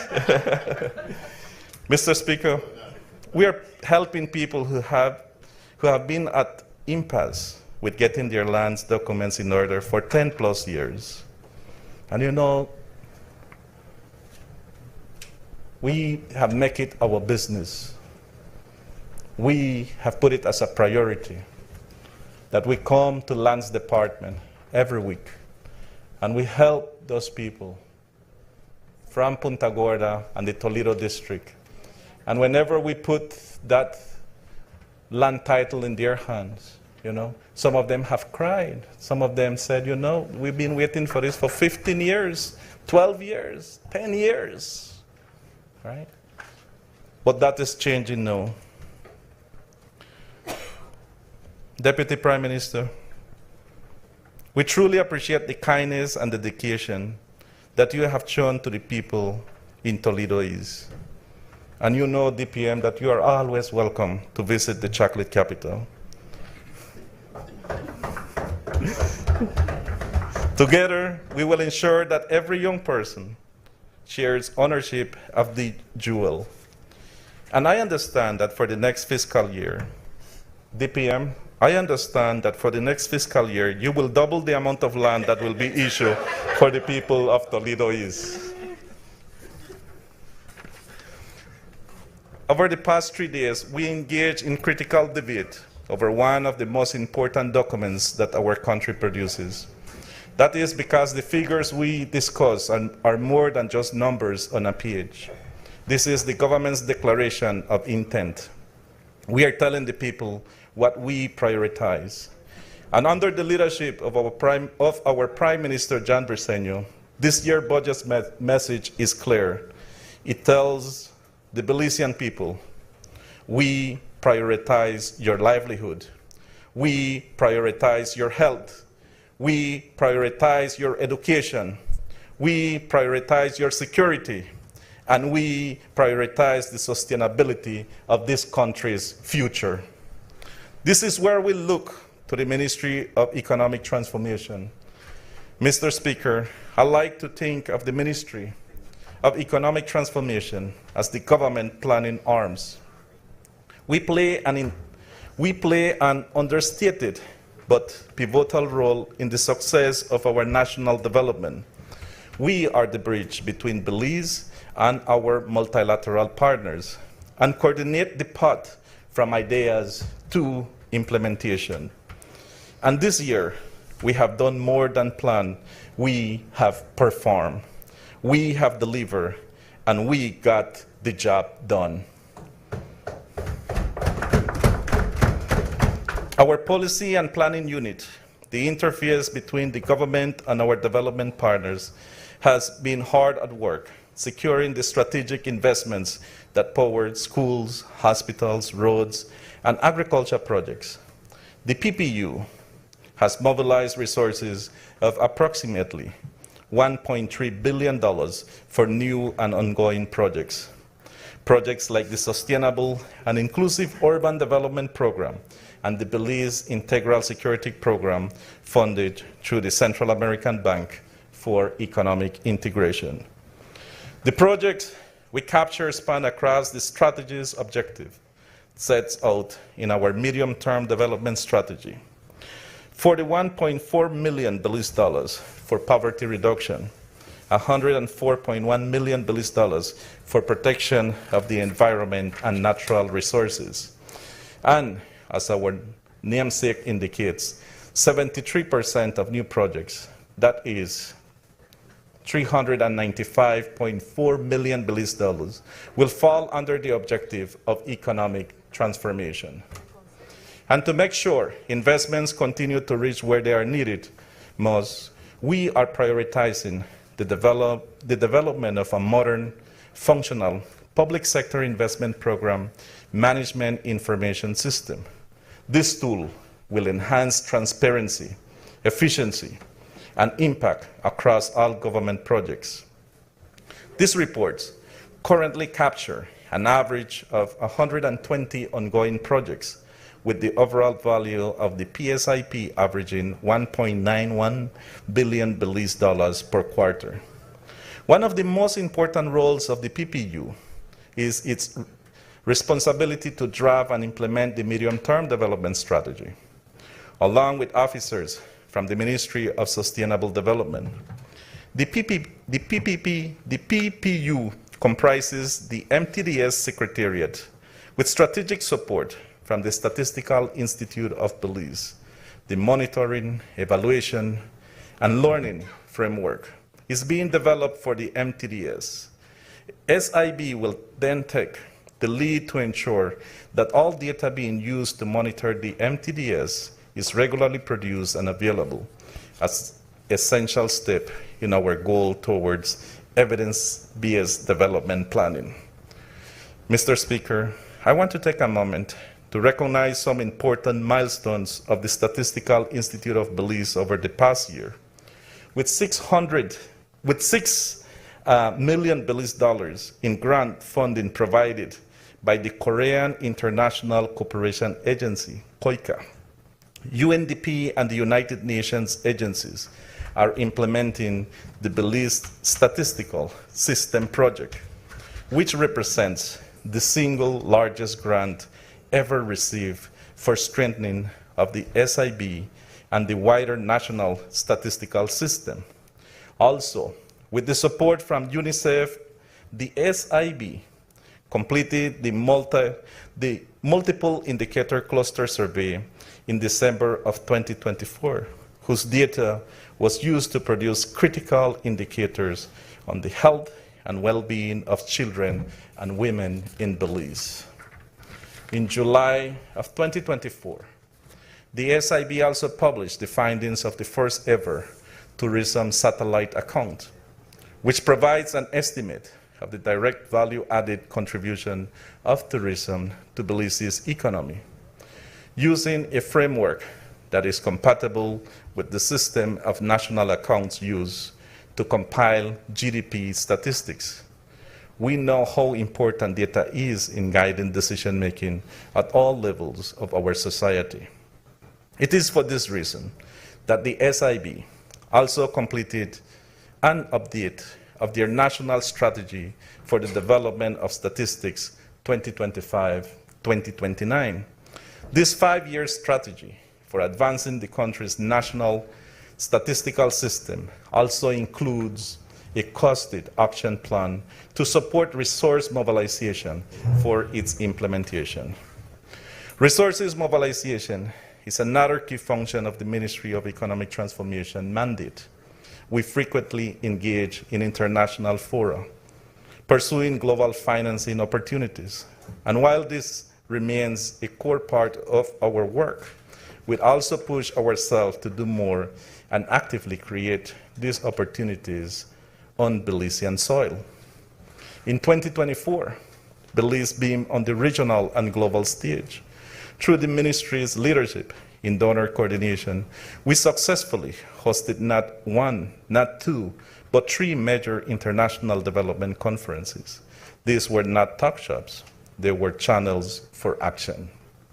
First, we reaffirm our collective commitment with the second annual International Partners Conference, co-hosted with the Ministry of Foreign Affairs. Together, we rally national and international allies to align on our shared priorities. Then, in partnership with the National Adaptation Plan Global Network, we brought regional partners to Belize to advance adaptation planning, the front line in our fight against climate change, aligning sectoral goals in national adaptation plans with broader climate change targets outlined in the nationally determined contributions, NDCs. Lastly, we convened regional finance and economy ministries across Latin America and the Caribbean for the second high-level regional dialogue of the IDB Climate Change Platform to tackle the challenges of how to embed climate investments across entire governments. It was during this dialogue that Belize was announced as the co-lead for the Biodiversity and Natural Capital Working Group. Belize and Uruguay will jointly lead discussions within this group, and just last week, our representatives presented a work plan at the platform's technical dialogue in Medellin, Colombia. All these events were hosted in country, making Belize the backdrop to some of the most pressing conversations in the region.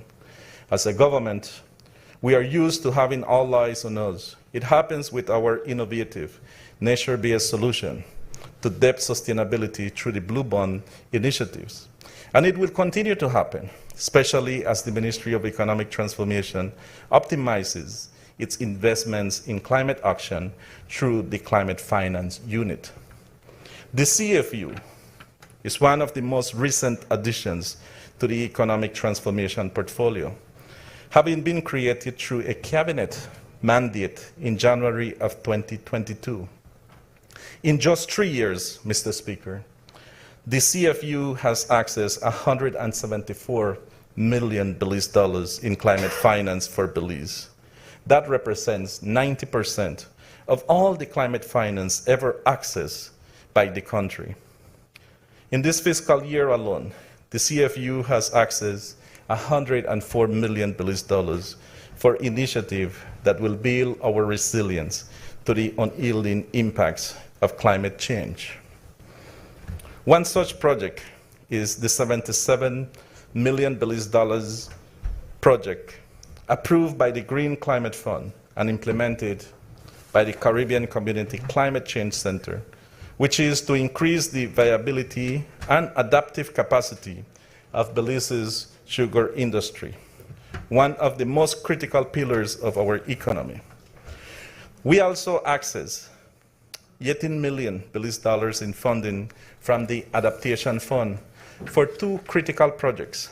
One, the first is a $8 million grant focused on coastal protection and adaptation responses for high-risk communities. And two, the other is a $5 million Belize grant being implemented by PAC. That allows for community and local level entities to implement projects that mitigate the threats posed by droughts, unpredictable water availability, floods, and improper wildfire management, as well as promote conservation, enhancement, and protection of Belize's natural resources while contributing to the sustainable development of Belize. We have also accessed funds from development banks like the $2.4 million Belize CARE project from CDB that will assist the National Met Service and NEMO to deliver impact-based forecasting and early warning for climate hazards, and from regional projects like the $494 million Belize Road to Resilient Fisheries program for CARICOM member states, and the $188,000 Belize Blue Co Caribbean Umbrella project aimed at scaling up financing and investment to support a climate-resilient blue economy across the region. One of the most notable achievements of the CFU to date is the progress it has made in getting 3 more national entities accredited to the Green Climate Fund, the world's largest climate fund that was created to serve developing countries. The Development Finance Corporation is one of the first entities that the government has been supporting over the last years, and we are excited to announce that the DFC is expected to achieve GCF accreditation this year. Mr. Speaker, I will stop here just to highlight a little bit about what the accreditation means to GCF. And that simply means that DFC had to be in good standards. Their documentations, transparency, accountability, non-political interference had to be in place. Their procurement, and the GCF is a well-respected organization that won't give accreditations just like that. But the impacts that it will have, So the accreditation will extend beyond loans to encompass a diverse portfolio of financial instruments, including grants, blended finance, guarantees, and equity. As an accredited entity, DFC will be able to submit projects of up to $100 million. Just to make reference and for us to understand and to be able to appreciate what this means. So, for example, under the Resilient Rural Belize project, it was the implementing agent was IFAD because they are the ones who were accredited to implement those projects. No projects similar to RRB or any other projects will be able to be developed, designed, and then to turn them into being bankable through DFC so that DFC can now become a real development bank, facilitating the formulation of project design to address the physical risks facing Belize. Having our National Development Finance Corporation accredited will also allow Belize to catalyze the private sector's involvement in climate finance investment. One of the biggest cry that we keep hearing from all the traditional agro-productive producers, the sugar, the citrus, the bananas, is the high indebtedness that they have. And that there is not much cash flow to continue to be able to invest in their productivity of their products. But with DFC being accredited, this will help to facilitate and to enhance the productivity, if not all of all the agro-productive sectors. Additionally, the Ministry of Economic Transformation is supporting DFC's application for accreditation with the Adaptation Fund, which is another fund. This accreditation will enable the DFC to access funding for critical adaptation initiatives in vulnerable areas of the country. The Belize Social Investment Fund is also building their capacity to seek accreditation to the GCF. And it's important to note that the Belize Social Investment Funds, they have been working, and implementing projects through the funds from the Caribbean Development Bank. Lastly, the Ministry of Economic Transformation is also seeking accreditation to the GCF, which will make us one of only 5 countries in the world with government ministries as a national GCF accredited entity. While we are going through the lengthy process to become accredited, the ministry has not been complacent. On the contrary, we completed a financial management capacity assessment that allowed us to get expedite approvals to directly implement a GCF readiness project as a pilot. This may sound boring to an extent, but I will tell you something. On an annual basis, GCF would give $1 million to Belize, right? But it's so hard to find accredited entities to want to implement $1 million because then their expenses will be much higher than just doing the implementation. Hence, it's important to understand that while this type of processes, the ministry is going through this type of process, but it's simply because there are funds, monies, big money, that we can continue to attract to the country. This, Mr. Speaker, is a major milestone for the country.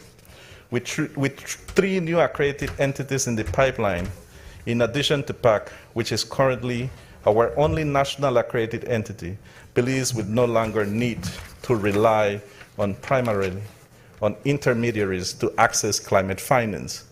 We can lead our own destiny and ensure that these funds come directly to national accredited entities in Belize and will be implemented by the people of Belize. Looking forward, the CFU has projected a pipeline of projects valued at $600 million Belize dollars, some of which are already at the project development stage.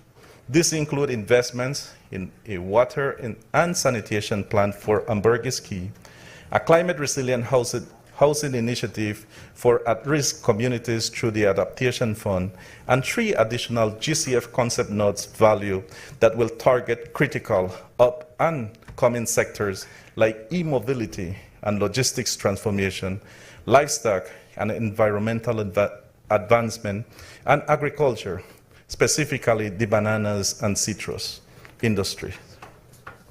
Before I end, Mr. Speaker, I would like to highlight the hard work, the work that is being done under the Belize European Union Cooperation that is also housed with the Ministry of Economic Transformation.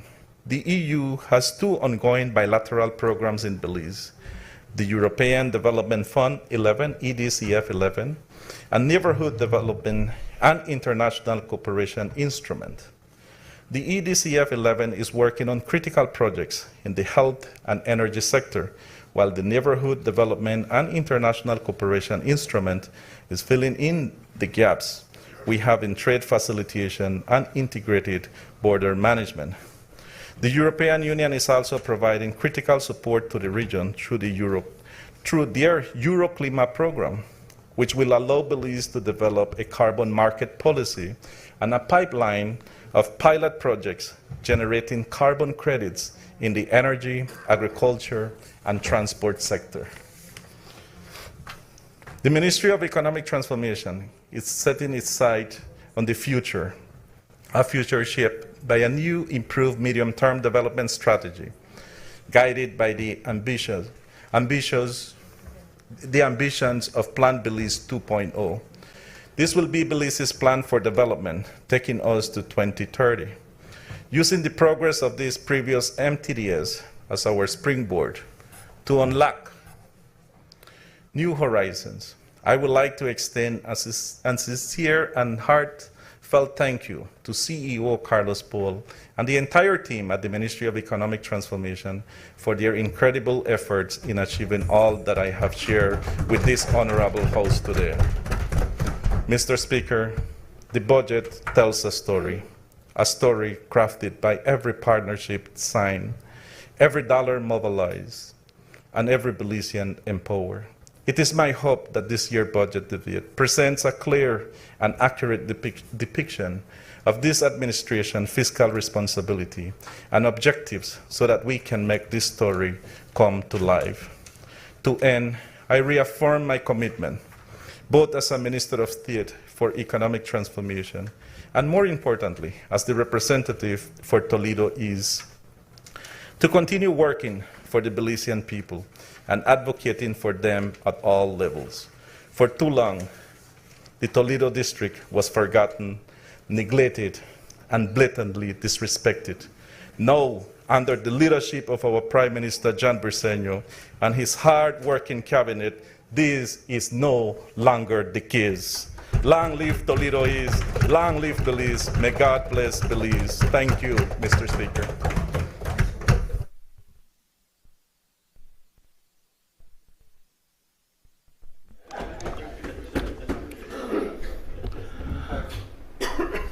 I recognize the member from Orange Rock Central.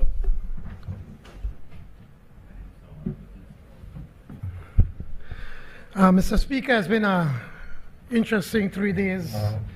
But before I start, let me please allow me to big up Micah Goodin, who today is graduated with honors from UA in law.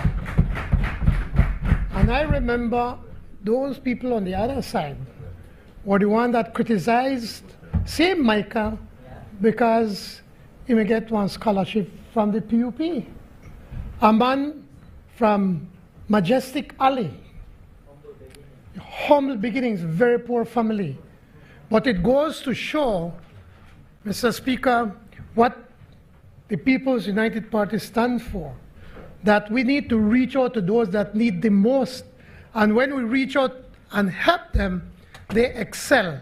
And we are very proud of Micah today. Likewise, there are thousands of Belizeans across this country, young Belizeans that are also graduating or about to graduate in the days to come. I think the Minister of Tourism was late because he was at graduation, and yesterday I'm very proud of my nephew because now he called me uncle. I don't know because I'm old or what, but you know, not only is he graduating today and also at good grades, but also he got a scholarship also to Johan, my other nephew from sixth form. And there's so many of them that graduate. We are all very proud of you. And as we look at you, your young faces full of optimism and full of energy, we feel that Belize is going to be in good hands.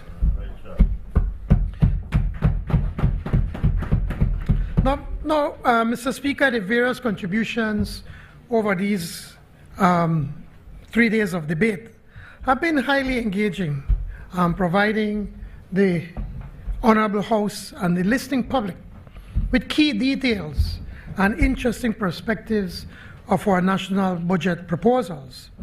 In wrapping up this debate, and recommending them that the honourable members approve this bill, I acknowledge the presentation of all members, including those on the other side, who I'm coming to Corozal North, including those on the other side who were present and represent the interests of their constituencies. For our side, I feel extremely proud of all of you, my colleagues. It is clear to see that our members did their research, studied their budget books, and presented well. I do not propose to respond in granular detail to the criticism of the opposition members that the opposition members have levied. That is their job, and we understand it. We don't take it personal. They have a duty to criticize, to see the glass half empty. They collect a salary to be cynical, perhaps to sow doubt, but they also collect a salary to make constructive contributions on behalf of the people they represent. In the case of the leader of the opposition, the Lou, Mr. Speaker, her dramatic pivot. It is Lou. That's what your former Prime Minister, your leader, said, Lou. And not once did you get up and say, it is the Lou. It is the Lou. And that's fine. Her startling metamorphosis of being critic-in-chief, as pointed out by the Deputy Prime Minister, has been particularly glaring since for her previous years in this House and as a Minister of State, she saw nothing but milk and honey in the UDP budgets.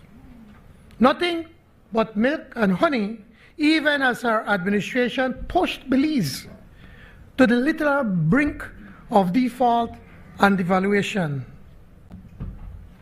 Nothing but milk and honey, as the UDP squandered $600 million of our oil money and $500 million of Petrocaribe money.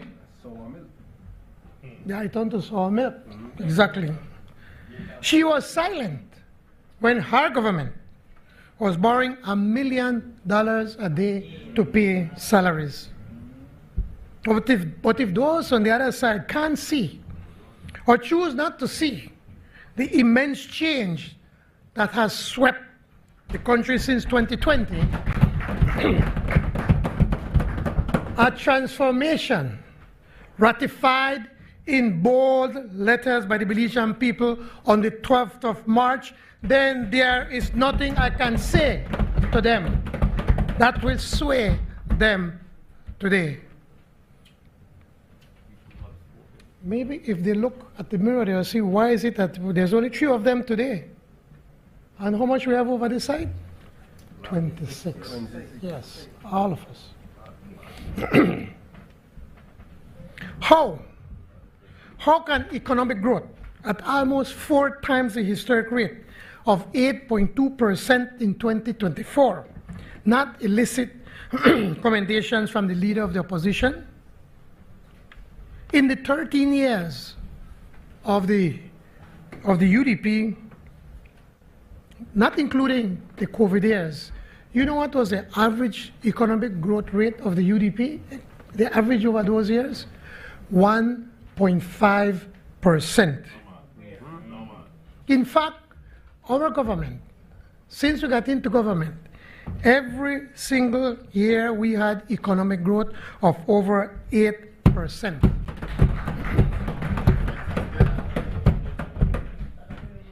How can foreign direct investment, or how can our foreign direct investment program not be a reason for her to celebrate?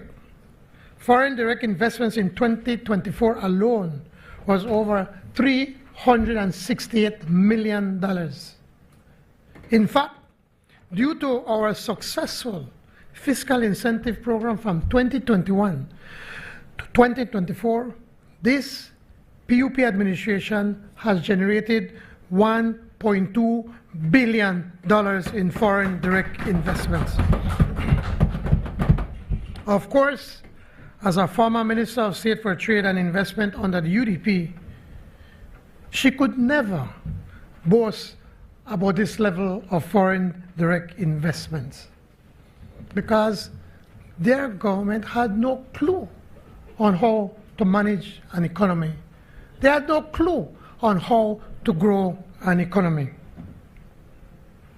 How can employment at almost 98%, Madam Lu, not elicit your enthusiastic approval? Perhaps it is not that she lacks enthusiasm, but was misinformed or misunderstood. The leader of opposition, in wanting to cast a dark shadow over the historic low unemployment numbers which presently exist, said that our labor force has shrunk by 26,000. Well, let me fact check you, Member for Albert. In September 2020, the labor force was 156,546. Unemployment was 13.8%, and underemployment was 23.8%. 129,653 persons were not in the labor force. In September 2024, the labor force was 166,206.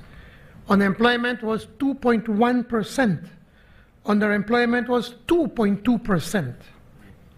The labor force participation rate in 2020 was 54.7%, and last September, the labor force participation was 56.3%.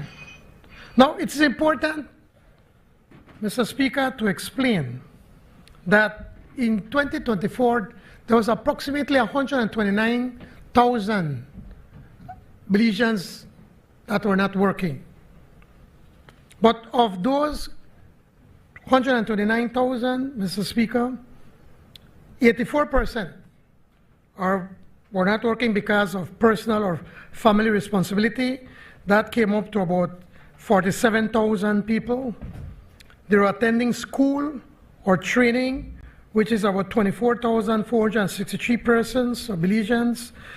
There were disability or illness or injury, that is approximately 10,904 Belizeans retired, or they were retired or too old to work. That's another 26,364 persons.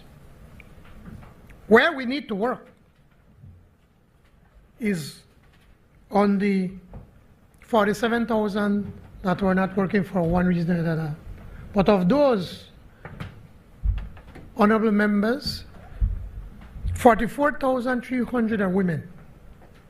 Many, as we know, many of our women have,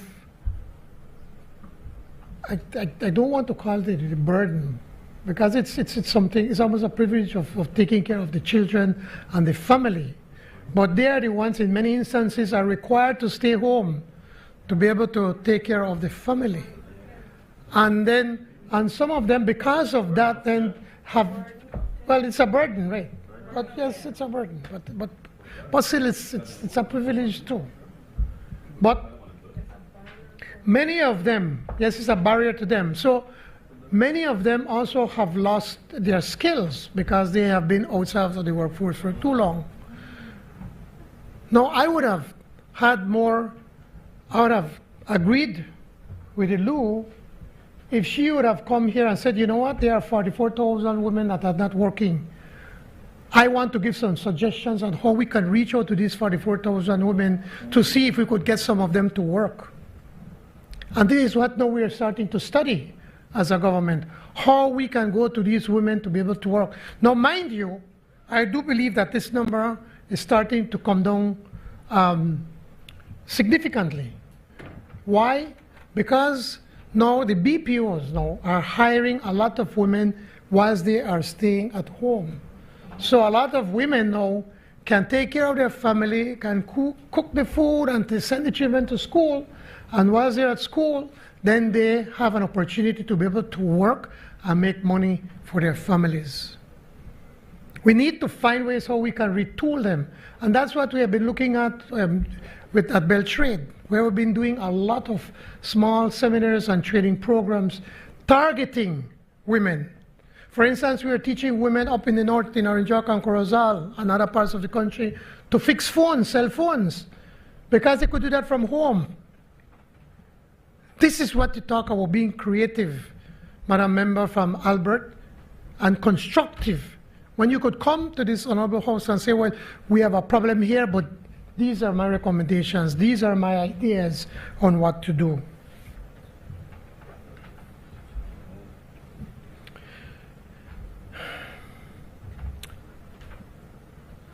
Mr. Speaker, the point is, all the indicators show growth in the labor force, and all the indicators show that unemployment under this administration is at a record lows, something that was never, ever achieved under the UDP government for 13 years.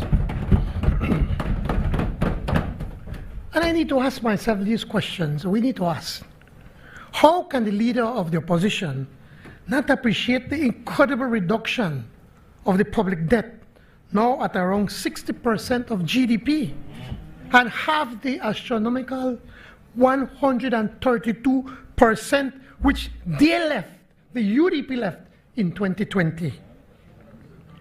And how can she and her colleagues not appreciate that despite all the massive investments in education, in healthcare, the sprawling NHI that is spreading countrywide, that will soon start here in the Kaya district, the spending on roads, streets, bridges and drains, as well as the allocations to citizens and border security. This government, despite all of these investments, is proposing a budget with a primary surplus of $106 million. How can they not appreciate this? Earlier this month, the IMF prepared what we call an assessment letter. And I have one for you, Madam Member from Albert, which I will give you shortly. It is an assessment letter of Belize's current macroeconomic and fiscal performance. The letter is connected with Belize's participation in the World Bank's development policy credit.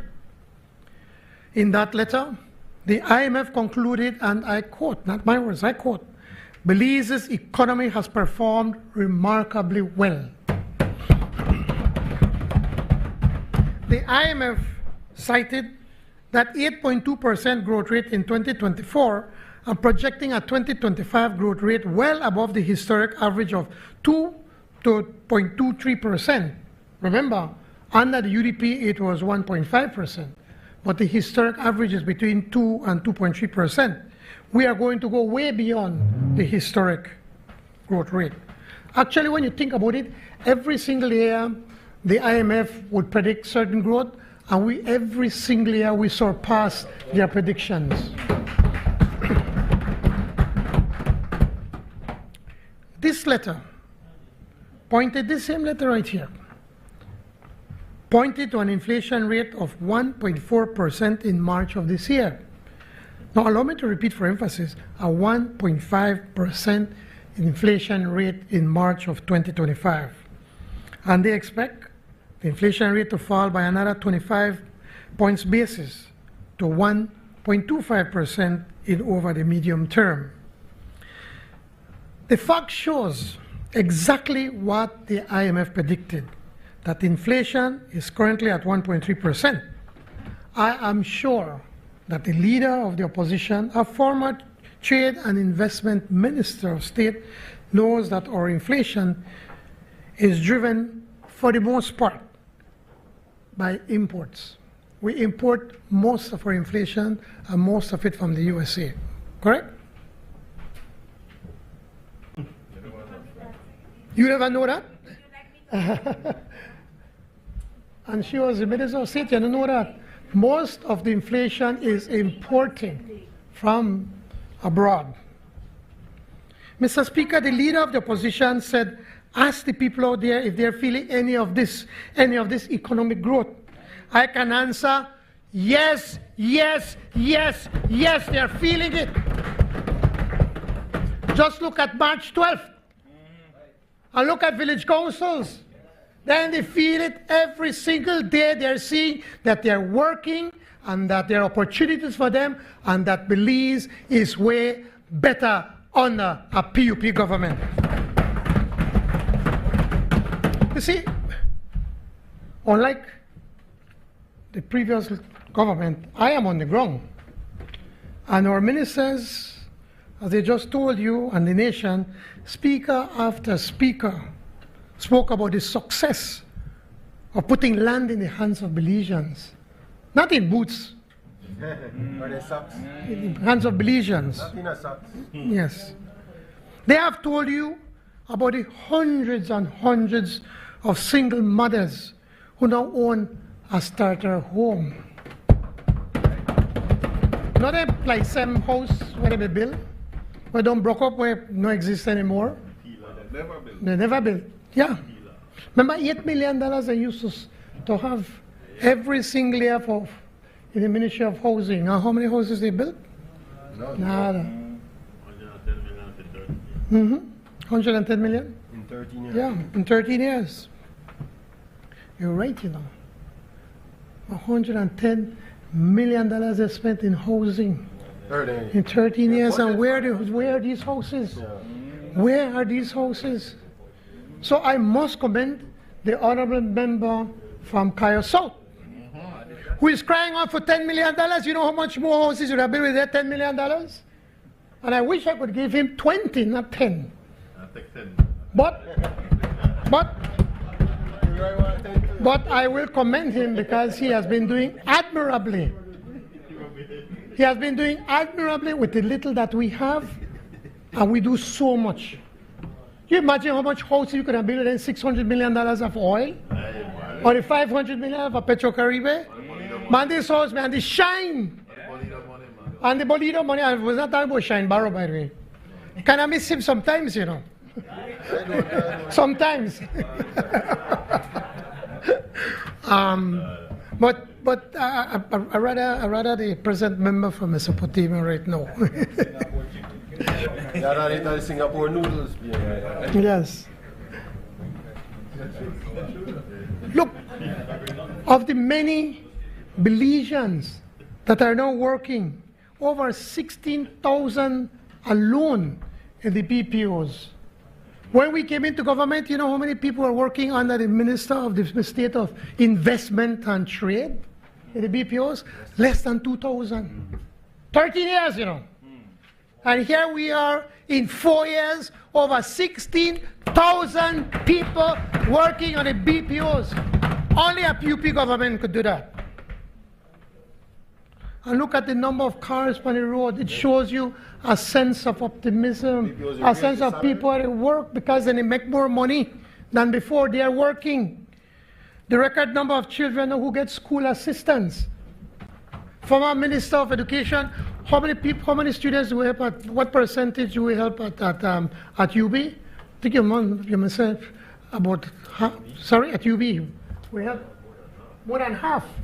More than half of the students at UB are being helped thanks to a PUP government.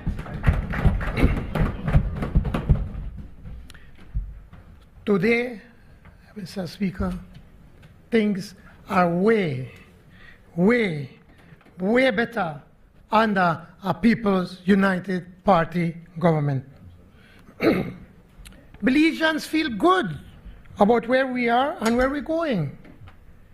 I quote further from the IMF letter, and it states, the staff from the IMF expects the current account deficit to narrow to 1.4% of GDP by 2030, end of quote, due to, among other factors, higher tourism receipts and the projected improvements in the terms of trade. They write that, and I quote, the public debt has declined substantially since the pandemic, attributing this reduction to a strong economic recovery, large fiscal consolidation, and to debt reductions operations. Public debt is now firmly on a downward path and projected to fall to 54.5% of GDP by 2030. Not my words, the IMF.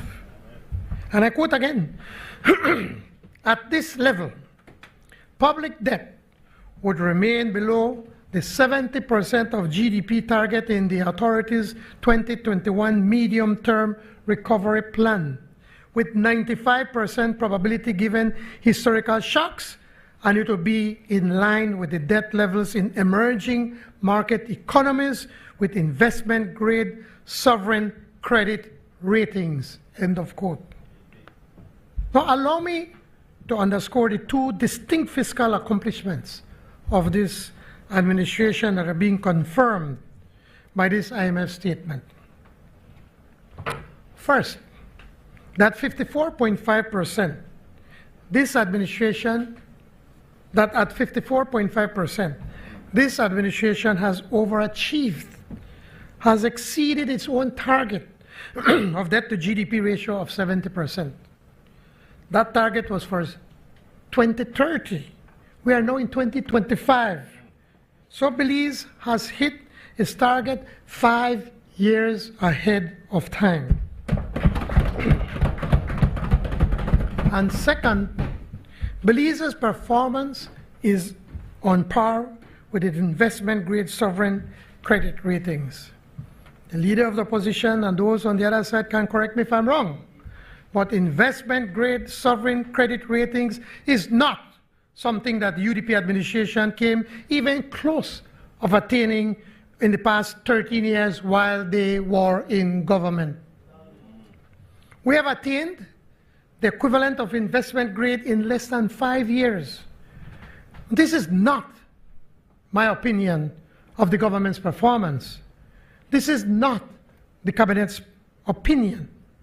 This is not a PUP opinion. This is the opinion of the IMF, the institution known to be the most castigatory fiscal policeman on planet Earth. And this is an option dated the 15th of May, 2025, less than 2 weeks ago. Let me give you a copy, Madam Speaker. Madam.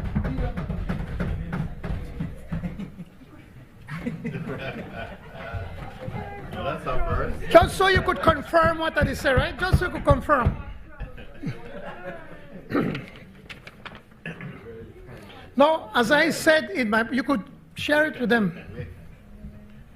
I don't know if someone don't understand it, but anyway, they could.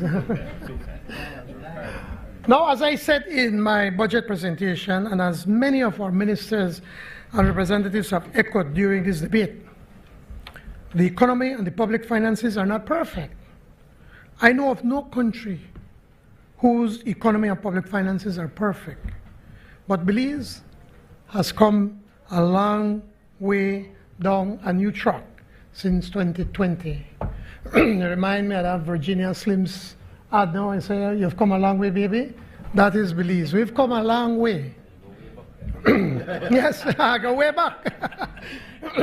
I can't tell me age, not sure? Member from Freetown, get a chance me.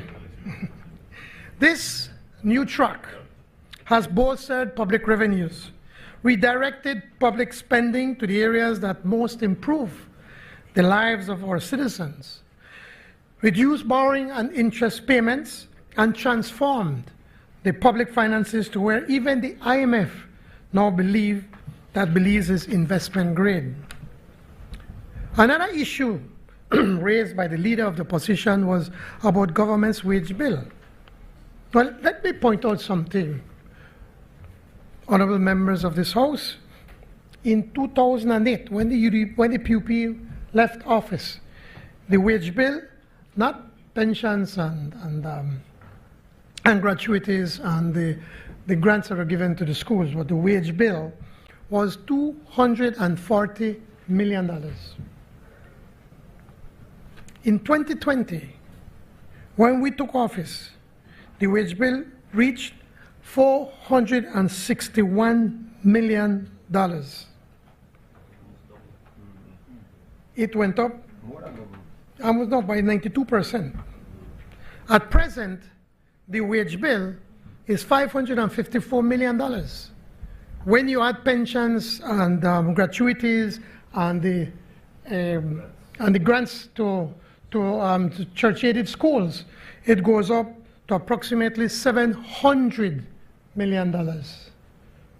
Remember, from $240 million, under the UDP, the payroll almost doubled in 12 years, increased by 92%, or an average increase of 7.7% per annum.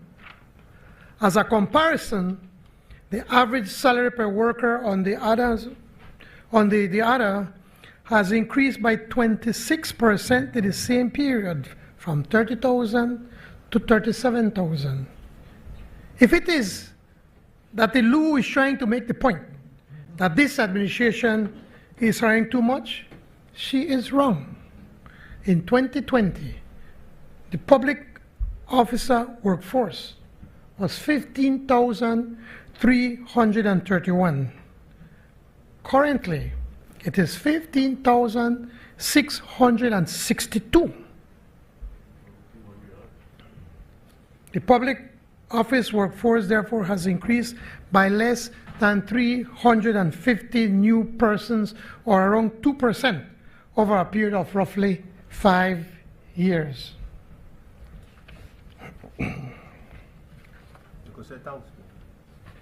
Thank you very much. Just to correct you. Now, let me lay out the facts, or maybe I should remind her of the facts. This is right on track. And no amount of boilerplate or chat GPT criticisms, no servings of cynicism, no doom or gloom vibes, and no Cassandra from the other side will take us off our track, right on track.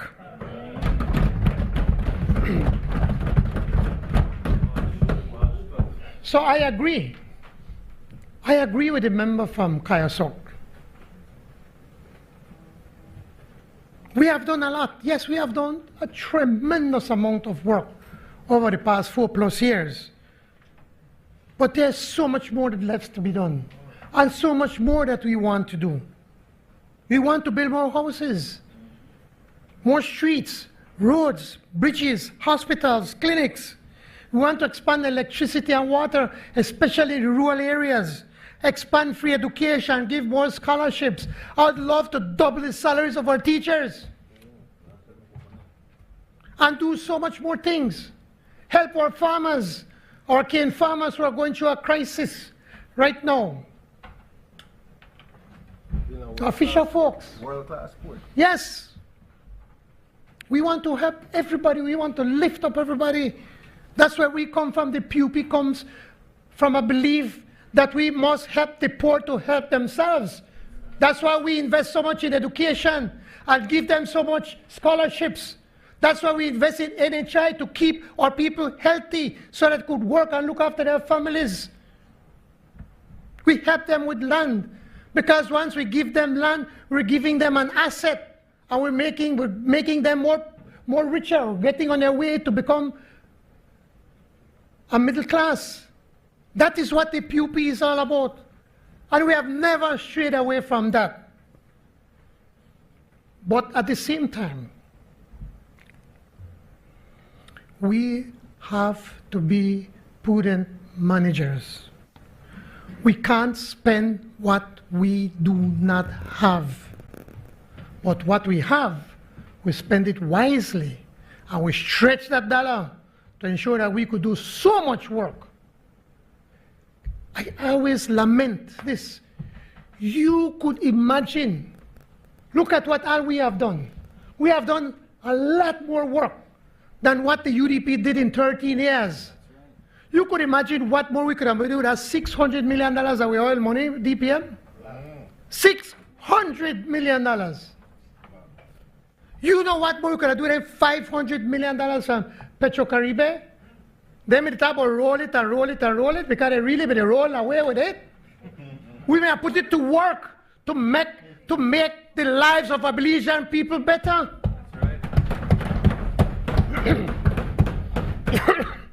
So I want to thank my colleagues for being understanding and for having the discipline to work with what we have. We can proudly say that the People's United Party is and always will be the party of social justice.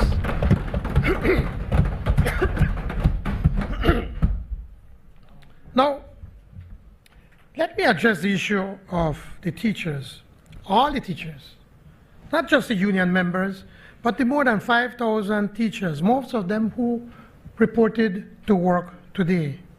And I want to publicly thank those that reported to work today because they really and truly realize that their main mission as a teacher is to be able to look after our kids, to look after our children, to educate them. And that one day miss is one day too much in the life of a child, of a student. So I want to commend them for staying in the classroom and working with our kids. Mr. Speaker, this government remains fully committed to dialogue and continues to address the matter in good faith. Our teachers are valued and they are being heard. In fact, it is because we recognize their importance that our government took the decisive step of assuming full responsibility for their salaries and benefits at the start of the last academic year. $10 million more is going to cost us. With the $600 million of the oil and the $500 million of Petrocaribe, the UDP government never saw it fit to be able to put that 30% to our hard-working teachers when they retired because the churches did not have the 30% for their pension. It is a party of social justice, a party that believes in our workers, a party that believes in our teachers, that we decided that we are going to pay the full 100% of their pensions. Not only teachers, we have staff too. The And the staff, yeah, and all, yeah, not the teacher, but even the administrative staff of these schools. Thanks for pointing that out, Honorable Member. Sorry? Even the cleaners, yeah, even the cleaners, everybody. Yes. 13 years. UDP say what? Oh, we can't afford it.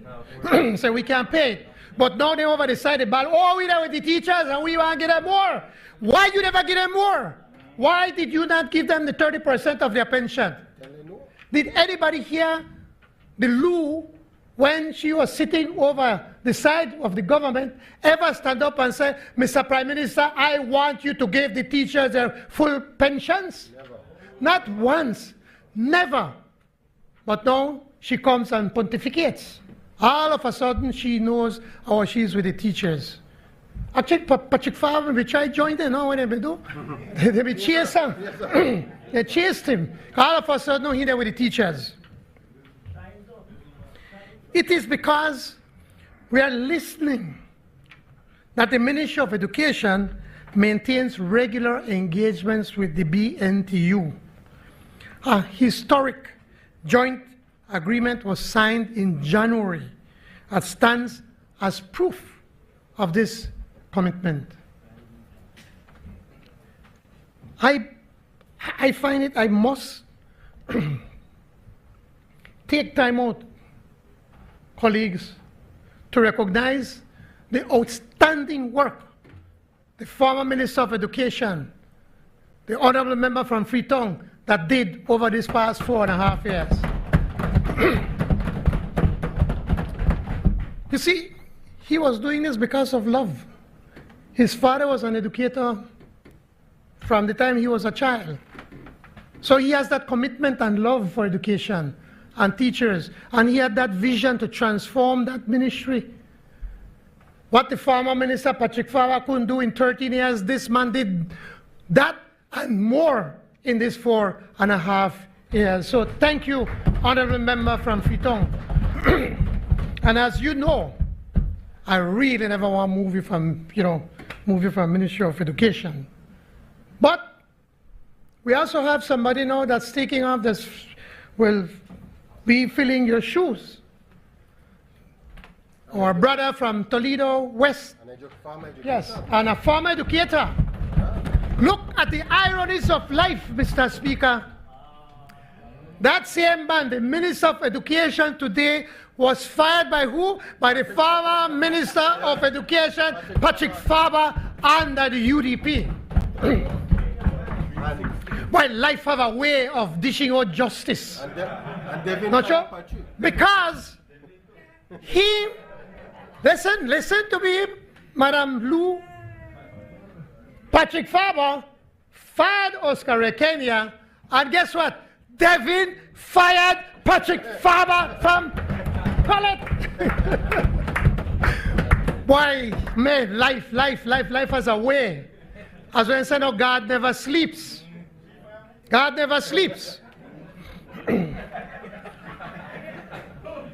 But also, the leader of the opposition should be very happy that Patrick Farmer may lose.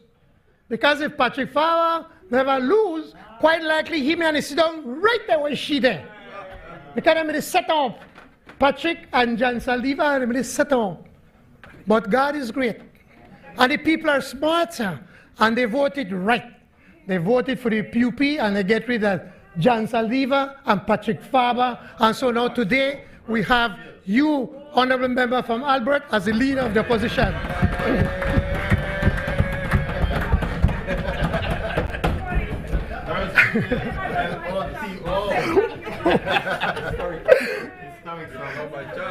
You have to enjoy it, Madam Leader of the Opposition. One over here, one over there. Huh? One over here, one over there. And now, but let me finish now. Honourable Member from Freetown, I really want to, on behalf of our government, to thank you for the work, the tremendous work with you and your team. I remember when you just took over that ministry, you said that you were there alone. And then you brought in your CEO, and you also brought your chief. And you said pretty much it's just the three of us had to start the rebuilding process of 13 years of UDP in that ministry. And there were challenges, but you never get up there and started going crazy like the other one day and one fire and do all kind of thing. You worked with who was there, and some of them had to leave, but most of them saw that what you were doing was in the interest of our young people. It was for the good of education in Belize. And so they joined you. And that is the distinct difference from a PUP government and a UDP government. That is the difference. And that is why Patrick Farber is no longer in the House. And we have Oscar Rekenia as the Minister of Education.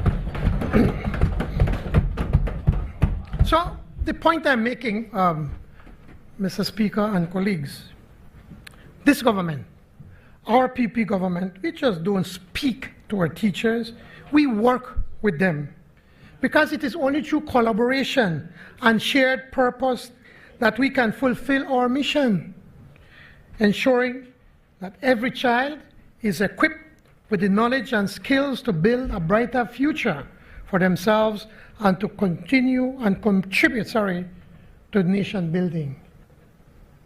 And I want to make something absolutely clear to the teachers, especially to some of the leaders of the BNTU. I have history with the BNTU. My mother was a teacher. She was a proud member of the BNTU. I marched as a child in Belize City with my mother with BNTU. So when I stand with them and I tell them, this is what we can do, that I don't want to, I'd love to give them more. I love teachers so much, I married a teacher, Rosanna Briseño. Started teaching at the age of 18.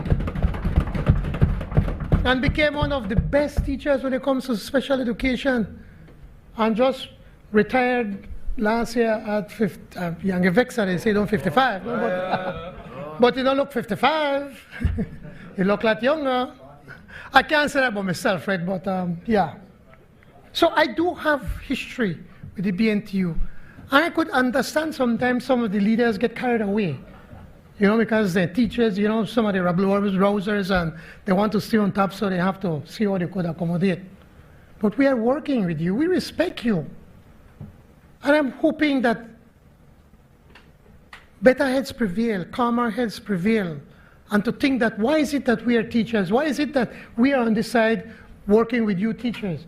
It is because we want the best for our Belizean children in the schools. Now, Mr. Speaker, I would be remiss of me. I say everybody boasts about, you know, about their constituency and their campaigners, and you know, a lot of times I just get carried away trying to do the work as Prime Minister. And every so again when I go to Regional Grassy, they scold me up. You say, you know, say nothing but people from where people are in Regional Central. Of how hardworking they are, how my campaigners, you know, saw campaigners from 1993, you know, they're still there with me. I mean, so I kind of limp now again, you know, because you know, they put in some long years. But I want to thank the amazing people from Orange Rock Central, who from the very first day I started my journey in public service, in politics, have stood with me. You know, I had my first convention, I think it was May 24th of 1993, you know, against John Lever, who turned out to be the dean of the Muffles Sixth Form and has done a great job at Muffles Junior College, a college that I helped to found. I was the chairperson of the fundraising committee to build that school. And since then, the people of Orange Rock Central have always stood by my side. Every single elections, even for municipal elections. We may lose it on council, but in Orange Rock Central, we always win because the people have always stood by me. They stand with me in the good and the bad times. And the worst of times for Injok Central was the 13 years of the former UDP government. I thought that Sir Manuel Esquivel, may be bad. He never be bad. He never may see it compared to that other group that were there for the past 13 years. Because they took politics to its lowest level. Where they say, you vote for PUP, you get nothing. You don't get no scholarship, you don't get no land, we don't fix no street, we don't put no drain, you can't get nothing from this government. Not even one culvert. Poor, but I shouldn't say, but I'm going to say it, Mr. Speaker, poor, but Oscar, get up in the house and talk about the culvert. And what did then Prime Minister say? I'll give you the one, I'll give you 3 culverts. And how much you get? Not even one. 13 long years. And the people of Injok Central stood with me every time. Just before the election, the then standard bearer of the UDP, Juan de Grijalva, gave out 700 lots. 700 lots about 3 to 4 weeks before the election. And with all of that, the people stood by me and our Injok Central. I love it with all my heart. And in that short time, we have done a lot for the people of our Injok Central. And I now read out all this DPM. Good. No, I mean, what I do, I partner with the town council, and we pave a lot of streets in our Injok Central. We put drains, we put culverts, we put parks. Philip Alvarez Park, the one of the most prettiest park you could find. And the dome, the basketball dome. Minister of Sports, you have seen it. I know you want like that in the rest of the country. And I'm there with you on that. We have done so much for the people in that short time. The only complaint I have is that my DPM, the Minister of Lands, have not been too kind with me with lands in our Injok Central. When I hear they give out 700 and 800, and I only get one little bit, you make me feel jealous, No, I must. Huh? Give me that. No, but on a serious note, DPM has been an exemplary Minister of Lands. And unlike the former ministers of land from that other side, not as but one farmer, Gaspar Vega. This man, the guitar, this man right here, and we've been through many battles since 1994. You've been a young boy. Remember, you're in a shape, no stomach with flats. Huh? Skinny, no hair. He lives social justice. And he spends all his time trying to see how he could help poor people to get land. And he does that to a fault, because then a lot of people in the private sector where they try to sell their land or try to make the transactions, say, I can't get my land, and so why? Because every minute they have a land clinic. But that's what we were elected to, man, for take care of the small man, then when we need a piece of land. Hopefully this time around I get some more land and I could boast about it, right? We work on that. So, we have done a lot of work. We have, Minister of Agriculture thanks over 3,600 sugarcane farmers, including 77. We get support during your tenure as Minister of Sugar. And so I want to thank all the ministers that have helped us here in Orange Rock Central. Finally, Mr. Speaker, let me say this. I join the others in expressing joy in seeing the first woman leader of the opposition. Madam Leader of the Opposition, as you said, it is historic. And I agree with you, it is historic. But by way of advice, Madam Leader of the Speaker, the leader of the opposition, your role is not an easy one. Right, Honorable Member from Freetown? It's not an easy one to be the leader of the opposition. And she must understand that her gender does not exempt her from the slings and the arrows of this nation. Yeah. I laugh with his beat up shine. Sure. Now, I need to remind her. I need to remind her that the leader of the opposition, that for 13 years, the Honorable Member of Freetown and I, as leaders of the opposition, we were insulted and vilified by her leader. And some of the most meanest and sharpest personal attacks were hurled at us on this side by the former Prime Minister. And while he was doing all of that, all of them, including herself, they were laughing and clapping while they were hurling the insults. Remember when the honorable former member from Mesopotamia did a very ugly thing at you? Yes, very ugly. Yes, yes. And the Prime Minister sat right there and laughed with everybody. I'm not sure probably if you were already, you got elected 2012. Yes, you were right there. 2015 you got there. Okay, you were not there. And they just sit down there and laugh. That was one of the most darkest period of this country's history in Parliament, those 13 years of the UDP. And we will never allow that to happen again, certainly not from this side. And I hope, Madam Leader of the Opposition, that you can see what you all went through and to say you would never behave that way. So, whilst we're on this side, we will never reduce ourselves to those levels. I can assure you, we'll never go to those levels. But from time to time, we have to choose, some things at you, Madam Leader of the Opposition. So we will demand from her the level of debate and yes, banter that befits her office. You are in the kitchen now, Leader. You have to know how to handle the heat. I'm coming to that. Let me also say this.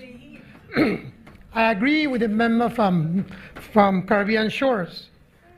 I too find it a complete dereliction of duty and an insult that your deputy leader, the honorable member from Corozal North, has given a slap in the face to you as a leader, a slap in the face to the people of Corozal North, because that as a member from Corozal North, he has chosen to be absent from this debate for the past 3 days. Now, I would not dabble in politics, in UDP politics, but all of us are paid to represent the interests of our constituents, and that he chose to be absent is inexcusable and plain cowardly. He hide because of Belizean Beach land scandal. Right? He hide from Belizean Beach because he signed it. Yes. I hope that when we come and bring a motion to acquire Belizean Beach on behalf of the Belizean people, that the leader of the opposition will also support that motion. Because we want to get that back and give it and set it up as a park, an official park, to the city council probably, and make them develop it. Yes. In Belmopan, they give her the boulevard. Now boulevard, then just with the grab any and everything. Matters.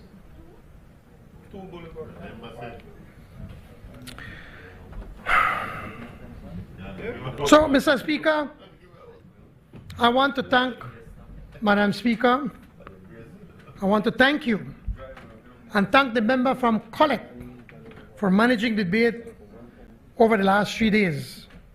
I believe it went well, and I think on both sides we can agree you were fair. I'm going to give this man one of applause for Mr. Speaker. You were fair. And this is is your fourth time in Parliament? One last time, and then 2, 3, 4. Yeah, four times. And you did such a great job as Speaker. If we were in the UK, probably I said, man, we left you as Speaker of the House since you do have such a good house. Because in the UK, you and Devin, because in the UK, it is a member of Parliament that is Speaker. But we need you also to help our Minister, Foreign Minister, so we're good. And also let me say thank you to the member from Mesopotamia, you know, for the Archive Committee prepared some very excellent Singapore-style chow mein and also the sweet and sour chicken. And also to the member from Queen Square. Both of you, you know, have some ways to go with your debating skills.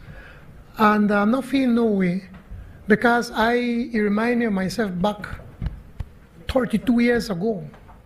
You know, when it just started, at least you know me, I think you know me more, probably a little bit more bold because you know, don't start to talk. I may take a few house meetings before I learned my way before I opened my mouth.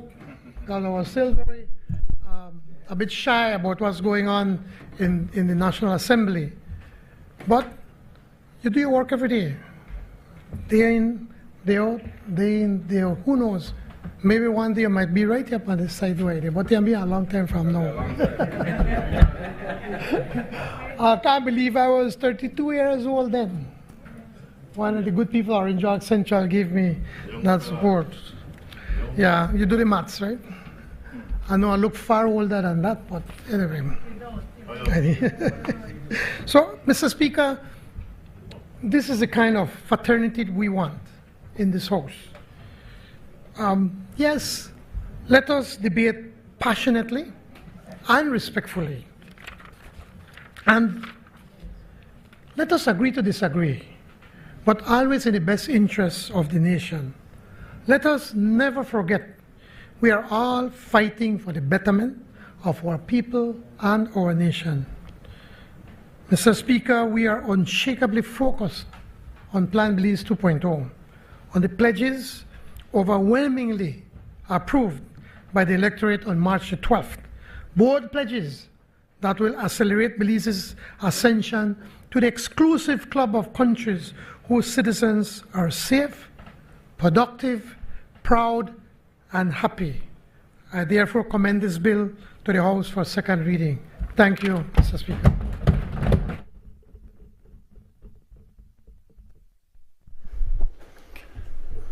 Honorable members, after 3 days of presentation, the question is that the bill for an act to appropriate further sums of funds for the use of public service for Belize for the financial year ending March 2026 be read a second time. All those in favor kindly say aye. Aye. Those against kindly say no. I think the ayes have it.